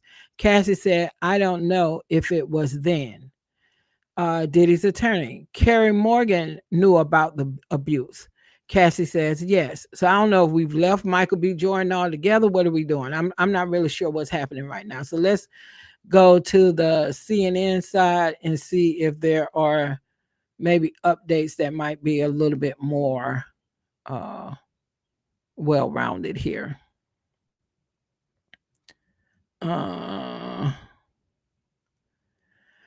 Okay, so court takes steps to have Cassie testimony conclude before baby arrives. The court in Diddy's trial has taken a number of steps to have Cassie's testimony completed by Friday, hopefully before the pregnant pop singer gives birth.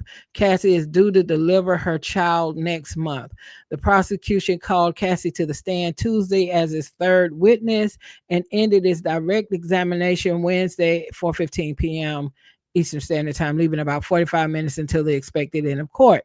Defense attorney asked the court to begin cross-examination Thursday morning rather than right away, but prosecutor Comey resisted. Not only did the process, see, that's why I said it's good when you're literally involved in this, because even CNN does not tell the story straight a lot of times.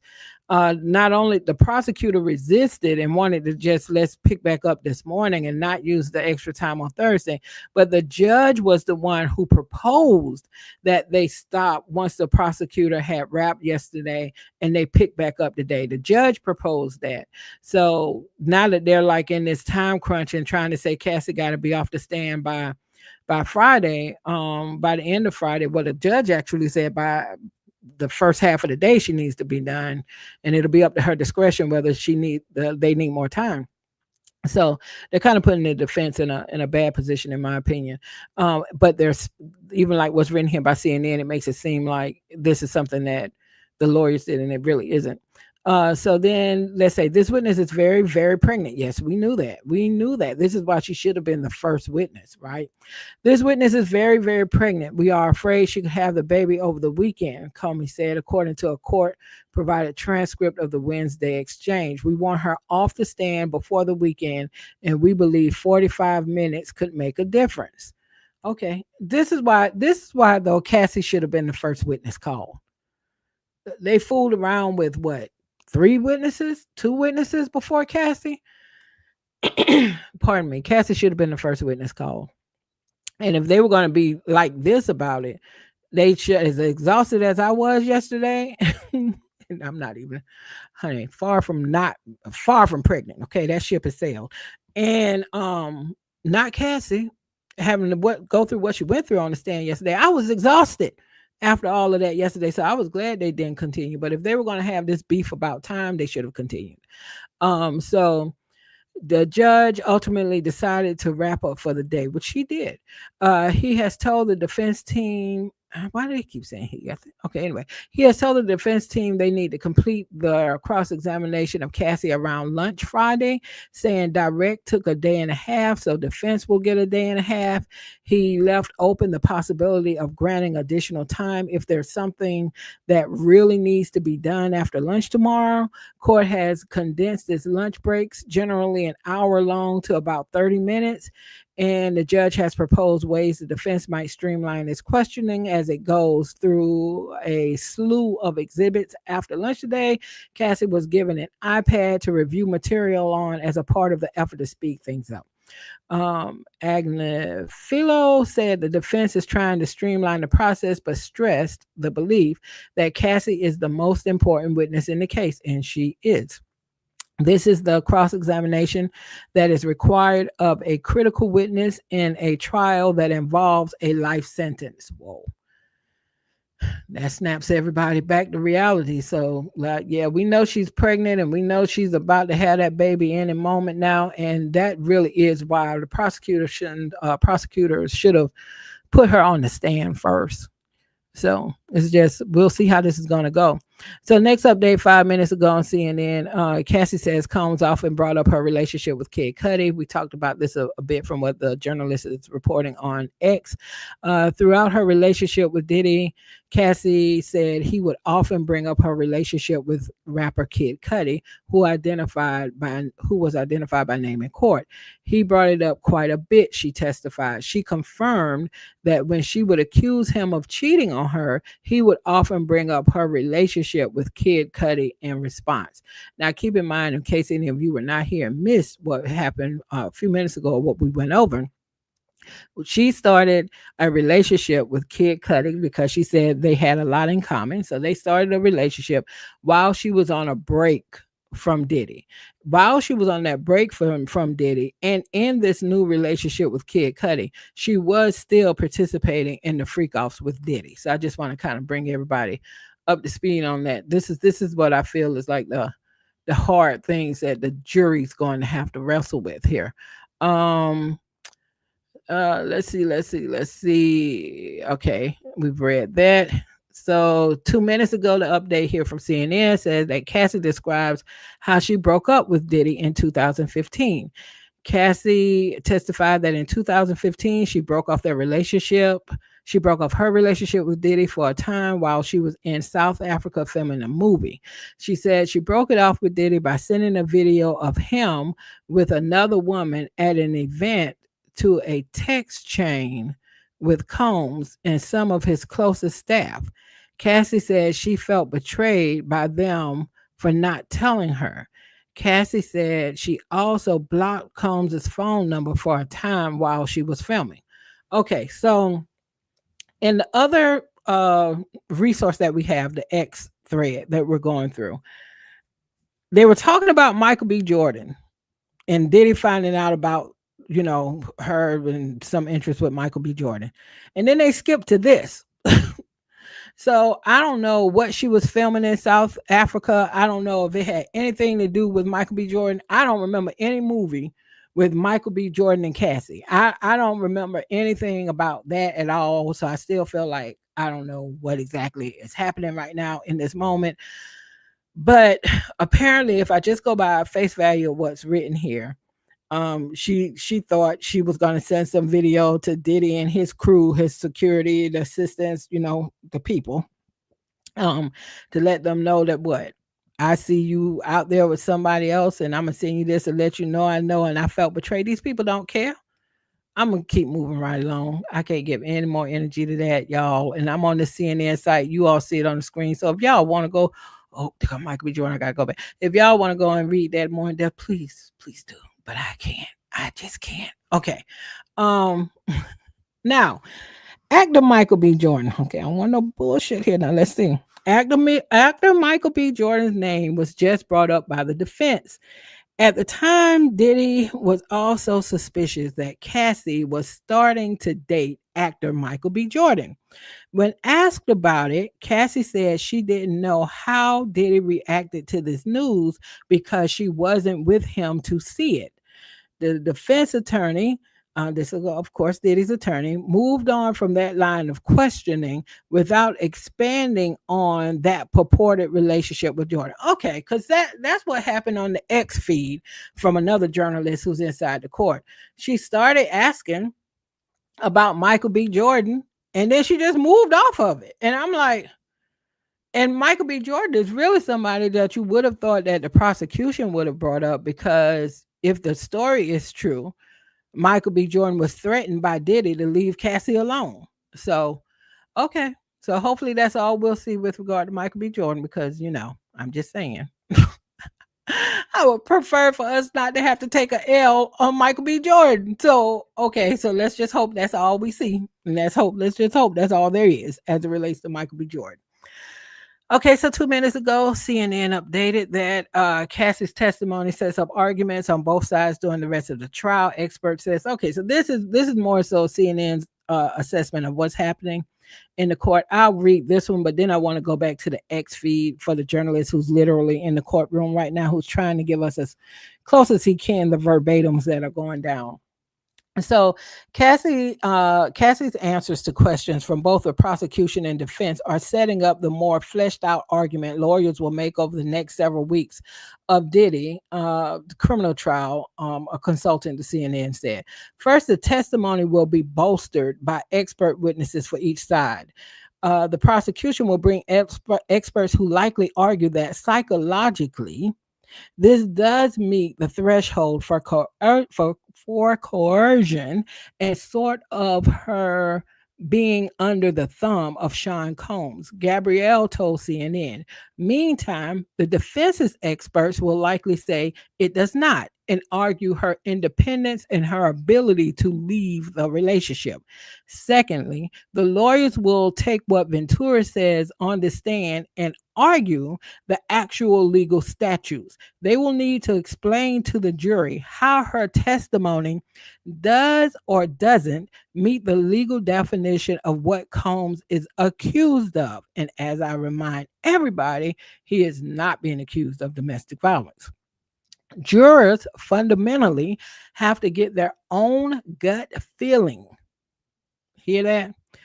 Fundamentally, jurors have to get their own gut feeling as to whether there's real participation on her part, he said. The sentiment was underscored during a conversation between the lawyers and the judge earlier today about how much longer Cassie would be on the stand. Defense attorney Mark Agnifilo stressed to the judge that the defense believes Cassie is the most important witness in the case. Yeah, because I'm telling you, you can even go back. It'll be all over the news, of course it will. But if you want to even go back and listen to my whole live stream of today, the defense to me,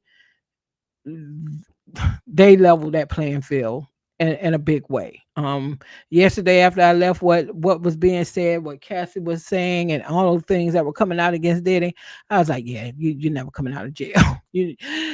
You're going to jail and you're never getting out. You're going to stay in jail. You're already in jail. You're going to prison and you're never getting out, is how I felt yesterday. And today, not so much. I still don't see him escaping prison altogether. But the defense to me put up a lot of information that could make this very problematic for the jury to make certain decisions.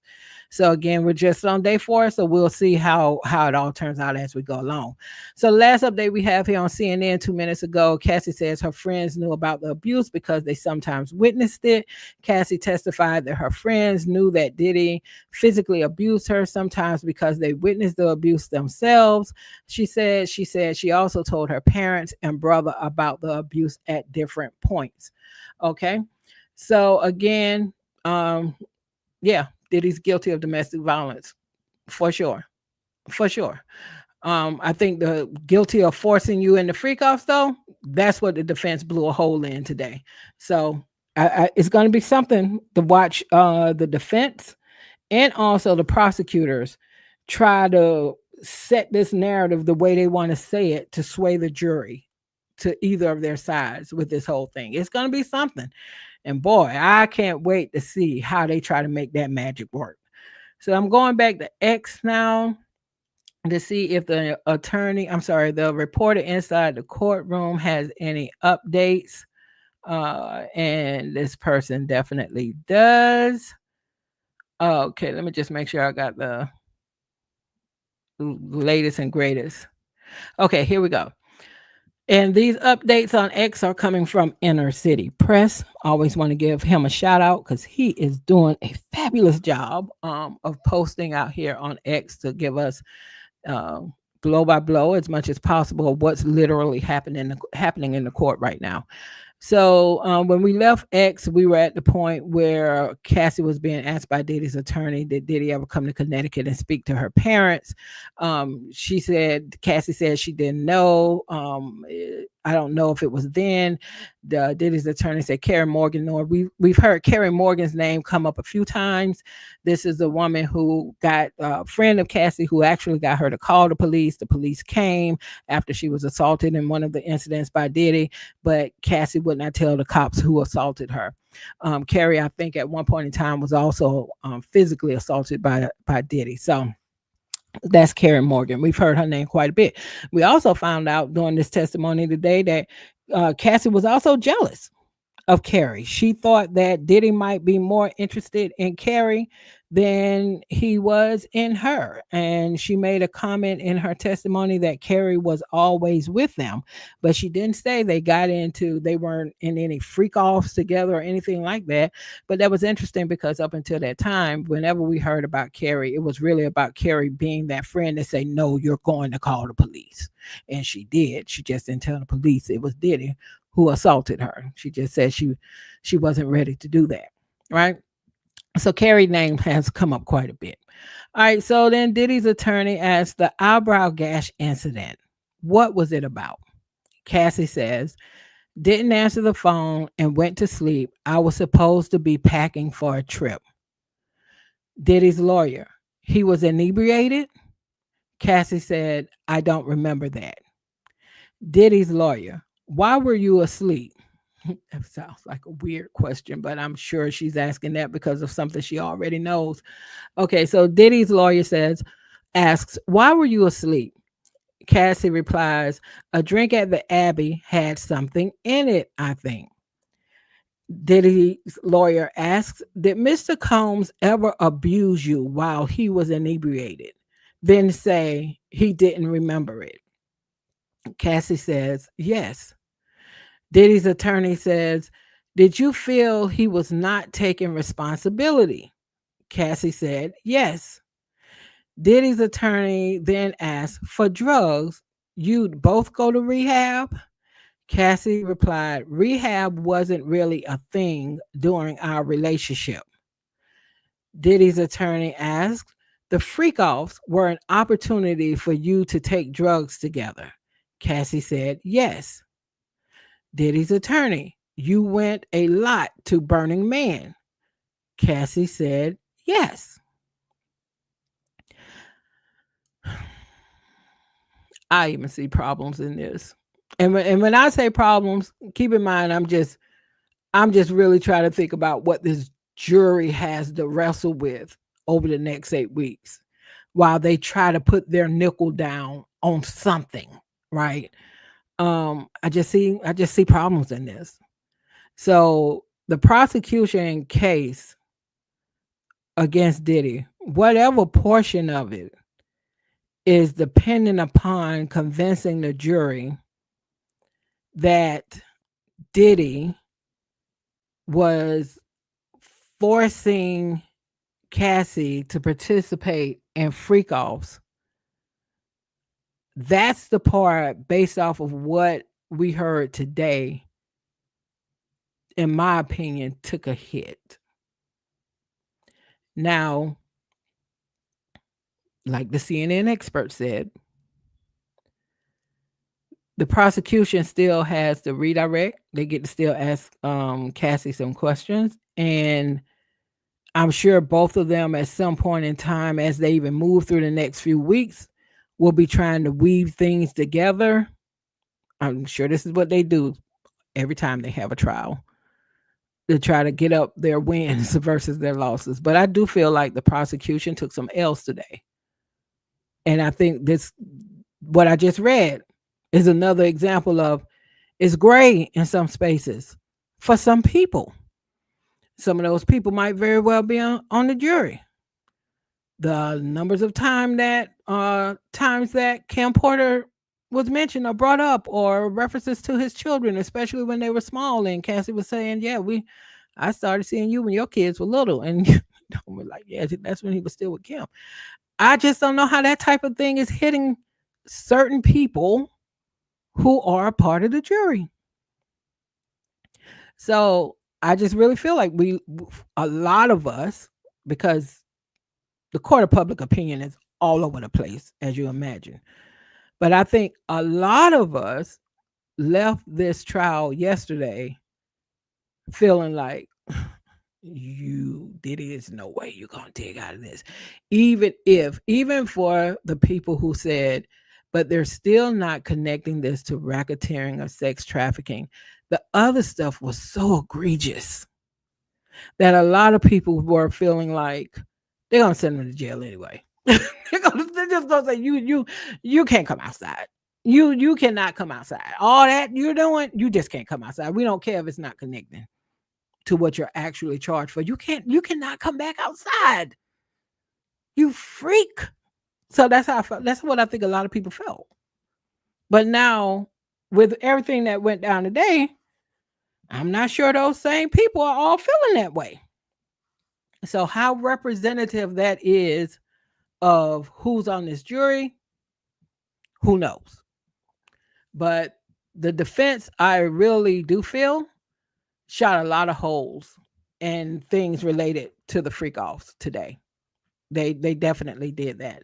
So let me go back and see if we have another update on X before I go back to the CNN page. Um okay, yes, we do have a couple of updates. Okay, so where we left off, Diddy's attorney had asked Cassie, the freak offs were an opportunity for you to take drugs together. Cassie replied, yes. Diddy's attorney said, you went a lot to Burning Man. Cassie said, yes. I used to want to go to Burning Man. I don't know. After reading all this right here, I might have to strike that off my to-do list because what the hell? What the hell? Okay, so anyway, okay, y'all, I'm sorry. Okay, so anyway, Diddy's attorney says, did you ever call yourselves get high partners? What? That's what y'all call yourselves? Okay. The Diddy's attorney said, did you ever call yourselves get high partners? Cassie replied, we did. Diddy's attorney, did you take drugs from him without him knowing it? Cassie replied, yes. Diddy's attorney, what was his reaction? Cassie replied, explosive. Diddy's attorney, did he tell LA dealers not to deal to you? Cassie said, yes. Diddy's attorney, you told Miss Coram, and I'm probably pronouncing her name, but they call her KK. This is Diddy's number one assistant, his right hand, kind of like what that lady was to Epstein. That's who KK is. So Diddy's attorney said, you told KK that you learned only after the fact that Mr. Combs had dangled Miss Bongolan off the balcony. Cassie said, I'm not sure. Diddy's attorney, you were on drugs? Now, so this is the person that he hung off the balcony, supposedly. I don't know. I think it was at one of Cassie's apartments or something like that. And so we're going to see where this is going because I'm not even going to speculate on it because I think I know where this lawyer is about to go with this based on what the story is supposed to be. But I'm going to wait and see. I'm gonna shift over here to the CNN page and see what their latest update is. This is the page that I have left open on the screen that you all can see as I flip back and forth between CNN and X. Let's see. Um, Okay, we read that one. So let's go to the one that was updated 2 minutes ago. Cassie described some of the times Combs was explosive. We pretty much just covered that. Cassie said Diddy was explosive at times when he found out she was doing drugs with her friends or took his drugs without him knowing. If we weren't getting high or if I wasn't doing it with him, it was a problem, she said. Interesting. Interesting. Because, we can't look at these people like this is Pookie and Pooh Bear out on the street fighting over who took the drugs because they got access to all the drugs they want. So I definitely believe her that if he was getting mad about it, he was, wanting her to do it with him and not, I don't know why not with other people. Because if they were that hooked, because they said earlier in the testimony, I think Cassie said he was doing opiates probably on the regular. Then they had a group of drugs that the two of them considered party drugs, and they only did those drugs when they were doing certain activities. And she was using his opiates, and he was using. So whatever all of that was, we do know that he was not explosive like Pookie and Pooh Bear and them out there, you know, where somebody took their drugs because a shortage of getting drugs would not have been a problem for Diddy and Cassie at all. So could be very well what she said here. If we weren't getting high or if I wasn't doing it with him, it was a problem. That's what she said. So I am going back to X now to see if we have any other update from inside the court. Let's see quickly if we do. And okay, yes, we do. All right, so we left off of X where Diddy's attorney was asking her, was she there when Mr. Combs had dangled Miss Bongolan off the balcony? And from what I understand, Miss Bongolan is one of Cassie's friends. And Cassie said, I'm not sure. Now, that's a weird question. I mean, that's a weird response to, were you there when Diddy hung your friend off the balcony and you say, I'm not sure? Maybe that's the impact of drugs. I don't know. Maybe drugs got you where you can't remember if you were there or not, because that just sounds like something you would remember if you were there when he hung your friend off the balcony, okay? Or dangled her off the balcony. That just sounds like something you would remember. But again, they were on a lot of drugs. And so maybe that's why she's answering. Maybe that's why Cassie's saying she's not sure if she was there or not when that happened. Diddy's attorney asked her, you were on drugs? Cassie replied, I'm not sure. Okay, yeah, it had to be drugs. Okay. Diddy's attorney, you got a life coach for your drug use, according to this document. You got a life coach because it was phrased as the question. You got a life coach for your drug use, according to this document? Cassie replied, I don't know who that person is. Diddy's attorney, you were doing a lot of drugs? Cassie replied, it was a rough time. All right, so I don't know if there's somebody Cassie is supposed to know. Cassie testified earlier this morning that there's a lot of things she doesn't remember. So the defense might try to use that too. The defense might try to say, if you can't remember if you were in the room when your friend got dangled off the balcony, um, I don't know. They might be trying to go somewhere. They're going for anything they can go for, of course, at this point. But just think that you don't remember. If you don't remember if you were in the room when your friend got dangled from a balcony, I'm going to have to attribute that to drugs, because who wouldn't remember that? So I'm just going to have to attribute that to drugs. We already know they both were heavy drug users. So I'm gonna have to just give her that. Okay, let's see if we have any other update. Okay, we're still waiting to see if we get another update from inside the court. Um, that's on this X thread from Inner City Press. Some of the comments based off of what we just read. Somebody said, "Oh my God, it's obvious they've got nothing. I thought his defense team were big shot lawyers." Okay, that's how I see it. But anyway, they said, "Yes, we know a lot of drugs were involved. Thanks to the defense, we know that Diddy was regulating Cassie's drug use and he was her main supplier, leveraging it for sex tricks." That's how one person sees it. Somebody else says, "Okay, we get it. She was on drugs. What's that? What's that mean? She made all this up during a bender, and so did everyone who witnessed it." And that, see, that would be a bridge too far. So if the defense is doing all of this to try to say none of what Cassie said is true, that's a bridge too far. If the prosecution, to me, on the other hand, if they're trying to say everything she said was true based off some of the things the defense said today, that's a bridge too far as well. But the prosecutor, to me, still has an easier road, and they really still, to me, have an easier road because of that videotape. If they didn't have that video, it might be a little different. But no, I agree with that comment. That's why I said I'm curious to see how these lawyers are going to maneuver these narratives that they want to sell to the jury.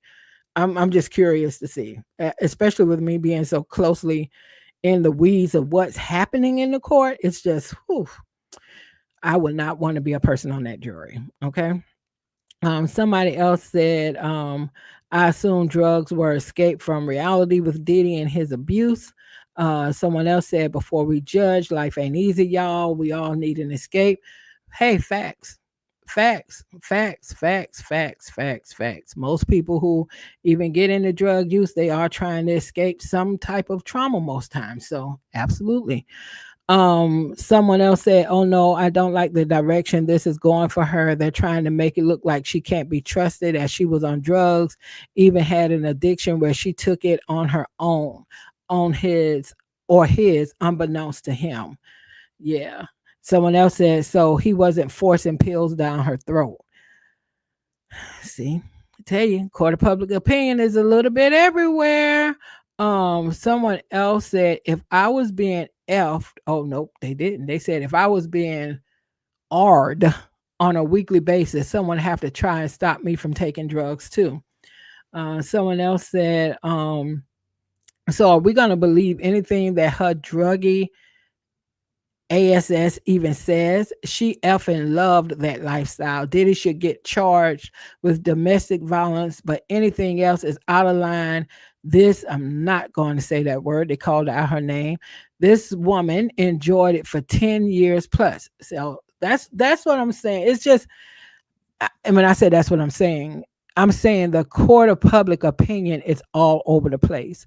And as this goes on, we're going to continue to see a lot of this. And it just really makes me wonder, what are those members of the jury thinking, right?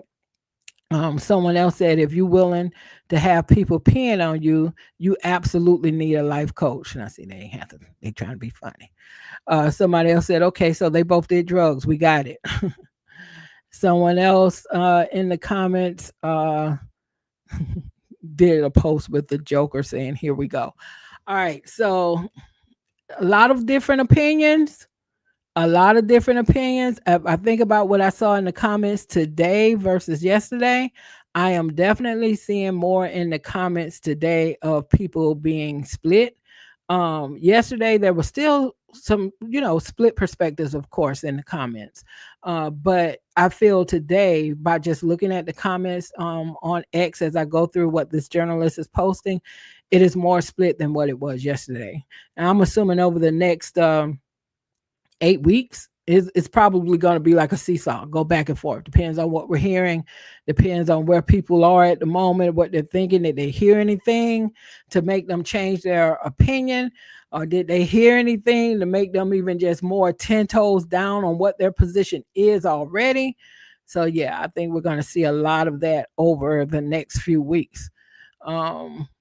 Let me pull up here and see if we have any other update from in the court. I see that we have some more updates coming from CNN, but let me just scroll and see what's here on X before we go there. This is a lot. Back up, back up, back up. Okay, maybe we don't have anything. Oh wait, yep, yep, yep. Yes, we do. Um, okay, so yeah, we got one update here, and then I'll switch over to CNN and see what those updates are saying. So on X, we left off where Diddy's attorney said you were doing a lot of drugs, and Cassie said it was a rough time.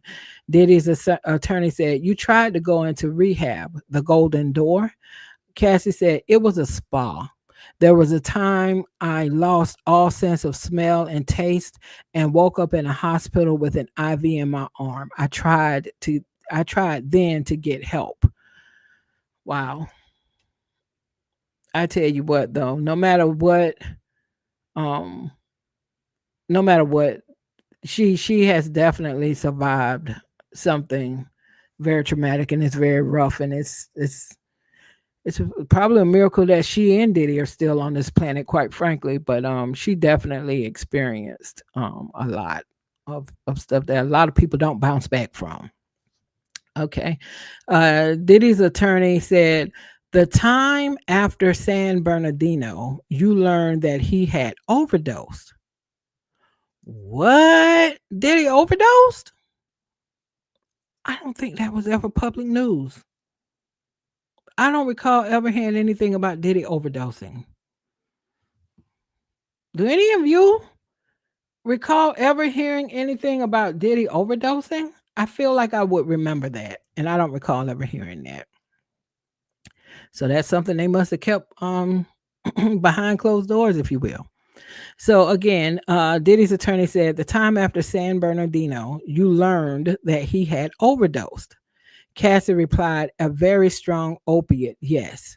Diddy's attorney, were you ever not addicted to painkillers? Cassie said, we took ibogaine, Ibogaine. Diddy's attorney, where did you get it? Cassie replied, Cancun, Mexico, separately.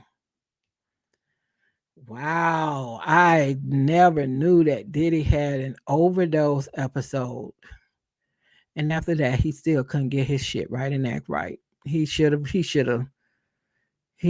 probably had a million times in his life where it was a sign that you need to get your shit together. But he didn't. Lifestyles of the rich and famous. All right, so let's see what the recent updates were on. Okay. 7 minutes ago on CNN, they updated it to say industry clout helped Diddy control Cassie's career and avoid consequences, music editor says.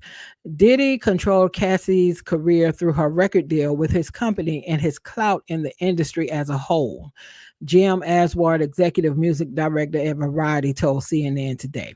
By 2011, Cassie had only made one album, even though she signed a 10-album deal with Combs.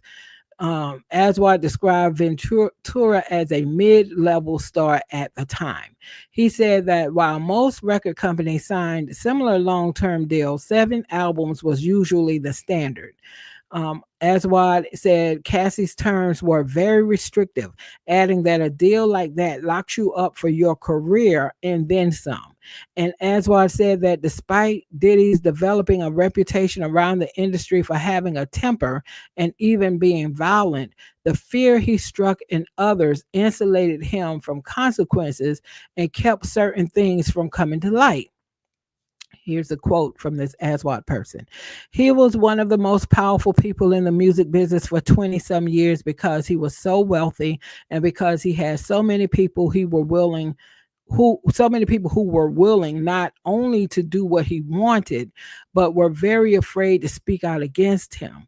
Now, I've been in the industry ever since he first started coming around, basically, and you heard about his temper. You heard people were afraid of him. The violence was a matter of public record.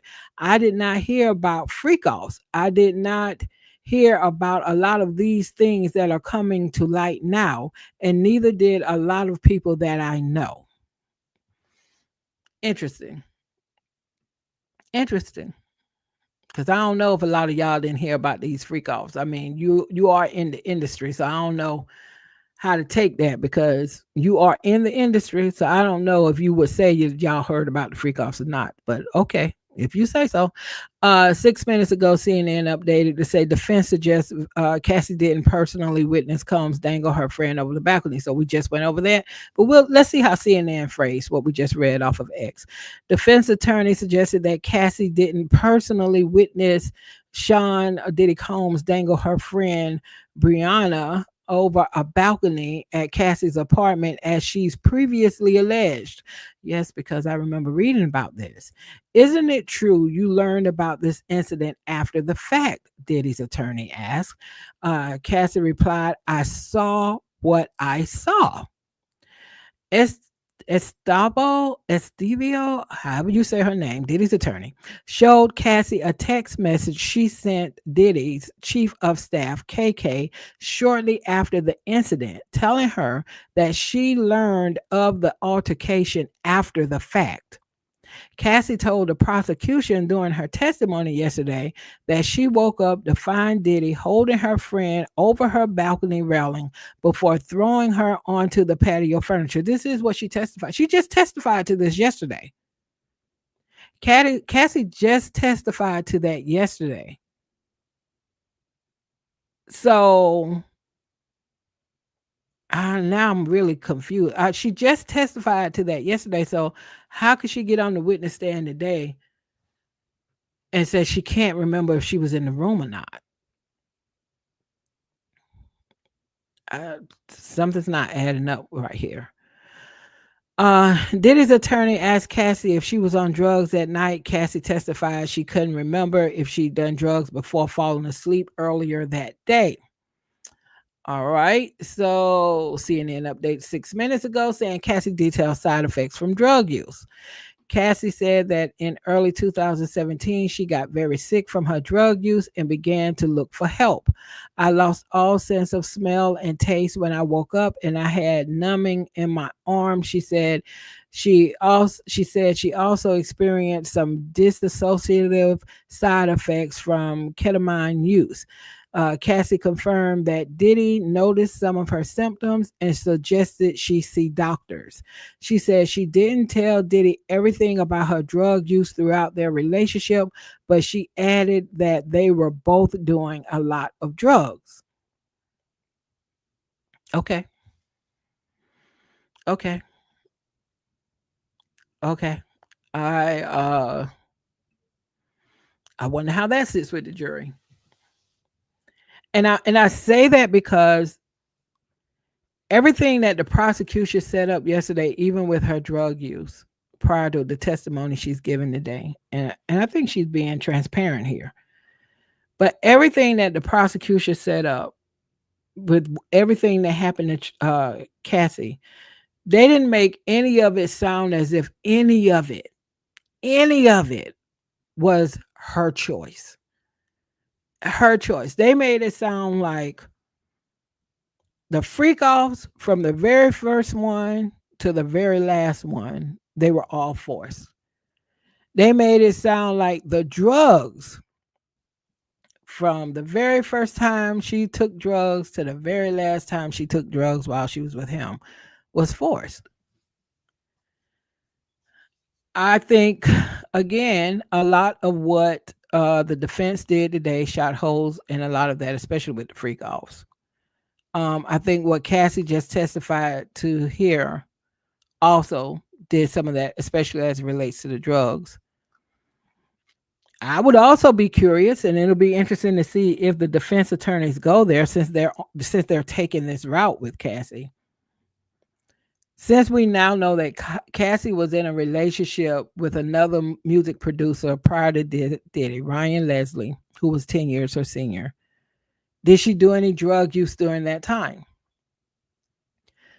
We as lay people out here might say, "Oh, that's not relevant to anything. Why are they going there?" Well, you see where they're going. They're trying to get this jury to see her differently or to not see Diddy as they've described him in totality. That's why they're doing these things. Because if she was, I think she was dating that music producer, like I think they said like close to 3 years or whatever, who's 10 years her senior. He was another high profile producer in the music industry. And I say, hey, did you experiment with drugs when you were there? Or when was the first? I mean, so there are questions they could ask that would support not blaming Diddy for being the one who introduced her to drugs and then forced drugs upon her. And they will be able to do that based off of what Cassie has testified to in response to some of these questions.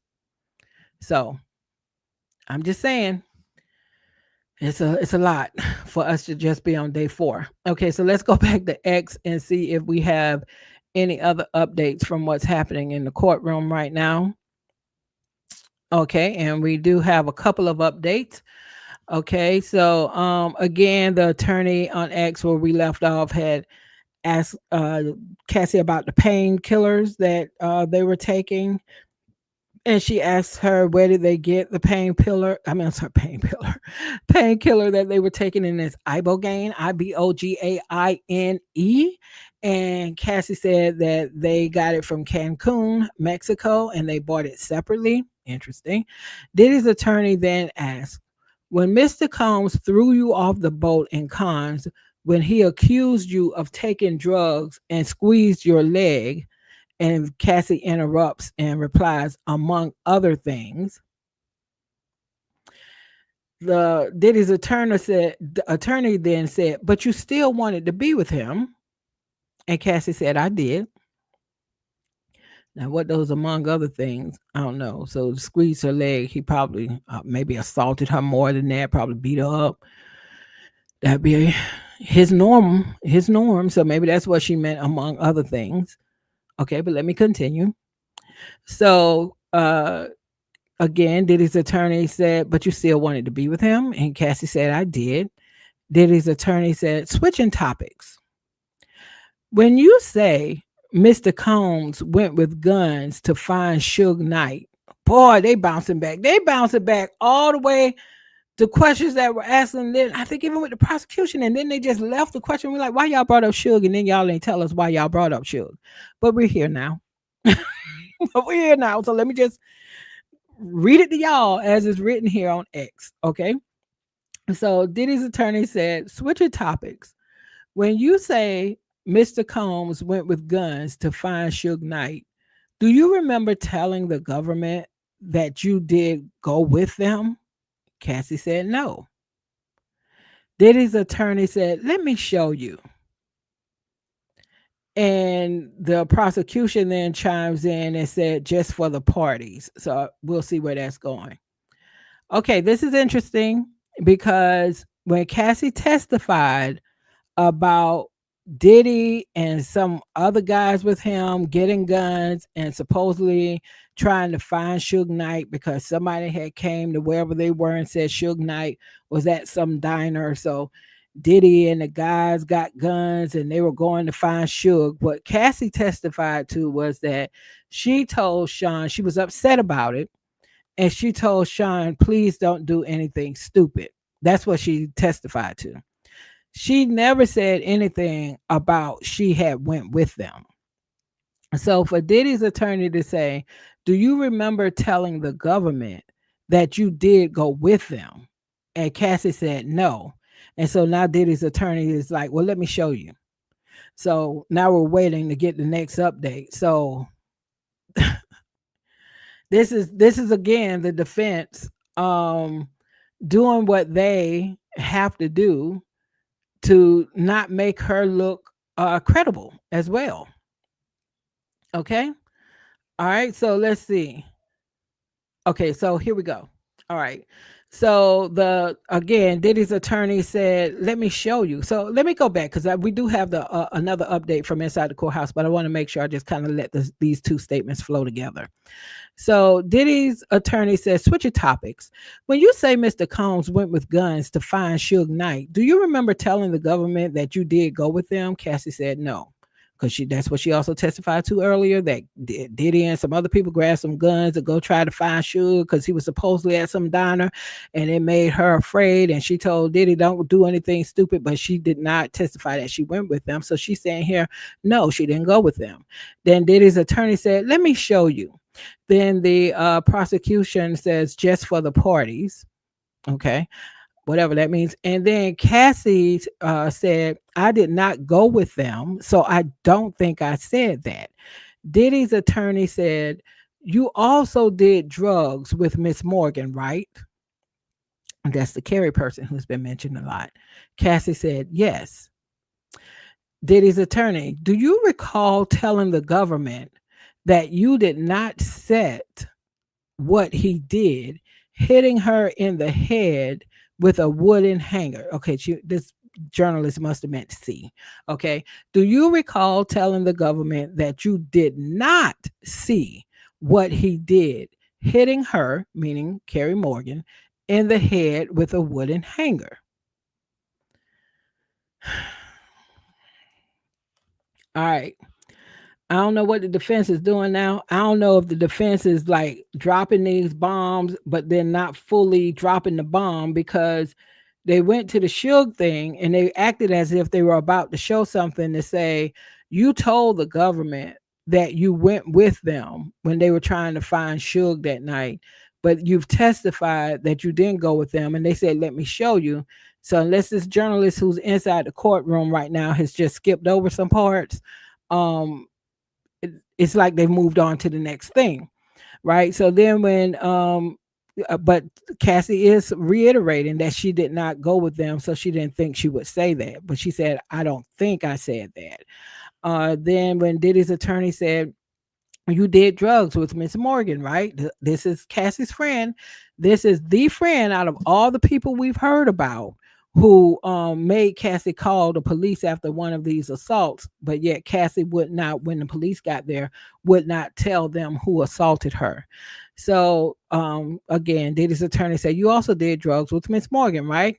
So so this to me is also trying to decrease the credibility of Carrie Morgan, because if I'm not mistaken, Carrie Morgan either has an active lawsuit against Diddy, or they've either, I think they may have settled in the past because of him supposedly hitting her, right? So pardon me. So again, Diddy's attorney said, "You also did drugs with Miss Morgan, right?" Cassie said, "Yes." Diddy's attorney, "Do you recall telling the government that you did not see what he did, hitting her in the head with a wooden hanger? Do you remember telling the government that you did not see that?" Right. So let's see if we have a response to what Cassie said to that. Okay. Cassie replies, "I saw the hanger. I saw he was angry that I was doing drugs with Carrie." Diddy's attorney, "This broke up your 17-year friendship with her?" Cassie said it did. Diddy's attorney, "Did you tell Mr. Combs about your relationship with your now husband?" Boy, I tell you what, they are jumping all over the place. Okay, because they're saying, did you tell the government that you did not see Diddy hit your friend of 17 years in the head with a wooden hanger? Okay. Cassie then says, "I saw the hanger. I saw he was angry that I was doing drugs with her." So she's not telling us, did you tell the government that you did not see your man, Diddy, hit your friend of 17 years in the head with a wooden hanger? She didn't answer that. Okay. So then Diddy's attorney says, "This broke up your 17-year friendship with her." And Cassie says it did. Diddy's attorney, "Did you tell Mr. Combs about your relationship with your now husband?" Cassie says no. Diddy's attorney, "Miss Morgan," okay, now we're back to the hanger incident. Diddy's attorney, "Miss Morgan said Miss Morgan sued you and Mr. Combs." Cassie said she made a demand. Diddy's attorney, "And you paid part of that?" Cassie said, "I did." Diddy's attorney, "And you haven't spoken with her since?" Cassie replied, "Maybe one text." Diddy's attorney, That was the relationship ender? Cassie said yes. Now, where are we going with this? I don't know. Is Carrie going to show up? This is a 17-year friendship. This is the same woman who, on one occasion, got you to call police on this man after he assaulted you, and then you wouldn't tell the police that he assaulted you. This is the same woman we're talking about, Carrie, your friend for 17 years, who has been hit in the head by your man, Diddy, with a wooden hanger. And this attorney for Diddy is suggesting that you told the government that you did not see when that happened. Now, see, that would break up a 17-year friendship because this woman is probably saying, first of all, I didn't put my neck on the line. You know, this man crazy. You know, he's powerful. You know, he got money. You know, he's blowing up people's cars in the parking lot. You know, he's hanging people off or dangling people off of balconies. And I'm standing for you. And meanwhile, you over here on this BS. So to get me out the way, you giving me a little bit of money to go away, and so is he giving me a little bit of money to go away. So yes, I could very well see how that would definitely be the end of the 17-year friendship. So I think they are presenting this to again influence the jury on how they see her. How they see her. And again, you never know what the jury's thinking. You never know what people are thinking, because again, it's not just about the charges. It's not. A lot of people are going to make some judgments based off of their own perspectives, life experiences, belief systems. So they've been painting one hell of a picture today. Okay. But at the same time, there could be people on that jury who's like, I don't care what y'all show me today or over the remainder of these 8 weeks. I saw that video of him stomping on that girl in front of the elevator. He going to jail. You just never know. You just never know. Okay. So we have another update from inside the courtroom. Um. Okay. Yeah, we went over that where Cassie admits that she paid part of the demand by Carrie that I'm sure went to Diddy. She said that she paid part of it, which is weird. Why would you pay part of it? But anyway, she paid part of it, and that ended her 17-year relationship with that friend. That is horrible. That is horrible because if any of you got real good friends, not to mention friends you've been around for 17 years, that's family. That's not just a friend at that point. That's family. But I guess it was collateral damage. Okay, so we have another update from inside the court. Diddy's attorney. Would you heat up the baby oil? Cassie replied, yes. Diddy's attorney. Now, is this from the day before the Intercontinental Hotel incident? Now, I don't know if they're showing her a picture right now and asking this question, but it sounds like it's something they're showing her. It sounds like from how Diddy's attorney is asking this question. So again, Diddy's attorney said, you would heat up the baby oil as a question. Cassie replied, yes. Diddy's attorney. Now, is this from the day before the Intercontinental Hotel incident? That's the whole beating her up in front of the elevator. The prosecution then interjects and says, this is a long document. We need time to read it. So we are now on baby oil. The only time I don't think I've heard Cassie. I'm trying to think if I've heard her or read her mention anything about baby oil prior to now. The escort who's testified, he definitely talked about baby oil and the amount of baby oil that they needed so that they would be glistening. Not my words. Not my words. Not my words. So let's see if we have any other update from inside the court. Okay, no. So let's hop over to CNN site and see what their two updates are. All righty. 6 minutes ago on CNN site, there was an update that said Combs. I don't recall ever hearing about Diddy overdosing. So they must have kept that hush hush. Combs overdosed on painkillers in 2012. In 2012, Cassie confirms. Diddy overdosed on painkillers in February 2012, Cassie confirmed while testifying. Cassie said that on that day they had a freak off and went to a sex club before Diddy went without her to a party at the Playboy Mansion. Oh, I can't say what I was about to say. I don't think you two will allow me to say what I was about to say. But I was about to say FAN. Just think about Kendrick's Not Like Us song. That's what I was about to say. Okay. Later that night, she took him to the hospital where they learned he'd experienced an overdose, she testified.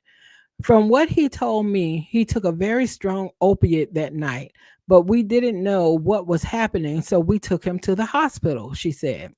Defense attorney has asked a lengthy line of questions to suggest Combs was reliant on opiates and any withdrawal from them would negatively affect his mood. We know where they're going because we already know what the strategy, what they wanted to use as one of the strategies before this even started. Okay. And in essence, which is kind of obvious from what they put here, but you know, I was under the influence of drugs. This is the strategy. I was under the influence of the drugs. So you can't fully hold me accountable for my actions.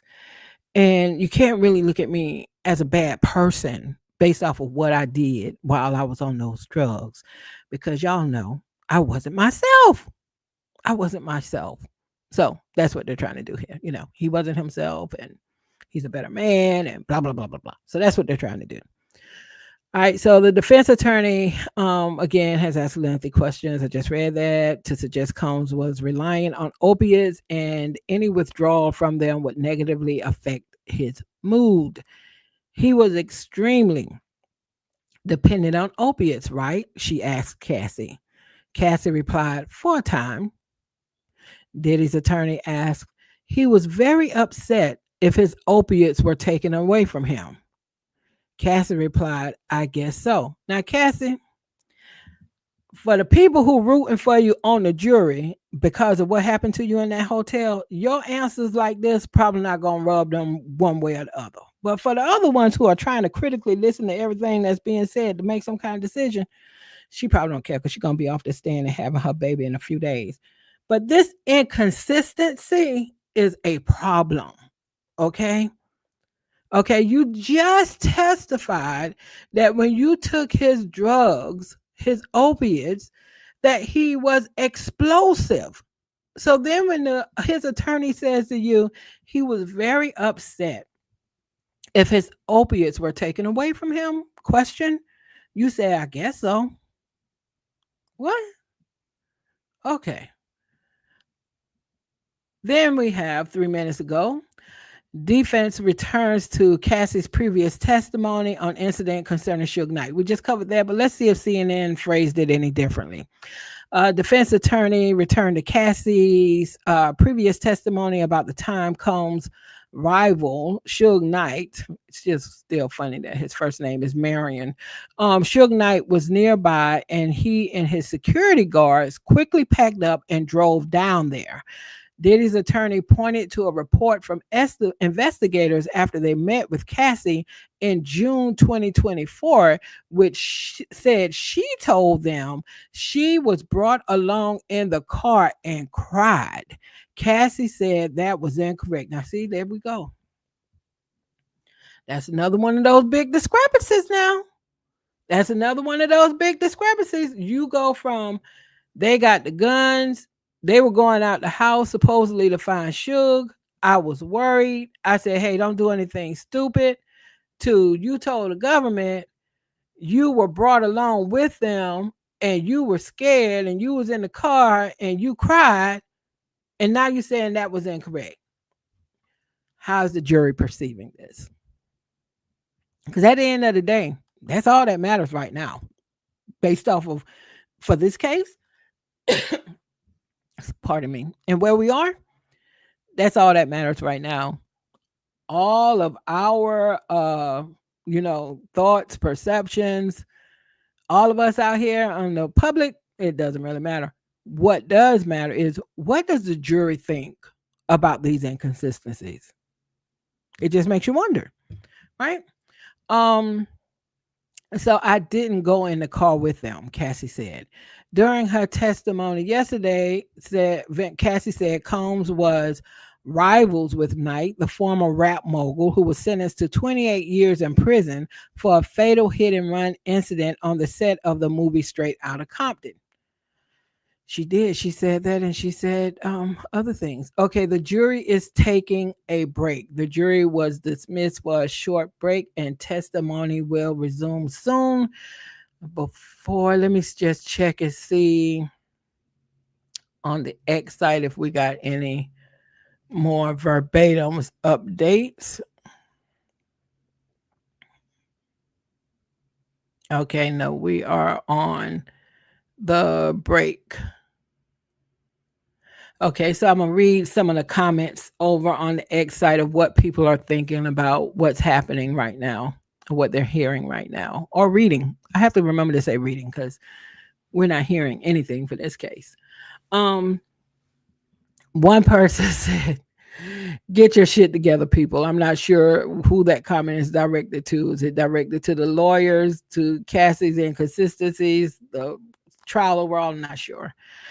Or it could be in response to them taking another break. They got to remember, Cassie is a pregnant woman on the stand about to drop this baby at any time. So it's amazing she hasn't needed to take more breaks than what she's already taken. Prosecutor, one person commented, prosecutor is not prepared. Personally, I think the defense is cooking. I think a lot of people are going to do that. That's my take. Is the defense shot a lot of holes into what the prosecution had set up. They shot a lot of holes into it. Someone else commented, "Wait, how do we jump from Carrie to Baby Y'all?" That's what I said. We jumped from Carrie to Baby Y'all. Some of these jumps they're making is wow. Like how they jump from Michael B. Jordan to something random and then back. I'm like, what is the flow? What is the flow? what is the flow? I don't even think that's strategy. I'm like, I think they're trying to figure out how to get in whatever before that judge tells them time up. Because she told them, y'all need to be finished with Cassie before lunch tomorrow. So they better, I don't know. And they sounded like they were expecting to have Cassie at least through the end of the day tomorrow and maybe a little bit Monday. But the judge said, no, this is a very, very pregnant lady. We got to let her go. That's what the judge said. So in the comments in the court, they're on a break right now. So it'll be a short break, probably about 10-15 minutes. Someone else in the comments said, "Wow, I just can't believe the things they're focusing on. It's a very good indication that they don't have a leg to stand on. Cassie was the one who got told to heat the baby all up under the perpetual threat of physical abuse. The defense might think people are stupid. I think the defense thinks that every time they are trying to show that Cassie was an active participant. If they threw that statement out alone, like who heated up the baby all and that was it, I would agree with what that person just posted in the comment because it would be immediately like, why does it matter who heated up the baby all?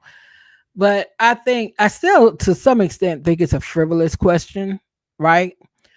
But when you put that question just as one more thing on top of the other things, where like, especially those text messages that we saw earlier between Diddy and Cassie around the freak offs, and I think the best way that I describe how that exchange went or those exchanges went, it felt giddy. It felt like it was giddiness coming from both of them about wanting the freak offs, planning for the freak offs, excited about the freak offs. That's what came across in those text messages. So yeah, I think again, I think standing alone asking about did you heat up the oil is a lame question, but I think it's just a part of the bigger thing that the defense is trying to do today. Someone else in the comments said, to be honest, at first they made Diddy out to be a monster, but now Cassie up there lying about her role in all of this. It seems like Cassie just another drug addict that was doing some sick shit that she wants to blame Diddy for. Oof. Strong words, but like I've been sharing with you all, there's a lot of people who feel that way, and the question is, how many people on the jury might be feeling that way? All that matters at this point for this case. What are the people on the jury thinking? Okay. Um, Someone else said, I wonder if Diddy is sitting there mad as hell about how this is going, or if he's oblivious and feels he's winning. Good question. I think if Diddy could right now, he would flip that effing table. I think he would flip that effing table. I think if he thought he could do that and would suffer no consequence, I honestly think he would flip the table. I think he's probably looking at Cassie and thinking, the audacity for you to get up there and say all this stuff about me. You know, he probably plays the victim, especially on the domestic violence side. You know, I don't know. Yeah. And from some of the people who were in the court and were describing his body language yesterday, they said one person said, I think her name is Tisa Tells. She has a YouTube channel, and she said she's physically in the courtroom. She was sitting, I think she said, behind Cassie's husband. And she said the way Diddy walked into the courtroom, she said he just walked in arrogantly. She said he sat down, crossed his leg, and then she said during some of the testimony, I guess when he wasn't in agreement with it, he would kind of like throw his back a little bit across the seat, like not flailing, like it wasn't flailing, but he would make the movement like, like with his back against the seat. And I said, boy, if he's doing all that in there, that would just be something to see. Okay? Something to see. Um Somebody else said heated baby oil is diabolical. Oh gosh. Someone else said she in the kitchen cooking baby oil like crack cocaine. Y'all know y'all doing too much in these comments. Y'all doing too much in these comments. Um yeah, it's going great so far. Somebody said with an exclamation mark. I don't know if that's sarcasm or if that is what they really meant, and great for whom. Don't really know. That's all they said in their comment. I'm sure they are not back from court yet, but let's see. We have another update here on the CNN side. Okay.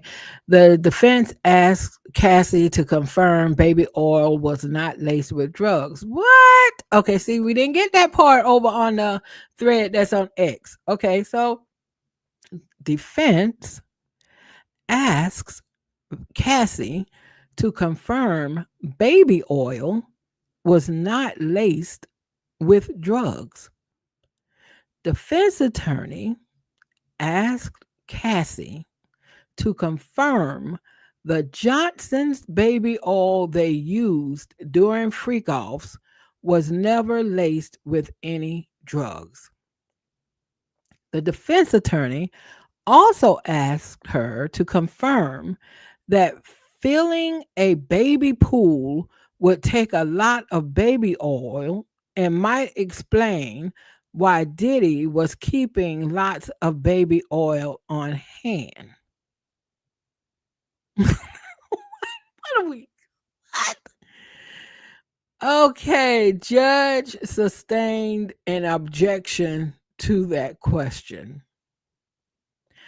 Large amounts of baby oil were recovered during searches of Diddy's residences in Miami and Los Angeles in March 2024, according to an indictment at that time. Law enforcement seized various freak off supplies, including drugs and more than 1,000 bottles of baby oil and lubricant at his homes, according to the indictment. They ain't let Cassie answer that question. They objected to the question. I mean, but come on, they really did. The defense attorney asked Cassie to confirm that filling a baby pool would take a lot of baby oil and might explain why Diddy was keeping lots of baby oil on hand. Now, again, of course, the prosecution had to. They had to object to that question. Like, what? You want Cassie to confirm that? You want Cassie to confirm that? Yeah, he had all those bottles of baby oil. But look, you know, we're trying to fill up this baby pool. Well, why are you trying to fill up why are you trying to fill up a baby pool with baby oil? Why? Freak. What are y'all trying to do over here? But of course I understand why the prosecution objected to that question. Because first of all, how could Cassie confirm that? Cassie should no, do not answer that question. No. All right, let's see what the latest update is here. Okay, Cassie is back on the stand after a very short break. Oh, that break was very short. I thought they would be gone for probably another 10 minutes. All right, so I'm going to go back to the thread on X that is being provided to us by Inner City Press so that when he posts something, now that they're back, we will be able to review it together. Um, that is still wow that they asked Cassie. They've asked her to confirm that he had all that baby oil because it was necessary in order to fill up the baby pool. What? What? Okay, so they're back in court. Judge is telling everybody that we're in the home stretch of the day. And let's get our jury back in. All rise. The jury is coming in. Diddy's attorney is ready to go. Cassie is back in the witness stand, on the witness stand. So Diddy's attorney asks, is this from March 4th? So we don't know what this is. So article, I'm assuming, I don't know what it is, but obviously she has something and she's saying to Cassie, is this from March 4th?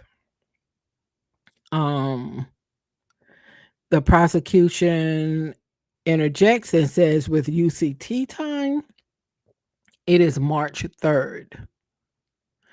Diddy's attorney, okay. Mr. Combs refers to accessories. Cassie says for the premiere. All right. So that's all we have right now. And I don't know if she's getting ready to talk about the premiere because when that incident happened at the hotel, she said she was trying to sneak out between sessions because she had a premiere. Premiere for what? I don't know. I'm assuming maybe some role in a movie, maybe, or I don't know. But she said she was trying to sneak out between the freak off sessions because she had a premiere coming up and she did not want to mess it up. So I don't know if the question they're asking now is going to tie back to that or not. So I'm still checking, but we don't have any update right now. One of the things that I know I'm going to look into as soon as this is over today, Cassie testified earlier today that Diddy came to her defense when she performed on 106 in Park. She said it went really badly. And she said the reason why it went so badly for her was because she could not hear herself. So I am definitely, after this is all over today, going to Google or go on YouTube and search for Cassie's performance on 106 at Park just to see if it's still out there. I'm assuming it would still be out there, so I'm gonna go look for that. And I meant to yesterday because I know Cassie has one album. I meant to go and listen to something from her. Maybe there's one song on that album that got a little bit of traction of some sort, so I can just even refresh my memory with what she sounded like. When I try to think about what Cassie's music sounded like, I'm thinking like something very what I would consider bubblegum kind of music. It wasn't like she didn't sing. Okay, you know how we make a distinction between singing and singing. In our culture when we say you can sing, Fantasia, J Hud, Lettucey. She was never that. She was more of a pop girly for sure. But I just don't recall any of her music. So I am based off of what she testified about her flopping on 106 in Park and Diddy coming to her defense. And then I'm gonna go to that one album she has and maybe check out a song or two and refresh my memory because I honestly cannot remember what this young woman then for sure. I can't remember what she sounded like at all. At all. All right, so let me check and see if we have any update from inside the courtroom at this point. Let's see. I know those people are ready to go home. I know they have got to be exhausted. Okay, so no, we're still waiting for an update. And people in the comments are saying they're now talking about March 3rd or 4th, the day before the hotel beating. That's right. That is what they're talking about. Um there's a picture of Cassie. Okay, what is this? The perfect match. She was in the perfect match. Diddy comes to Cassie attend the premiere of Lionsgate's The Perfect Match. Well, I don't know if she was in it. She might have just been attending the premiere. I don't know. Hmm. Okay. Maybe she was in it. Maybe she was in it. I don't recall. I don't recall. Maybe I'm doing Cassie a complete disservice because I don't really think of her from an artist perspective, music or otherwise. I don't feel her career ever really got off, and maybe that's another part of the collateral damage with this situation she had with Diddy. That after all of this that went on with him being who he was in the industry, her career never did go anywhere. And to that, he pretty much treated her like he treated his other artists. Because when we were talking on one of the streams earlier this week, I said, Diddy has a laundry list of things where the karma that he's getting right now, he has a laundry list of things, how he treated his artists, how so many of his artists died broke and he had all of their how the contracts was written. He had all of their royalties. I mean, they were really his royalties because it was a sucky contract, but he knew what he was doing. And some of those people died with nothing, like Black Rob. And you know the rumors that have been there forever that he was the one who put the bounty on Tupac head. I think that's worthy of its own investigation, and a real one, not one just for sensationalized TV. But yeah, Diddy's been doing dirt for a while. We all know. I mean, before we saw that thing, that elevator video, or front of the elevator video when he was beating up Cassie, we knew that we always knew that Diddy had a problem with women. We always knew, even from something that Kim Porter said in that Essence article she did a long time ago. It was very clear that he was you know what when it came to dealing with women. That was very clear. Now this freak off stuff and the extent to which this freak off stuff is going down, I don't think any of us would have put them details together. Somebody from in the cesspool would have to tell us, yeah, this is what we do when we go in here, because that was a lie. There's been rumors forever about him being bisexual. Don't know if there's any truth to that or not. There's been rumors forever of what may have allegedly happened with him and Justin Bieber, or him and Usher, and maybe if not anything directly with them, but what they may have been exposed to hanging with him.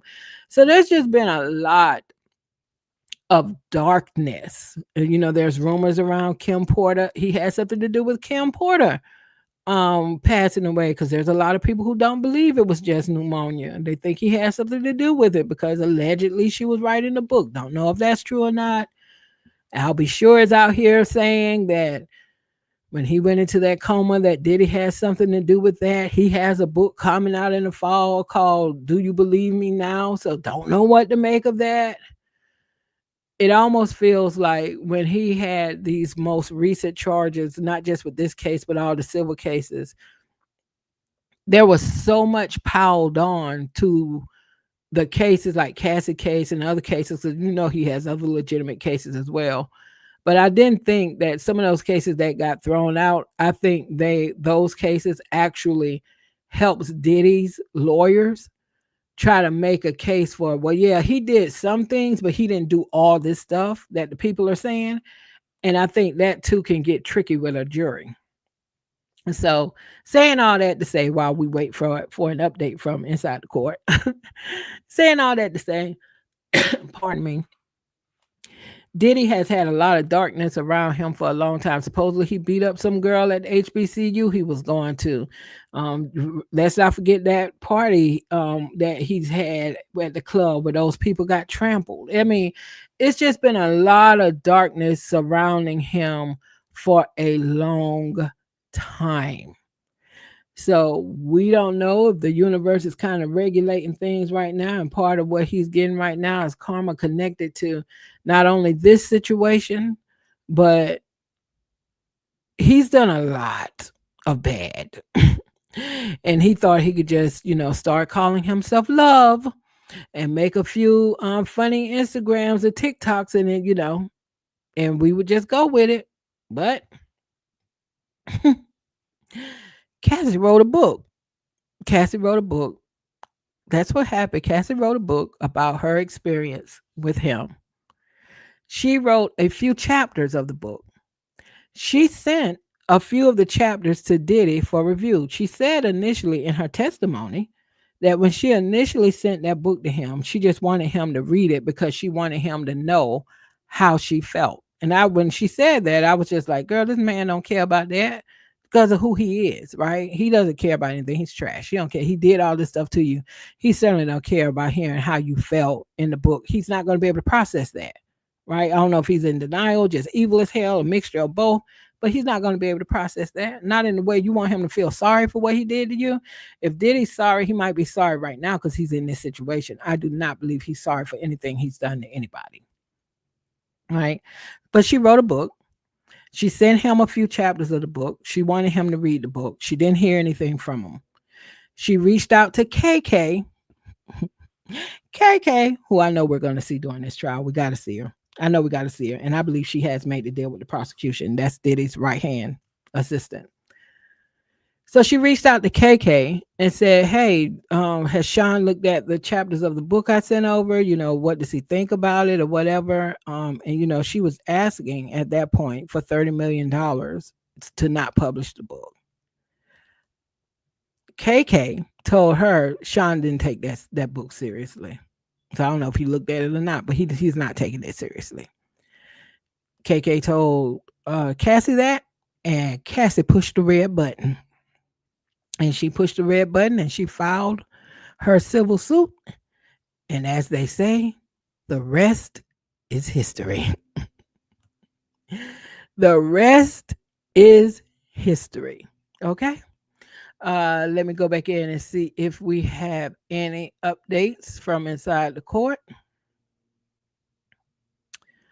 Okay. I think we have a couple of updates. Yes. All right.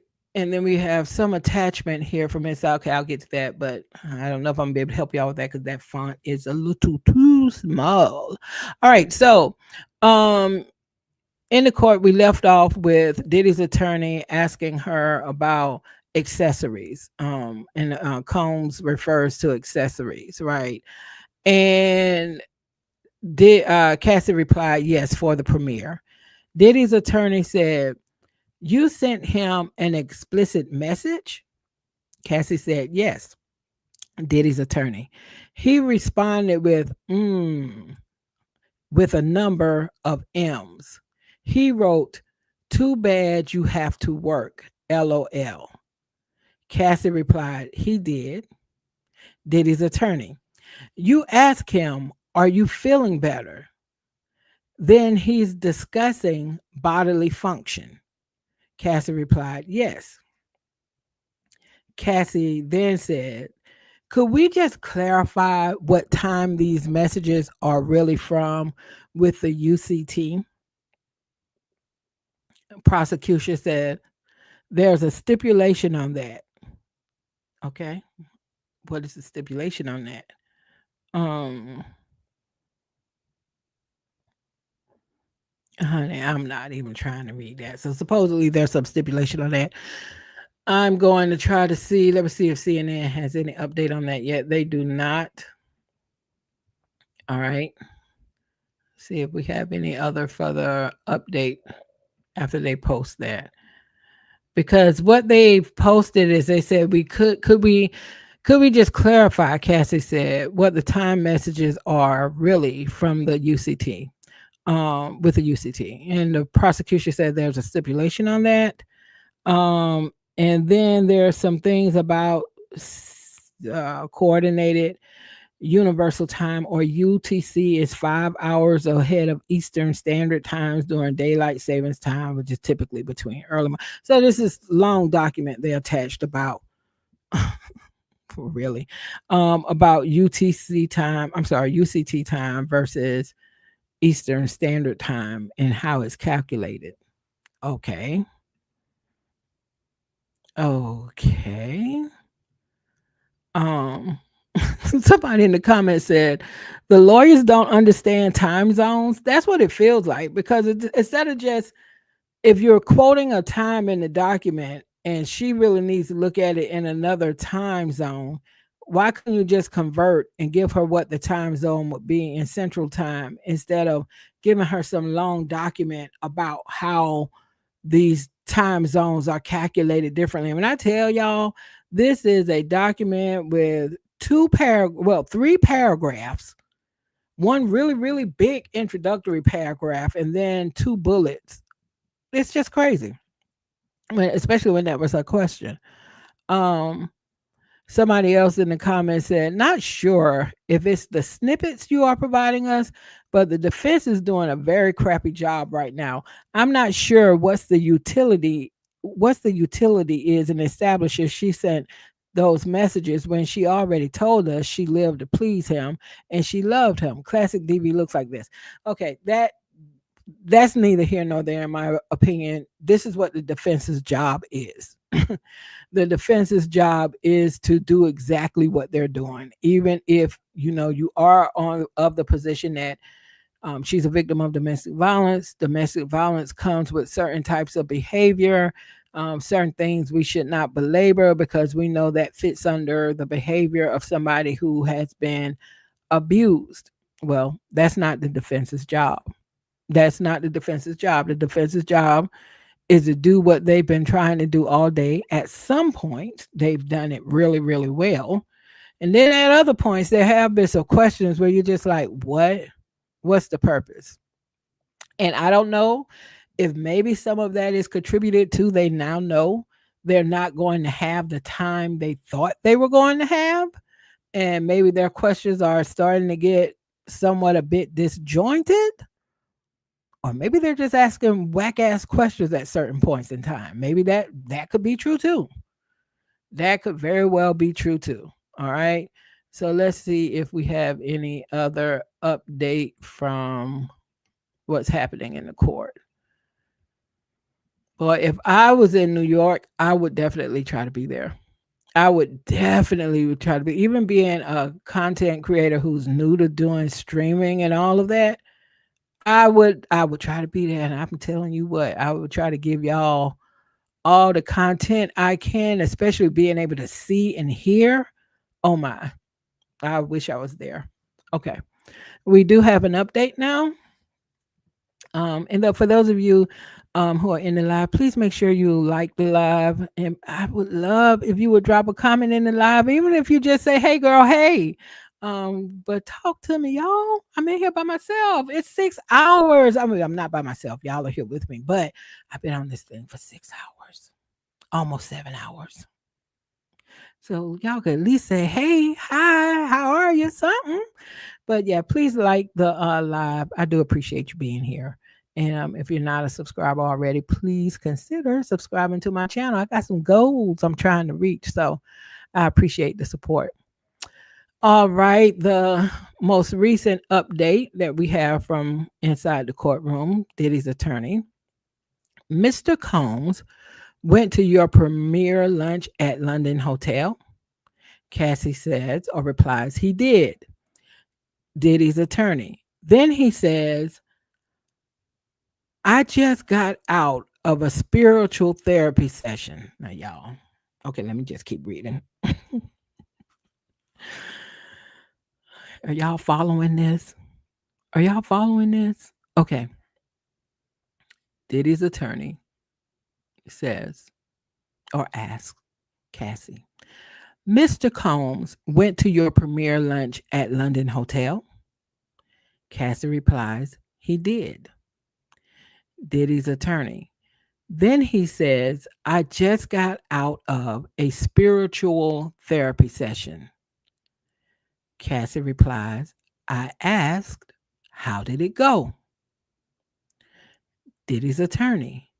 He said, it's a process. This is leading up to the hotel incident. Now, these are Diddy's attorney's words. The whole thing I just said. He said, it's a process.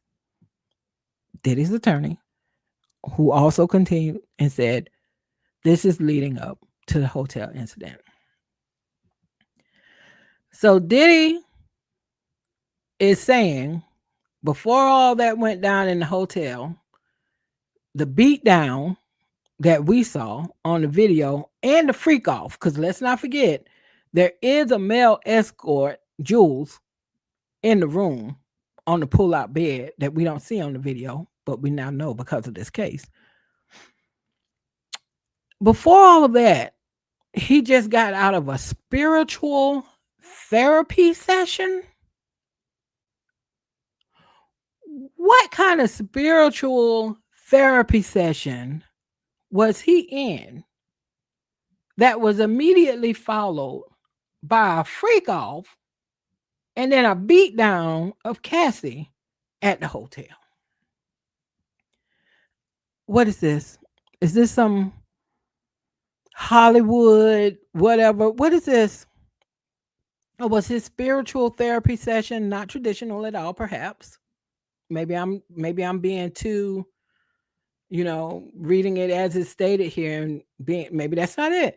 Maybe his spiritual therapy session was it mushrooms or was it some other kind of hallucinogenic or what was this spiritual therapy session? He was in a spiritual therapy session leading up to the incident in the hotel. You can't make this stuff up for nothing right here. You can't. I'm waiting now for an update. Let me flip over to CNN because I see they have an update. Um, okay. They give a little bit more context here. CNN says Diddy's lawyer suggests he was going through withdrawal. Withdrawal. I don't know why I have such a hard time with that word, especially being a Southerner. I should be able to say that easily. He was going through withdrawal before 2016 hotel altercation.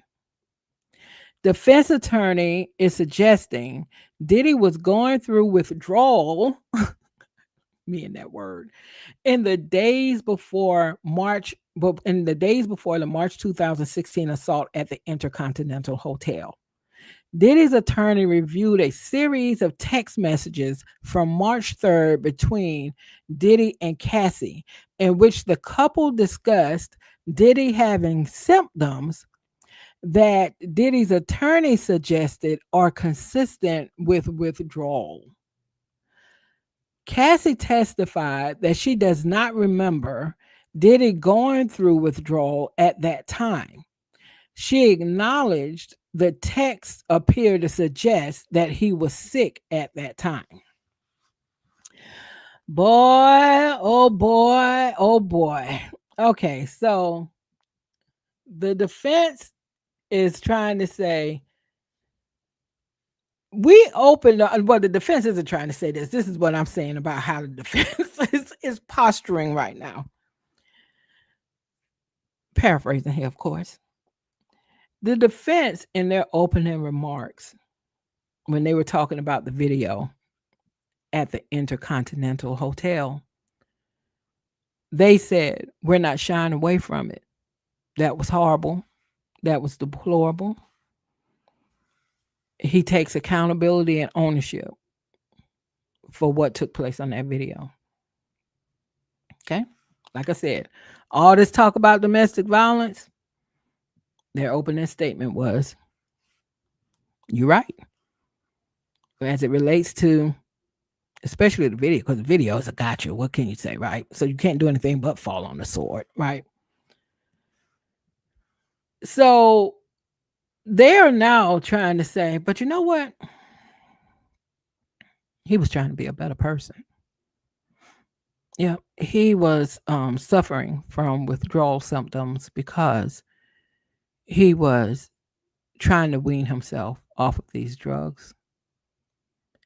And it had an adverse impact on him that made him act in ways that he's not proud of. He's not proud of it. He's taking ownership for that. He's not proud of it at all. And it's very important to him that you all know from his body of work in the community and so many different causes that that is not representative of who he is in his entirety. Drug addiction is a serious problem. Many of us in our families have experienced this. We've watched our loved ones, when they're struggling with addiction, become people we don't know.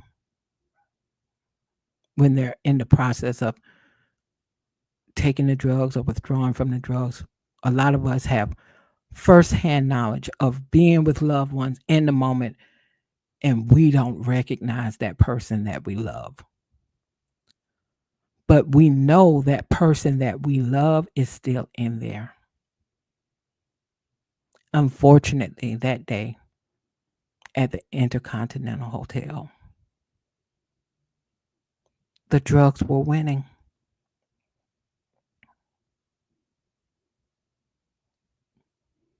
The drugs were winning that day.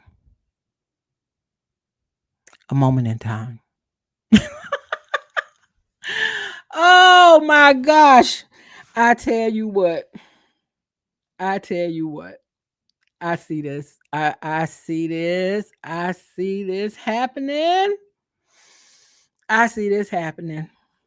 I see this happening. I need y'all to let me know if y'all think that this might be where they're trying to go. Can somebody drop a comment on this live and let me know if y'all think this might be where they're trying to go?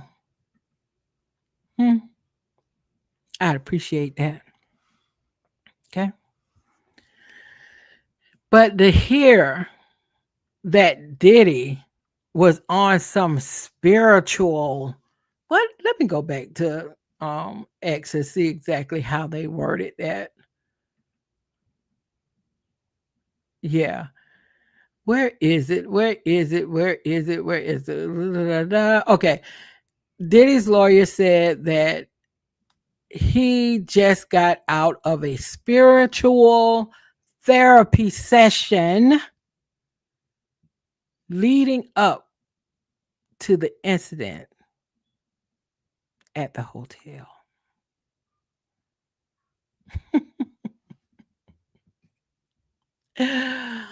Okay, Diddy. Okay, Diddy. If you say so. If you say so. Let's see if we have any other update. This is wild though. I wasn't expecting to see that. Okay, we do have another update from inside the court. All right, so let's just go again. Diddy's attorney who said, then he says, she's talking about the whole thing, the lunch at London Hotel. This is where the incident went down that we all saw in the video. Uh, Diddy's attorney said to Cassie, then he says, I just got out of a spiritual therapy session. And Cassie said, she asked, how did it go? And Diddy's attorney said, he said it's a process. And this is leading up to the hotel incident, is what Diddy's attorney said. And then Diddy's attorney says, you say, okay, now this is what she's saying that Cassie has said in a message to Diddy on that day of the hotel incident. You say, baby, I want to FO so bad. You were asked in your direct, and you said you didn't want him to ruin your premiere. Oh, you see where they're going? Do you see where they're going? Do you see where they're going? Now, if they have literal text messages connected to that time, I mean, it doesn't absolve him, of course, of what he did, but it's just interesting. Okay, so let's go back into what was said. All right. Diddy's attorney says to Cassie, you say, and I guess she's reading a message, a text message or something. She said, you say, baby, again, this is the day of her premiere, the day of the hotel incident. Diddy's attorney reads, you say, baby, I want to FO so bad. You were asked in your direct, Diddy's attorney is saying to Cassie, you were asked in your direct and said you didn't want him to ruin your premiere. Cassie replies, sure. Diddy's attorney, Mr. Combs says if we start at 7 p.m. and go until 4 a.m., you can get enough rest after. Cassie replied, yes.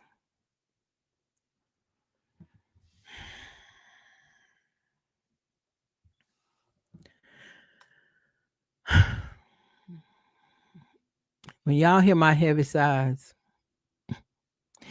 please do not interpret these heavy sighs as somehow some bomb was dropped and it's just like, oh, well, they got her. That's not what my sighs mean.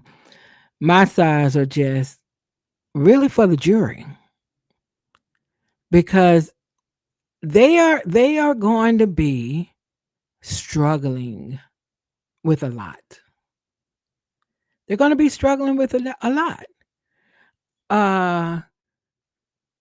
The day of the incident at the hotel where Cassie had a premiere coming up, Diddy was coming to her premiere. Cassie says to Diddy in a message, baby, I want to FO so bad. You see how that might sound to the jury, right? To some of the people on the jury, do you see how that might sound to some of the people on the jury?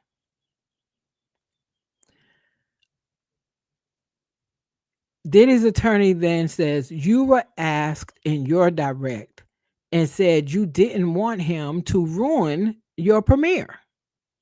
Because the point she's making there is that based off of all of the testimony about what was happening at that hotel, and we later found out they were having a freak off before that incident happened at that hotel. They're trying to point out this is this is this is some dancing that they're doing now, but they're trying to point out the day of your premiere or whenever your premiere was coming up soon, or this that day or the next day or whatever your premiere was coming up. It's in New York. It's a big deal. You don't want anything to mess it up. That's what you've testified to, Cassie. That's what Diddy's attorneys are getting at here. And the last thing you would think Cassie would want to be involved in around that time because she didn't want to mess up her premiere is a freak off. So the prior testimony sounded as if this premiere was a big deal. She wanted to be ready for her premiere. She didn't want anything messing up this premiere. She was already thoroughly disgusted with freak offs in general. And she definitely wouldn't be the one proposing that there's a freak off at that moment in time because of all the things I just said. So then, there's going to be that side that, well, she was probably saying that because she was scared. Some people are not going to buy that, especially based off of all the other text messages we saw today. Some people are going to say, hey, this is how domestic violence works. She was just probably maybe trying to get ahead of something to prevent something from happening. There's a lot of people who are not going to buy into that. It's just a fact. So what the defense attorney is doing here is showing that on this particular incident, this video that they tried to get excluded from being admitted into this whole ordeal. But the defense didn't win that, right? Obviously. They are wanting to point out that this was a freak off that took place at your request. That's what the defense is showing. The defense is showing that around the timing of what went down in that video, and it's interesting how the defense is trying to do this. I don't know if it's working with the jury or not, because it's hard, because at the end of the day, you're really asking the jury to separate what happened with the freak offs versus what we saw in that tape with the domestic violence. And the defense is saying, we own that what you saw in that tape was deplorable domestic violence. We own it. He takes accountability for that period. But also, we want y'all to know that that day when the freak off happened, that wasn't due to Diddy's request. You see this message right here we have? In this message, Cassie sent a message to him and said, baby, I want to FO so bad. Diddy's response back to her was, if we start at 7 p.m. and go until 4 a.m., damn, but that's what's okay. Let me just stick to what's written here. Diddy's response, according to his attorney, was, if we start at 7 p.m. and go until 4 a.m., you can get enough rest after. And Cassie replied, yes.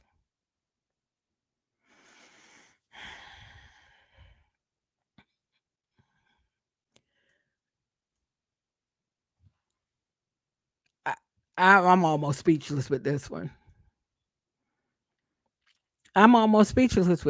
It makes me wonder how might the jury process this?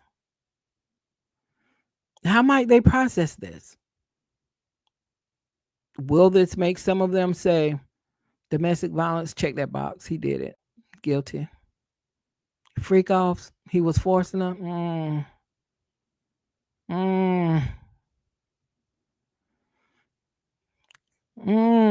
Has doubt been introduced? Is everybody on that jury? What are they thinking? How many of them are thinking this way versus that way? The Cassie has been called the most important witness to this case, although the charges are not about domestic violence, right? Forced into, if you're going to call the freak offs being forced into prostitution, that's going to be a hard sell based off of the evidence that has been presented. If you're trying to get the jury to say they were forced, or if the narrative is she never wanted to participate in this was all due to pressure from him and her being afraid and she didn't want to make him angry, that's going to be a hard sell perhaps for some of the people on the jury. I'm going to tell you right now, the court of public opinion with what we heard today, there are some people who are going to be adamant as if they weren't adamant already. But there are going to be a lot of people who are not going to feel that the freak offs were forced. They're just not. I think there's a lot of people too who will not appreciate the nuance of there's no blanket consent where once I agree to one, that means I agree to all of them. I might agree to one today and no tomorrow, one to yes, another day and no again. That's how consent works. It's per situation. It's not a blanket consent. So, but I don't think a lot of people will take that into consideration, which is problematic for a lot of other reasons, from people just understanding how consent works, period. But this is how people think. This is how people think. So for Diddy's attorney to be able to present in court that on that day leading up to the incident in the hotel, we're not even speaking as if it were the defense. We're not even debating the fact of did Diddy commit domestic violence that day? Yes, he did, and he takes ownership of that. But to set that up and then try to connect the freak off to it and say, and also on that day, he forced her into a freak off that she didn't want. They then introduce a text message where on that day they're talking about her premiere, and he's coming and they're talking about accessories for her premiere, her outfit, all the things. And Cassie says to Diddy, baby, I want to FO so bad. Okay.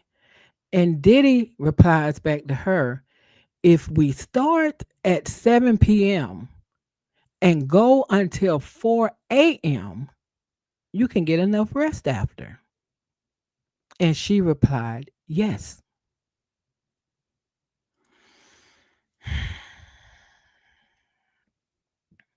Mm-mm-mm-mm-mm. All right, let's see if we have another update since we got that. Maybe she's going to add some more context or something to make us, I don't know. Let's just see what's happening. Okay. So leaving out from that point, because we do have another update where Diddy attorney says, Mr. Combs says, if we start at 7 p.m. and go until 4 a.m., you can get enough rest after. Cassie replies, yes. Diddy's attorney then asks Cassie, he's saying it would be a shorter than usual freak off. Cassie replies, that's how I would understand it. Diddy's attorney, what do you say? Cassie replied, Carrie is here. We can't do it at my house. Diddy's attorney then says, you say that guy is sick. I'm not going to ask you what you meant. Oh my word.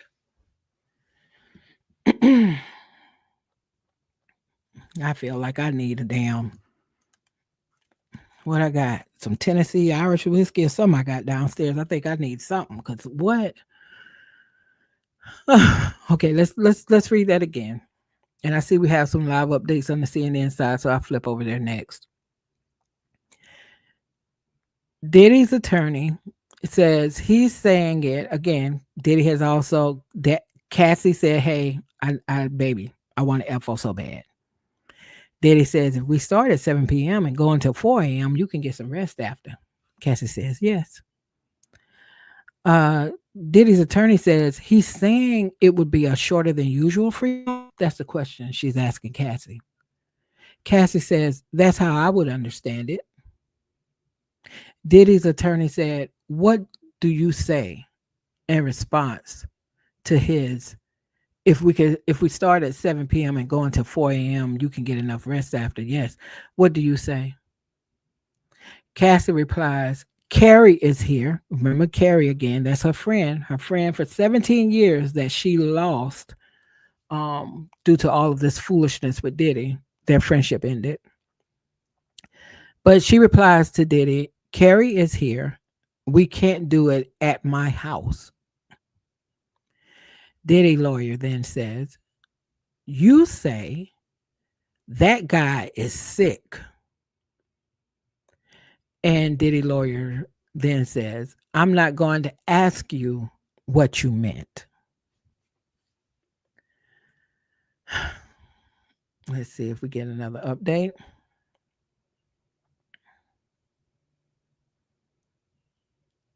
Wow. Yeah. So let me flip to the CNN side and see what update we have over there. Oh boy. A lot of things. Diddy's overdose. I never heard about that. Now Cassie, the one requesting the freak off on the day of the incident at a hotel. It's a lot. Okay, so the 13 minutes ago update on CNN, and some of this is likely to recap some of what we just read off of the thread that is on X by the journalist from Inner City Press. But I like to flip back and forth between that thread and CNN because the context or the wording and the phrasing isn't always the same, and they tend to support each other and just give us all a little more context. So defense walks through messages Cassie and Combs exchanged before hotel assault. Y'all can hear my southern accent, right? All right. So defense attorney is going through more messages between Cassie and Diddy from March 3rd, 2016, which led to the freak off before the eventual assault in the hotel hallway. Some of these messages were shown to the jury by prosecutors during Cassie's direct examination. After going back and forth about potential plans with her friends, Cassie messaged, "When can we have fun? I don't want you thinking I don't want to," she told Combs to set it up. Y'all, okay, let me keep reading. The defense attorney suggested Cassie proposed and encouraged the freak off. Cassie pushed back, testifying that messages from Diddy repeatedly asking about her plans for the night was his way of posing a freak off. Cassie, I don't know if you're going to be able to slide with that one. I don't know if you're going to be able to slide with that one, Cassie. I don't know if you're going to be able to slide with that one. I don't know if that's going to be convincing to the jury. I don't know how that's going to land with the people on the jury. Because again, assuming, and it is an assumption on my part, assuming that most everybody who watched that video of what happened to you in front of that elevator, we are not debating whether or not Diddy committed domestic violence in that situation. He did. I'm a content creator. I said that out loud. I'm a content creator. I'm new to this, y'all. But yes, I'm a content creator. And I'm telling you right now, I'm not debating it. And I'm a small YouTube channel trying to grow. So maybe it would be in my best interest to get into some debate to get more traction. I won't do it, honey. I won't do it. I don't need it that bad. I don't. I'm not doing that. I feel like I'm selling my soul to the devil. I'm not doing that. There is no debate for me when it comes to did Diddy commit domestic violence? Diddy committed domestic violence. End of story.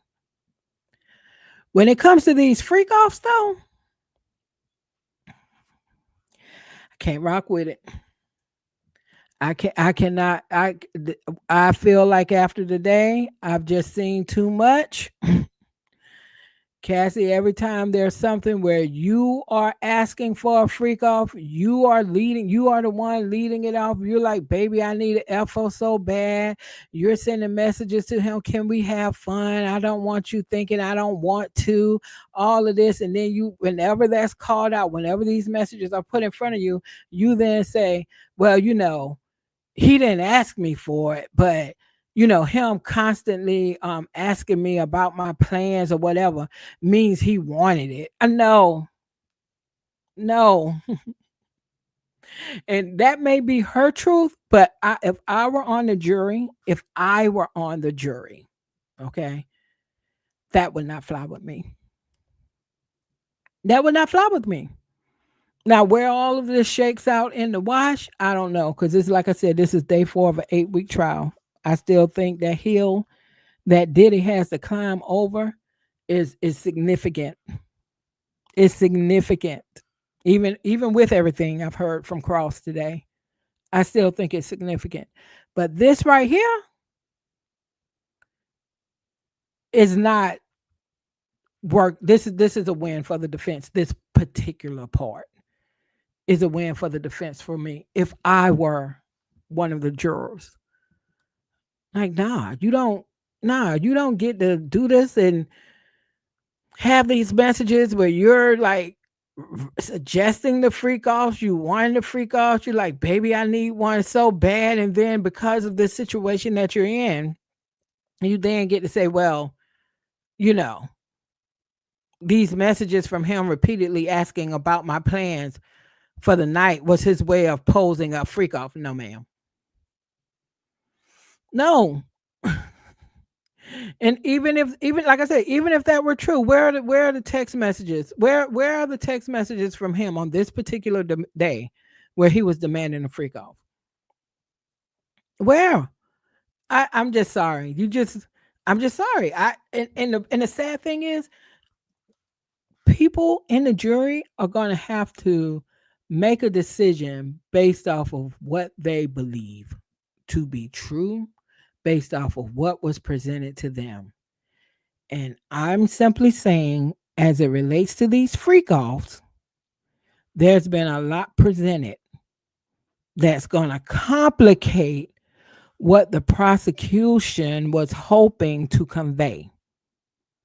That these freak offs were all forced by Diddy, just another way that he was abusing people, in addition to the domestic violence that we've already agreed he's guilty of. So I don't know. I don't know what the jury's thinking right now, but this is a slippery slope. I'm gonna say that this is a slippery slope. All right, so let's go back to X and see if we have another update. Um, okay, let's see. I'm sure there's something out here by now. Okay, so yes, there is 2 updates. All right. So where we left off on X, Carrie is here. We can't do it at my house. Cassie said, Diddy's attorney said, you say that guy is sick. I'm not going to ask you what you meant. Diddy's attorney then asks, so you were turning to Johnny. Was he a dancer or an escort? Cassie replied, we hired him as a dancer, but he did what an escort does.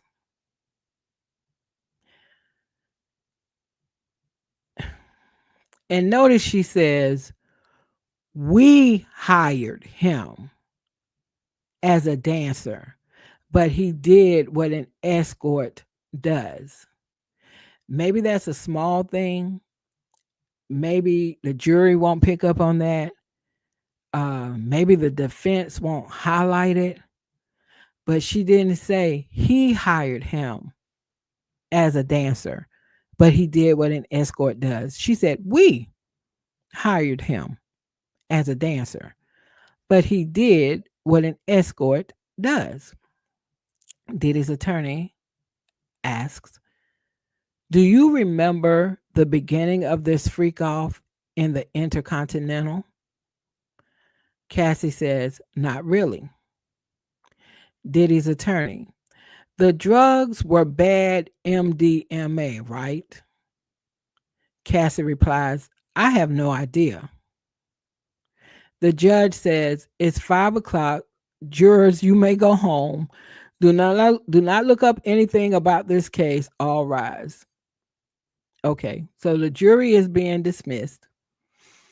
I'm gonna hang around a little bit here for a minute, maybe or so, and see if there's anything that goes on between the lawyers after the jury leaves. We do have a new update. Okay, they're just letting us know that the jury has been dismissed. Whoo, what a day, what a day, what a day. And then they do this dance all over tomorrow with Cassie on the stand again. Um, okay, let me see what's here. Okay, we do have an update. The judge says, thank you, Miss Ventura. No discussions with the government. We'll see you tomorrow. Everyone else may be seated. Okay, the witness leaves. So Cassie has now left the courtroom. The jurors have also left the courtroom. So the judge asks, how much more? Diddy's attorney says, let me check. Um, the prosecutor says, half an hour on redirect. And then Agnafilo says, we'll figure it out tomorrow. So yeah, a lot went down today. The prosecutors do get to redirect after this testimony, or after this cross by Diddy's attorneys. I imagine that they are going to try to patch up some of these holes that the defense put in their case today, because they did put some holes in their case today. Again, very specific to the freak offs. They put holes in their case today. Also, just saying, and I know we're just 4 days in of an 8-week trial, but still not seeing a lot of anything, or still not seeing anything really. Yeah. Connected to sex trafficking and racketeering. But we're on day 4 of an 8-week trial. We spent the first 4 days um, mostly with the domestic violence stuff, everything centered around Cassie. So, I mean, I'm sure this is a part of the prosecution strategy and it's going somewhere. I'm assuming to connect to the things Diddy has actually been charged with. But so we'll see. Um, Somebody put in a comment, maybe he will now find out what more money, more problems really mean. Tell me about it. Um, Somebody put in the comments, Diddy is cooked on all the charges. Maybe it'll be harder to prove trafficking, but Rico and the other charge, he's so done. Um, okay. Someone else said, everybody needs to stop thinking that what ICP is texting is out as everything that's being said. Nobody thinks that.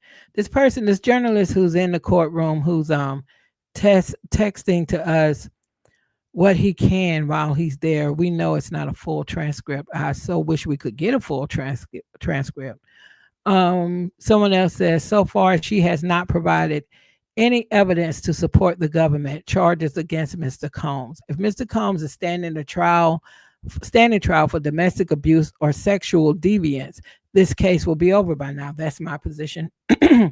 That's my position as of day 4. Yeah. Although, I am of the opinion that although they've not shown anything connected to this so far, all we've seen has been about the domestic abuse. it was so egregious that I'm sure there might be people on the jury to say we don't care, we're sending them to jail. But it has been about domestic abuse. So someone else said, I think this just proves when she was showing even a bit of refusal, she would get beat up, assuming this was right before the hotel incident. Could be. Could be. Some people may process it that way. Someone else said whether she was willing or not does not disprove sex trafficking in Rico because they were blowing millions to have sex and no drugs and do drugs all over the world and cross state lines, which including oh ish shuffling humans and drugs and materials to do FOs. Someone else said legal note Cassie is strongest when speaking about Sean's abuse, but the government decided not to charge Combs with domestic abuse. So up to now, she is not much of a star witness on the serious charges. Again, um, that is I'm with that comment that from my perspective, but everybody's comment, everybody at this point has different perspectives from how they view it at this point. So let me just check one more time to see if we have anything else from the lawyers who are still in court. Let's see here. That thing, the whole 17-year friendship though ending. That too was something to see. Uh, okay, yeah, I don't see anything. So I think while I have y'all here, let me see if I can find Cassie's 106 and Park performance that she testified about today that she said was really bad, and basically Diddy had to come and save the day. And she said she sounded as bad as she did because she couldn't hear herself. So let me see if I can find that.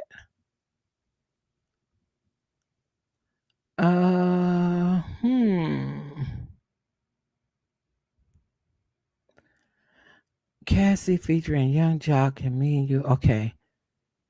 I don't know if this is. Let me share my screen. I don't know if this is the one she was talking about. I may not listen to the whole thing, but I just want to see it because I don't recall listening to anything from Cassie. So, but she mentioned, oh, let me share the screen. She mentioned this as a performance that went really bad, and Sean came to her defense, um, which of course just endeared her to him. Let's see. Okay, let's see what we got here.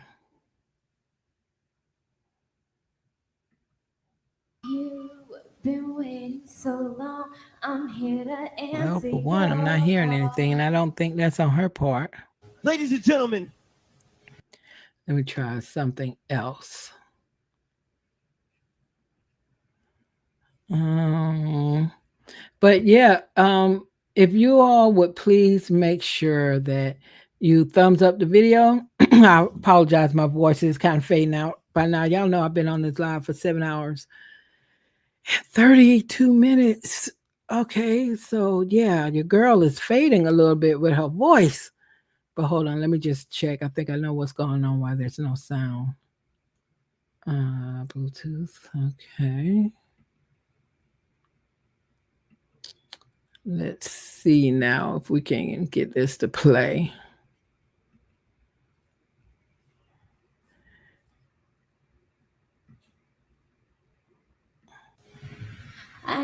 All right, yeah, there it is.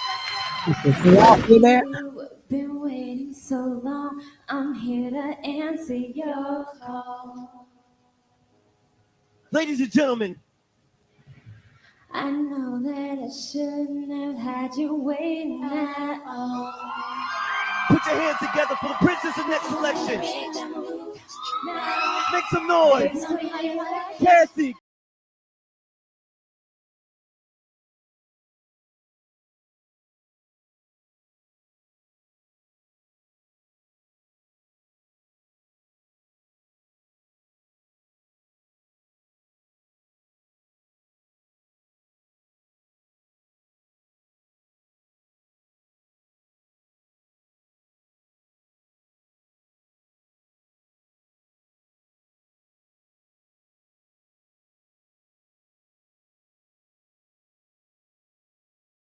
All right. I don't need to hear anymore. Mm-mm.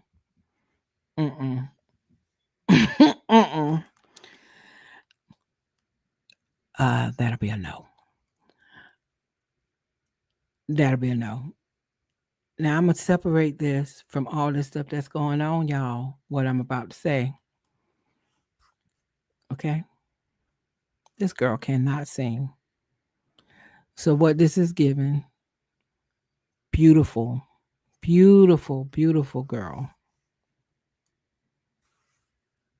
She cannot sing. I don't know if this was.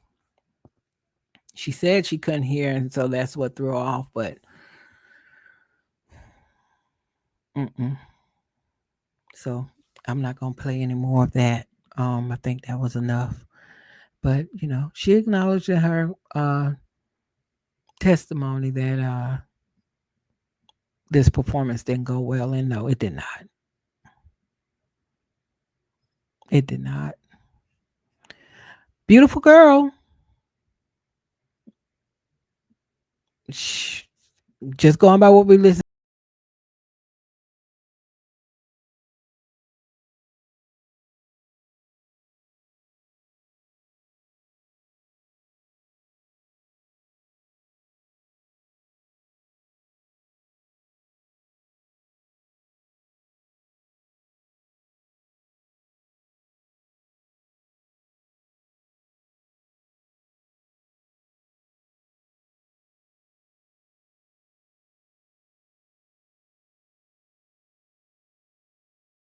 Good, bad, recommendations. I take it all. But I do appreciate you all for being here, spending the time. I do appreciate you all for just hanging out with me because, like I said, I've been on this live stream for 7 hours and 30 plus minutes at this point. And so, yeah, but I'm kind of glad to be doing this though, because being in the weeds of it every day is even very helpful to kind of navigate things as we move along from day to day. So I kind of like it. I kind of like it. So I'm hopeful. I'm hoping that I'm going to be able to do this throughout the trial. So we will see. That is my intention. All right. But thank y'all. Thank y'all. Thank y'all. Thank y'all again so much for stopping by, spending a little bit of time with me. I do appreciate it. Again, please thumbs up the video, drop a comment on the video. And if you are not a subscriber, what are you waiting on? Y'all should just subscribe because I've been on here for 7 hours. Now, can I get a subscription? Can I get it? No, but seriously, if you would like to subscribe, I really would love to have you. I do have certain goals I'm trying to get to, so I appreciate it. But I appreciate you also just being here as a viewer. I appreciate that as well. All right. So until the next time, bye, y'all.